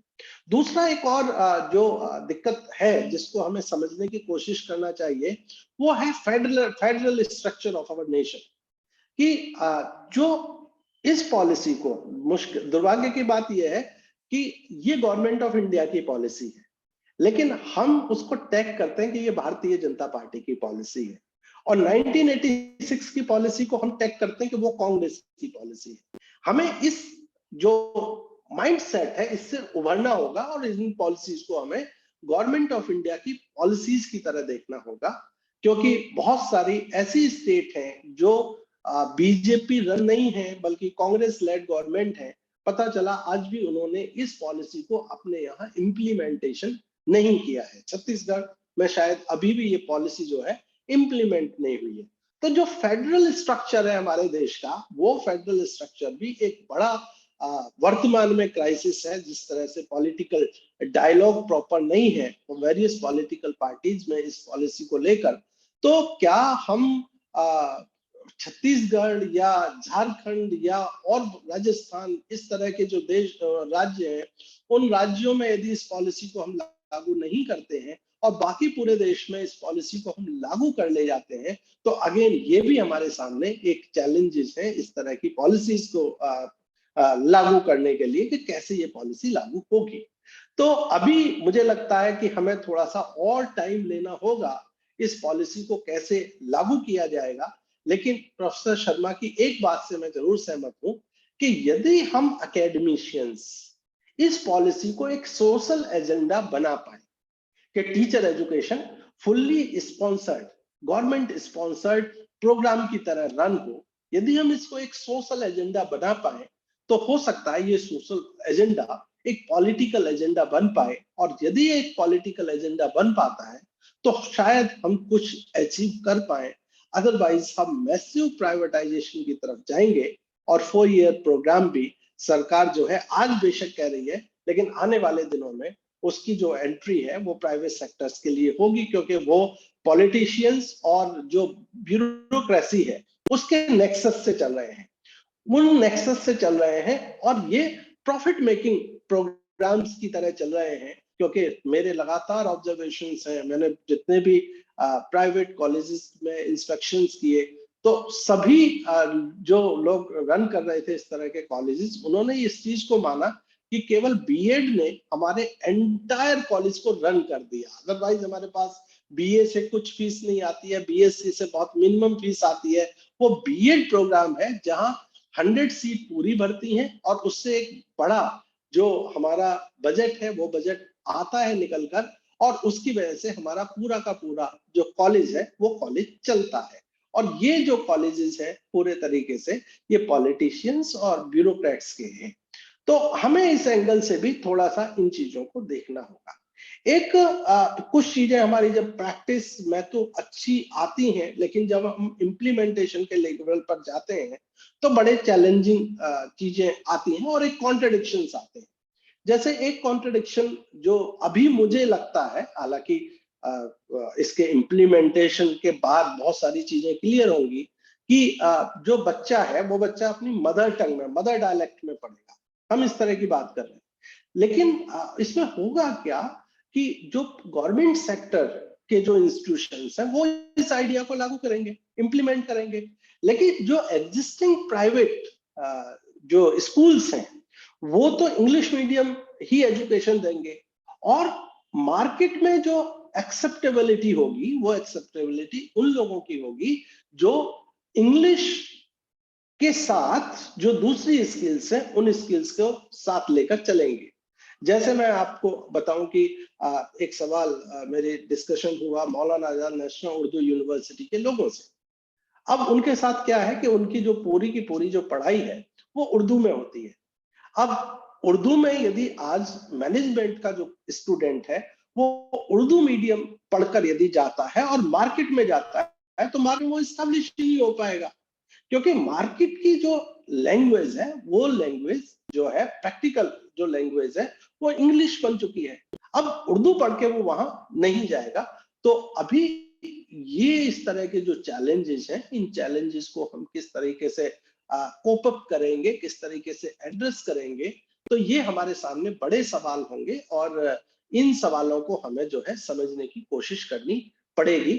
और रातों रात क्योंकि कोई भी पॉलिसी जो है इम्प्लीमेंटेशन नहीं होता है, एक वो 10 से 12 साल 15 साल टाइम लेती है, उसके बाद उसके जो रिजल्ट्स जब आते हैं तब हम धारणा बना सकते हैं। लेकिन हाँ, सरकार ने बहुत स्ट्रॉन्ग विल पावर के साथ जिस तरीके से इस पॉलिसी डॉक्यूमेंट को लेकर आया है, यदि उसी पॉलिटिकल विल पावर के साथ बजटरी एलोकेशंस करने के साथ यदि वो इसको इम्प्लीमेंटेशन की तरफ बढ़ती है तो निश्चित रूप से शायद हम इस पॉलिसी से जिस तरह के रिजल्ट्स लाना चाहते हैं वो रिजल्ट्स ला पाएंगे। अदरवाइज एक बड़ा सवाल बनेगा रहेगा, जिस तरह से अभी हम जो हमारी प्रीवियस पॉलिसीज हैं वो इम्प्लीमेंटेशन की वजह से जिस तरीके से एक बुरी पॉलिसी साबित हुई, उसी तरीके से हमें आगे इसको देखना पड़ेगा।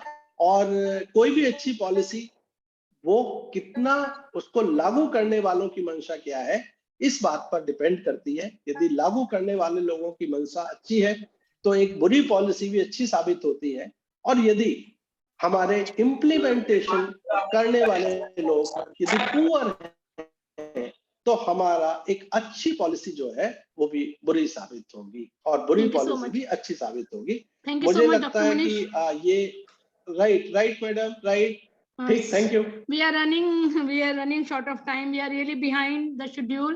So I'm very sorry cutting short. नहीं, fine because madam. I agree with you but कोई भी पॉलिसी खराब नहीं होती, हम डॉक्यूमेंटेशन में बहुत अच्छे हैं, बेहद अच्छे बहुत हैं, अच्छे बट हैं, इम्प्लीमेंटेशन बेहद में हम बहुत खराब है, हमें पता ही नहीं लगता, बहुत खराब। क्योंकि सभी स्टेट्स की डिफरेंट प्रॉब्लम्स हैं, डिफरेंट लैंग्वेजेस हैं। मैं ज्यादा बिल्कुल। समय नहीं लेती हुई डॉक्टर, क्योंकि मैं तो अपना टाइम फोरगो करूंगी, बट डॉक्टर सिटी से बोलूंगी अगर कोई नेक्स्ट स्पीकर है तो उनको लें, क्योंकि ये सेशन का टाइम 1:30 to 3:30 था। वी आर हाँ, मुझे ऑलरेडी पता। Behind the time. प्लीज जी, जी। ओवर टू डॉक्टर सिटी please. Please mic on, mic on, mic. हाँ, धन्यवाद मुनीर जी। और नेक्स्ट जो उद्बोधन है वो है डॉक्टर विजय लक्ष्मी, वाई मैम, विजय लक्ष्मी। मैम टाइम निर्धारित कर दीजिएगा, 5 मिनट 10 मिनट, जिससे कि सबको टाइम का पता होगा, तो फिर हम उसको एक्सीड नहीं करेंगे। 10 मिनट्स। 10 मिनट्स। और आप गुजरात विश्वविद्यालय से हैं और आपसे आग्रह है कि अपने उद्बोधन को प्रस्तुत करें। फिर से शुरू हो गया ना। Seconds Am I audible? Please. Am I audible, ma'am? Yes, ma'am. Yes, ma'am. Very much audible. और ये बता दीजिए अबेकस वाला रजिस्ट्रेशन करने को someone seeing the crisis of the time, I would like to highlight few things. As madam also said, we are very weak in implementation, but the action plan that is given with the NEP, I did not find such action plan in earlier policies. So hopefully might be with the proper action plan, we'll be able to do it. I would like to highlight few important things of our NEP which is happening right now. First thing, the first beauty of the new policy I feel is FLN. The focus that we are giving on foundational literacy and numeracy, I think that is very high time it is required. And the way we are moving in this direction, like Nipun Bharat, Vidya Pravesh, and recently, if you all know, the NCF for foundational literacy was also released. So I think one positive way to see this is, yes, we are trying our level best to implement what we are saying in the policies. So hopefully might be by 2026 we'll achieve that target also. Second one which I would like to highlight is a blended learning approach, where the policy clearly says that many softwares would be developed, many applications would be developed in regional languages, and it would be provided to the teachers. I feel this is a very good initiative and we have already started on that. So if the government takes proper initiative of developing all applications and software, I think we can very successfully integrate technology into our education system. Third important point that I would like to highlight is the importance that we are giving to IKS. I feel happy that yes, our Indian knowledge systems are being emphasized now, not only on paper, but I think many things are happening in IKS where researchers are getting special grants in this. Now, people are thinking to reframe the curriculum, keeping in mind the point of IKS. Many of your universities have already started with holistic approach curriculum, but that is again a segregation. But I think it's high time that in BEd, MEd, we need to introduce our own philosophies and our own psychological theories rather than relying on Western thinkers and other people, because we all know we already have all those things which were hidden somewhere. Importance to IKS, I should thank the policy that it is trying to bring back our Indian knowledge systems. And hopefully if we work in this direction, might be within 10-15 years, we can see some predictive output in this direction. And the one more thing that I would like to highlight is academic bank of credits. Might be with the flexibilities that UGC is giving, and slowly we are moving in a way where we are given permission to do 2 degrees at a time and many other regulations.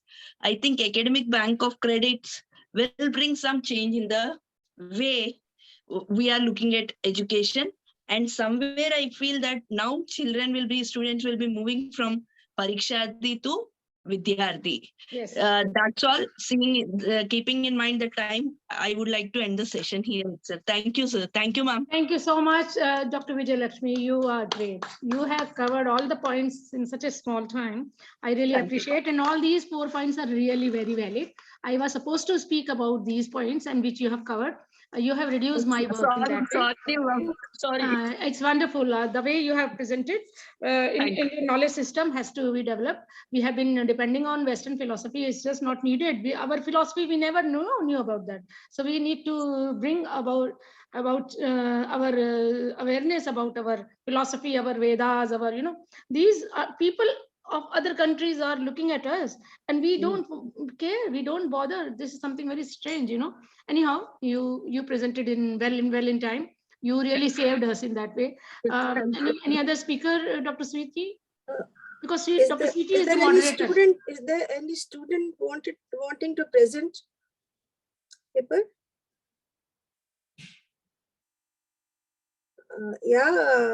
Dr. Himanshu, please respond. Ji, ma'am. Is there any student who wants to present the paper? I don't think. Then okay. Then it's okay. Okay, you go ahead, Dr. Sweetie Srivastava. Move ahead. अब आग्रह है chairperson professor Sushma ji से कि अपने उद्बोधन से हम लोग को अनुग्रहित करें. Thank you so much, Dr. Sweetie. And I thoroughly enjoyed this session. But really, we need to focus on teacher education. And it seems we have talked much about history and, of course, of evolving of the policy, but implementation is still missing. And especially when we talk about teacher education, especially foundational stage, because ECCE, that training part is totally missing. As doctors, Dr. Senapati has clearly said, that the beginning 5 years are so very important, and we were never caring about that. So this policy has brought so many good changes, including Indian knowledge system and taking care of age group 3 to 6 years. And this was totally missing. And we always say, researchers say clearly that by the time child is 5 years old, his or her 85 to 90% intellectual development is over. So it's only in the urban area where parents were aware, and we were having some nurseries and child care centers. We were able to send our children. But what about rural children? When 75 to 80% children are in the rural area, we were not caring about that. This policy has brought this into our notice, and I really appreciate. And obviously, when we have decided, we have changed the whole education system. 10 plus 2 plus 3, we have moved from 10 plus 2 plus 3 to now it is 3 plus 2 plus 3 plus, I mean, at times I also forget. So if we need to bring changes in this way, we have to really work hard. Whole country, whole people, whole teachers have to work hard. And this policy has brought something changes in terms of teacher education, because teacher education has gone into the hands of, I must not say, to those who believe in only making money. My children, my students, I have staff who are doing B.Ed. Only when they were appearing in the exam, I have come to know that that the girl was pursuing B.Ed. I said, you never went to college? She said, I also don't know, ma'am. My father has filled the form. Imagine, the form was filled by the father, and the girl has never been to college, and she appeared in B.Ed. So such kind of teachers, do you think they will be able to do justice with the students? Certainly not. So I think the policy has come into the force in a way to stop such colleges, because when Kothari has said, D.S. Kothari has said, the future of the destiny of any country is shaped in the classroom. Which classroom? In which teacher is non-attending? It's next to impossible. So naturally, we need to be very careful when we are talking about teachers' role. This policy has basically come to stop such colleges, because that has become mafia. Because when I was dean, honestly, I'm telling you, when I was dean, I improved the syllabi.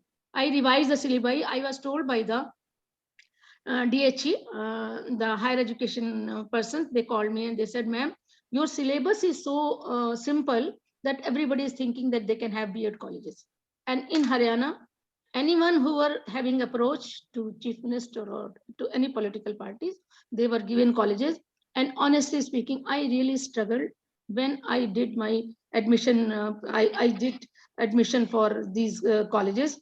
They were saying, ma'am, there is no college. Where shall we go? The girls used to, they were just lying. मेरे पैरों पे पड़ जाती थी, ma'am बचा लो, ये college नहीं है. कई बार मुझे इतना दुख होता था कि मैं क्या कर रही हूँ. लेकिन वो समय अब आ गया है कि जब हम इन कॉलेजेस को रियलाइज करना होगा कि टीचर एजुकेशन के साथ वो इस तरह का गेम नहीं कर सकते. ऐसा कहा गया है कंपैरेटिव एजुकेशन, कंपैरेटिव स्टडीज में कि यदि किसी देश को खत्म करना तो आपको एटम बम की जरूरत नहीं है. आपके उनके एजुकेशन खत्म कर दो, वो अपने आप खत्म हो जाएगा. कुछ भी नहीं करना. स्लो पॉइजन से भी वर्स्ट पॉइजन है अगर आप किसी देश के टीचर को या शिक्षा को खत्म कर देते हैं. हमारा देश, सारा विश्व हमारे देश की तरफ देख रहा है कि we will be the ruling the whole world when we are having required skills, required knowledge, required dignity of labor. If we don't have these, we are nowhere. And obviously हम यहीं पे ही हैं और यहीं पे खत्म हो जाएंगे. Otherwise, whole world is looking for us. So मैं समझती हूँ Academic Social Research Foundation ने under the leadership of Dr. नवीन मोहिनी निगम ने ये जो सेमिनार किया है, ये अपने आप में बहुत बड़ा एक तरह से हमारे लिए रोड मैप की तरह से काम करेगा. हमें चिंतन के लिए ऐसा उन्होंने मौका दिया है. मैं उनका बहुत बहुत थैंक्स करती हूँ. समय बहुत ज्यादा नहीं लेना चाहूंगी. मैं किसी और फोरम पे आके बात करूंगी क्योंकि हमें एक कॉन्फ्रेंस की मर्यादा को, टाइम शेड्यूल को हमने फॉलो करना है. मेरे जो अर्लियर स्पीकर्स थे, क्योंकि वो बहुत ज्यादा इमोशन में होकर बात कर रहे थे, मुझे रोकना हुआ. सीनियर पर्सन से रोकते हुए अच्छा नहीं लगा. लेकिन आगे से अगर हम टाइम शेड्यूल बता देंगे तो हम सभी टाइम को फॉलो करेंगे और अपनी डिग्निटी ऑफ कॉन्फ्रेंस और सेमिनार, उसकी जो सैंक्टिटी है उसको बना के रखेंगे. मैं प्रोफेसर GS निगम, रोटेरियन, उनका भी बहुत ज्यादा धन्यवाद देना चाहूंगी. मुझे पता है वो सोर्स ऑफ इंस्पिरेशन है, उनकी वजह से ये सेमिनार हो पाया है. और ऑफ कोर्स हमारे पास हिमांशु श्रीवास्तव जी हैं जो एकेडमिक सोशल रिसर्च फाउंडेशन से हैं, और CT श्रीवास्तव जी जो फैकल्टी है, और जो 2 स्पीकर्स आए हैं मैं समझती हूँ जिन्होंने बहुत जस्टिस किया है और हमें सोचने के लिए बाध्य किया है कि हम टीचर एजुकेशन को किस डायरेक्शन में लेके जाना चाहते हैं. जब तक हम, जैसा उन्होंने बोला, सोशल कैंपेन बना पड़ेगा. जो मेरे इस सेशन के स्पीकर थे, डॉक्टर मुनीश ने भी यही बोला कि हम इस सोशल कैंपेन कैसे बनाएंगे. एक तरफ पैसा है और एक तरफ हमारा विल है और हमारी कॉन्शियस है, तो हम हार जाते हैं उसमें. जब तक सरकार हमारे साथ नहीं देगी तब तक कुछ बात नहीं बन पाएगी. मैं समझती हूँ जिस भी फोरम पे हो, आप टीचर एजुकेशन के लिए प्रे करिए कि वो एक सही रास्ता ले. क्रॉस रोड पे है इस समय. सभी लोग, एवरीबडी इज टीचर एजुकेटर. मैं अपनी यूनिवर्सिटी में स्ट्रगल करती थी. मैंने आपको हल्का सा बताना चाहूंगी. जब मैंने सिलेबस चेंज किया था, ये है दैट इज समटाइम्स 1998 की बात है, 2008-9 की बात है, जब मैंने सिलेबस चेंज किया था. उस समय एक व्यक्ति मेरे पास स्कूल का स्कूल का ओनर था, वो आके मेरे पैरों पड़ गया. फिर मैंने कहा क्या बात होगी भाई? कहता मैम, हमारे पास जो टीचर्स आते हैं जिन्हें कुछ नहीं आता, आपने ICT लाके हमारे लिए एक बहुत बड़ा रास्ता खोल दिया. ICT आज के डेट में अगर हम डिजिटली लिटरेट नहीं है ना, तो वी आर इलिटरेट.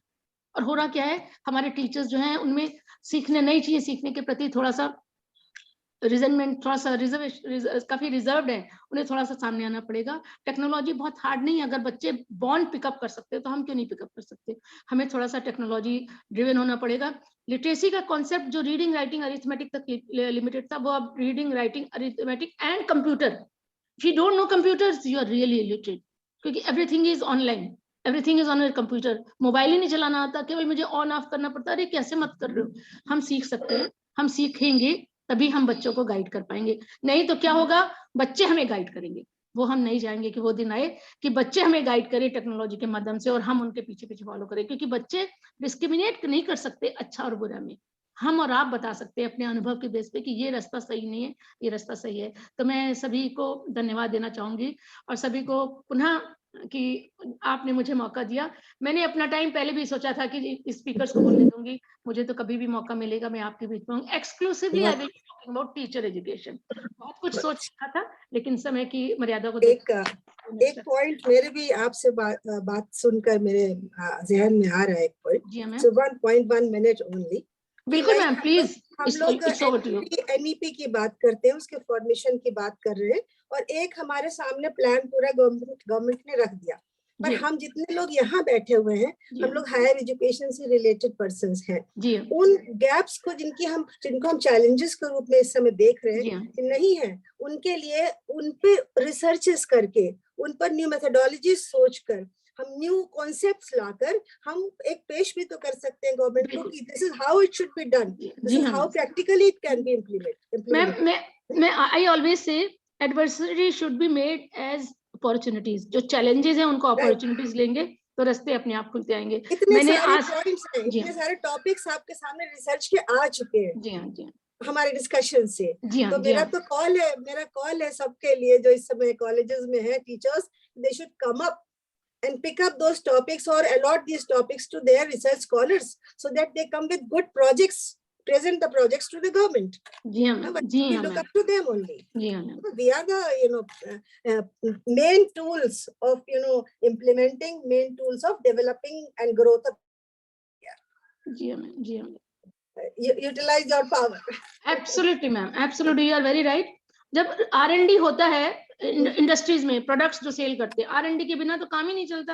और हमारा जो ह्यूमन रिसोर्स डेवलपमेंट के संदर्भ में R&D नहीं होगा, रिसर्च नहीं होगा, तो डेवलपमेंट कैसे होगा? डेवलपमेंट तो रिसर्च के माध्यम से ही होगा ना। तो सबको क्रिएटिवली सोचना है सॉल्यूशंस, और अपने सॉल्यूशन सबके सामने लाना है, और उसमें जो बेस्ट है that will be implemented, that should be. Thank you so much, thanks for giving me this opportunity, ma'am. Thank you so much, ma'am. Thank you. Thank you so much. Go ahead, Dr. Sweetie. Go ahead for vote of thanks.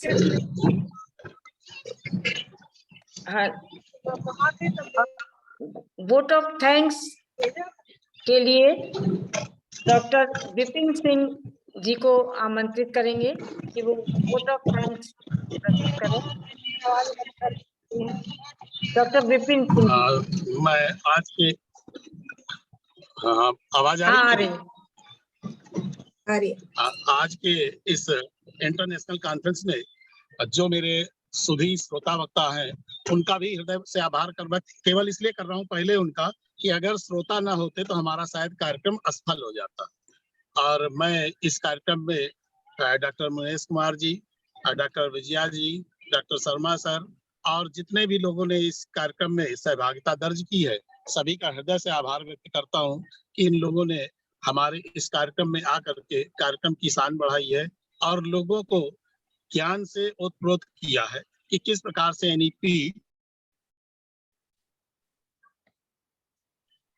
और अंत में मैं सभी का पुनः आभार व्यक्त करता हूँ। One announcement, Sweetie Srivastava ji, I would like to make an announcement for tomorrow. Can I? This conference will go ahead in the second technical session in the morning from 11:30 to 1 p.m. For English, where Vice Chancellor of Haridev Joshi University, Jaipur, she is keynote speaker there. And then another lady, very highly educated, she is coming from Hyderabad to speak on research methodologies. So because they are also part that our students must learn how to write papers and how to go about the research. So that session is going to be very important. And one more, our international authority, Dr. Madhur Srivastava, he will also be addressing that session. And the second session tomorrow, the last one, third session, would be on management. And speakers of high caliber are also there who have got lot of experience in industry. तो मेरा सभी से यह अनुरोध रहेगा कि आप सभी लोग कल इन दोनों सेशंस में भी आकर सहभागिता करके और इस कॉन्फ्रेंस को सफल बनाने का पूरा प्रयास करें। जैसे आज आप लोग एकत्र हुए हैं और कॉन्फ्रेंस अपने पहला दिन बड़ी सफलतापूर्वक संपन्न कर सकी है, तो इसी प्रकार कल का भी हमारा कार्यक्रम सफलतापूर्वक संपन्न हो। और हम लास्ट में जो वैलिडिक्टरी करेंगे, हम सब ने सुना है, सुबह से सुषमा जी को सुन रहे हैं, Sushma ji is the chief guest of the valedictory session. तो नेचुरली वो जो इनपुट्स देंगी वो हमको आगे बढ़ने के लिए बहुत ही सहायक सिद्ध होंगे। Thank you ma'am. सो अब आप समाप्त करें अपना सेशन। हाँ, सबको धन्यवाद। और इस सेशन को सफलतापूर्वक आप लोगों सबके सहयोग से पूरा हो सका, इसके लिए बहुत बहुत धन्यवाद। कल फिर हम लोग मिलते हैं इसी आशा से। धन्यवाद। Good bye. जी मैम, आपको भी बहुत बहुत थैंक यू। बहुत सब बच्चों ने भी सुना, ये मुझको देख के बहुत अच्छा लगा। हाँ, ऑल द पूरा best, attend all the best students. Thank you so much, ma'am. Thank you so much, सभी. thank you. Come tomorrow also, you will have something new to listen. Thank you so much, ma'am. जी ma'am.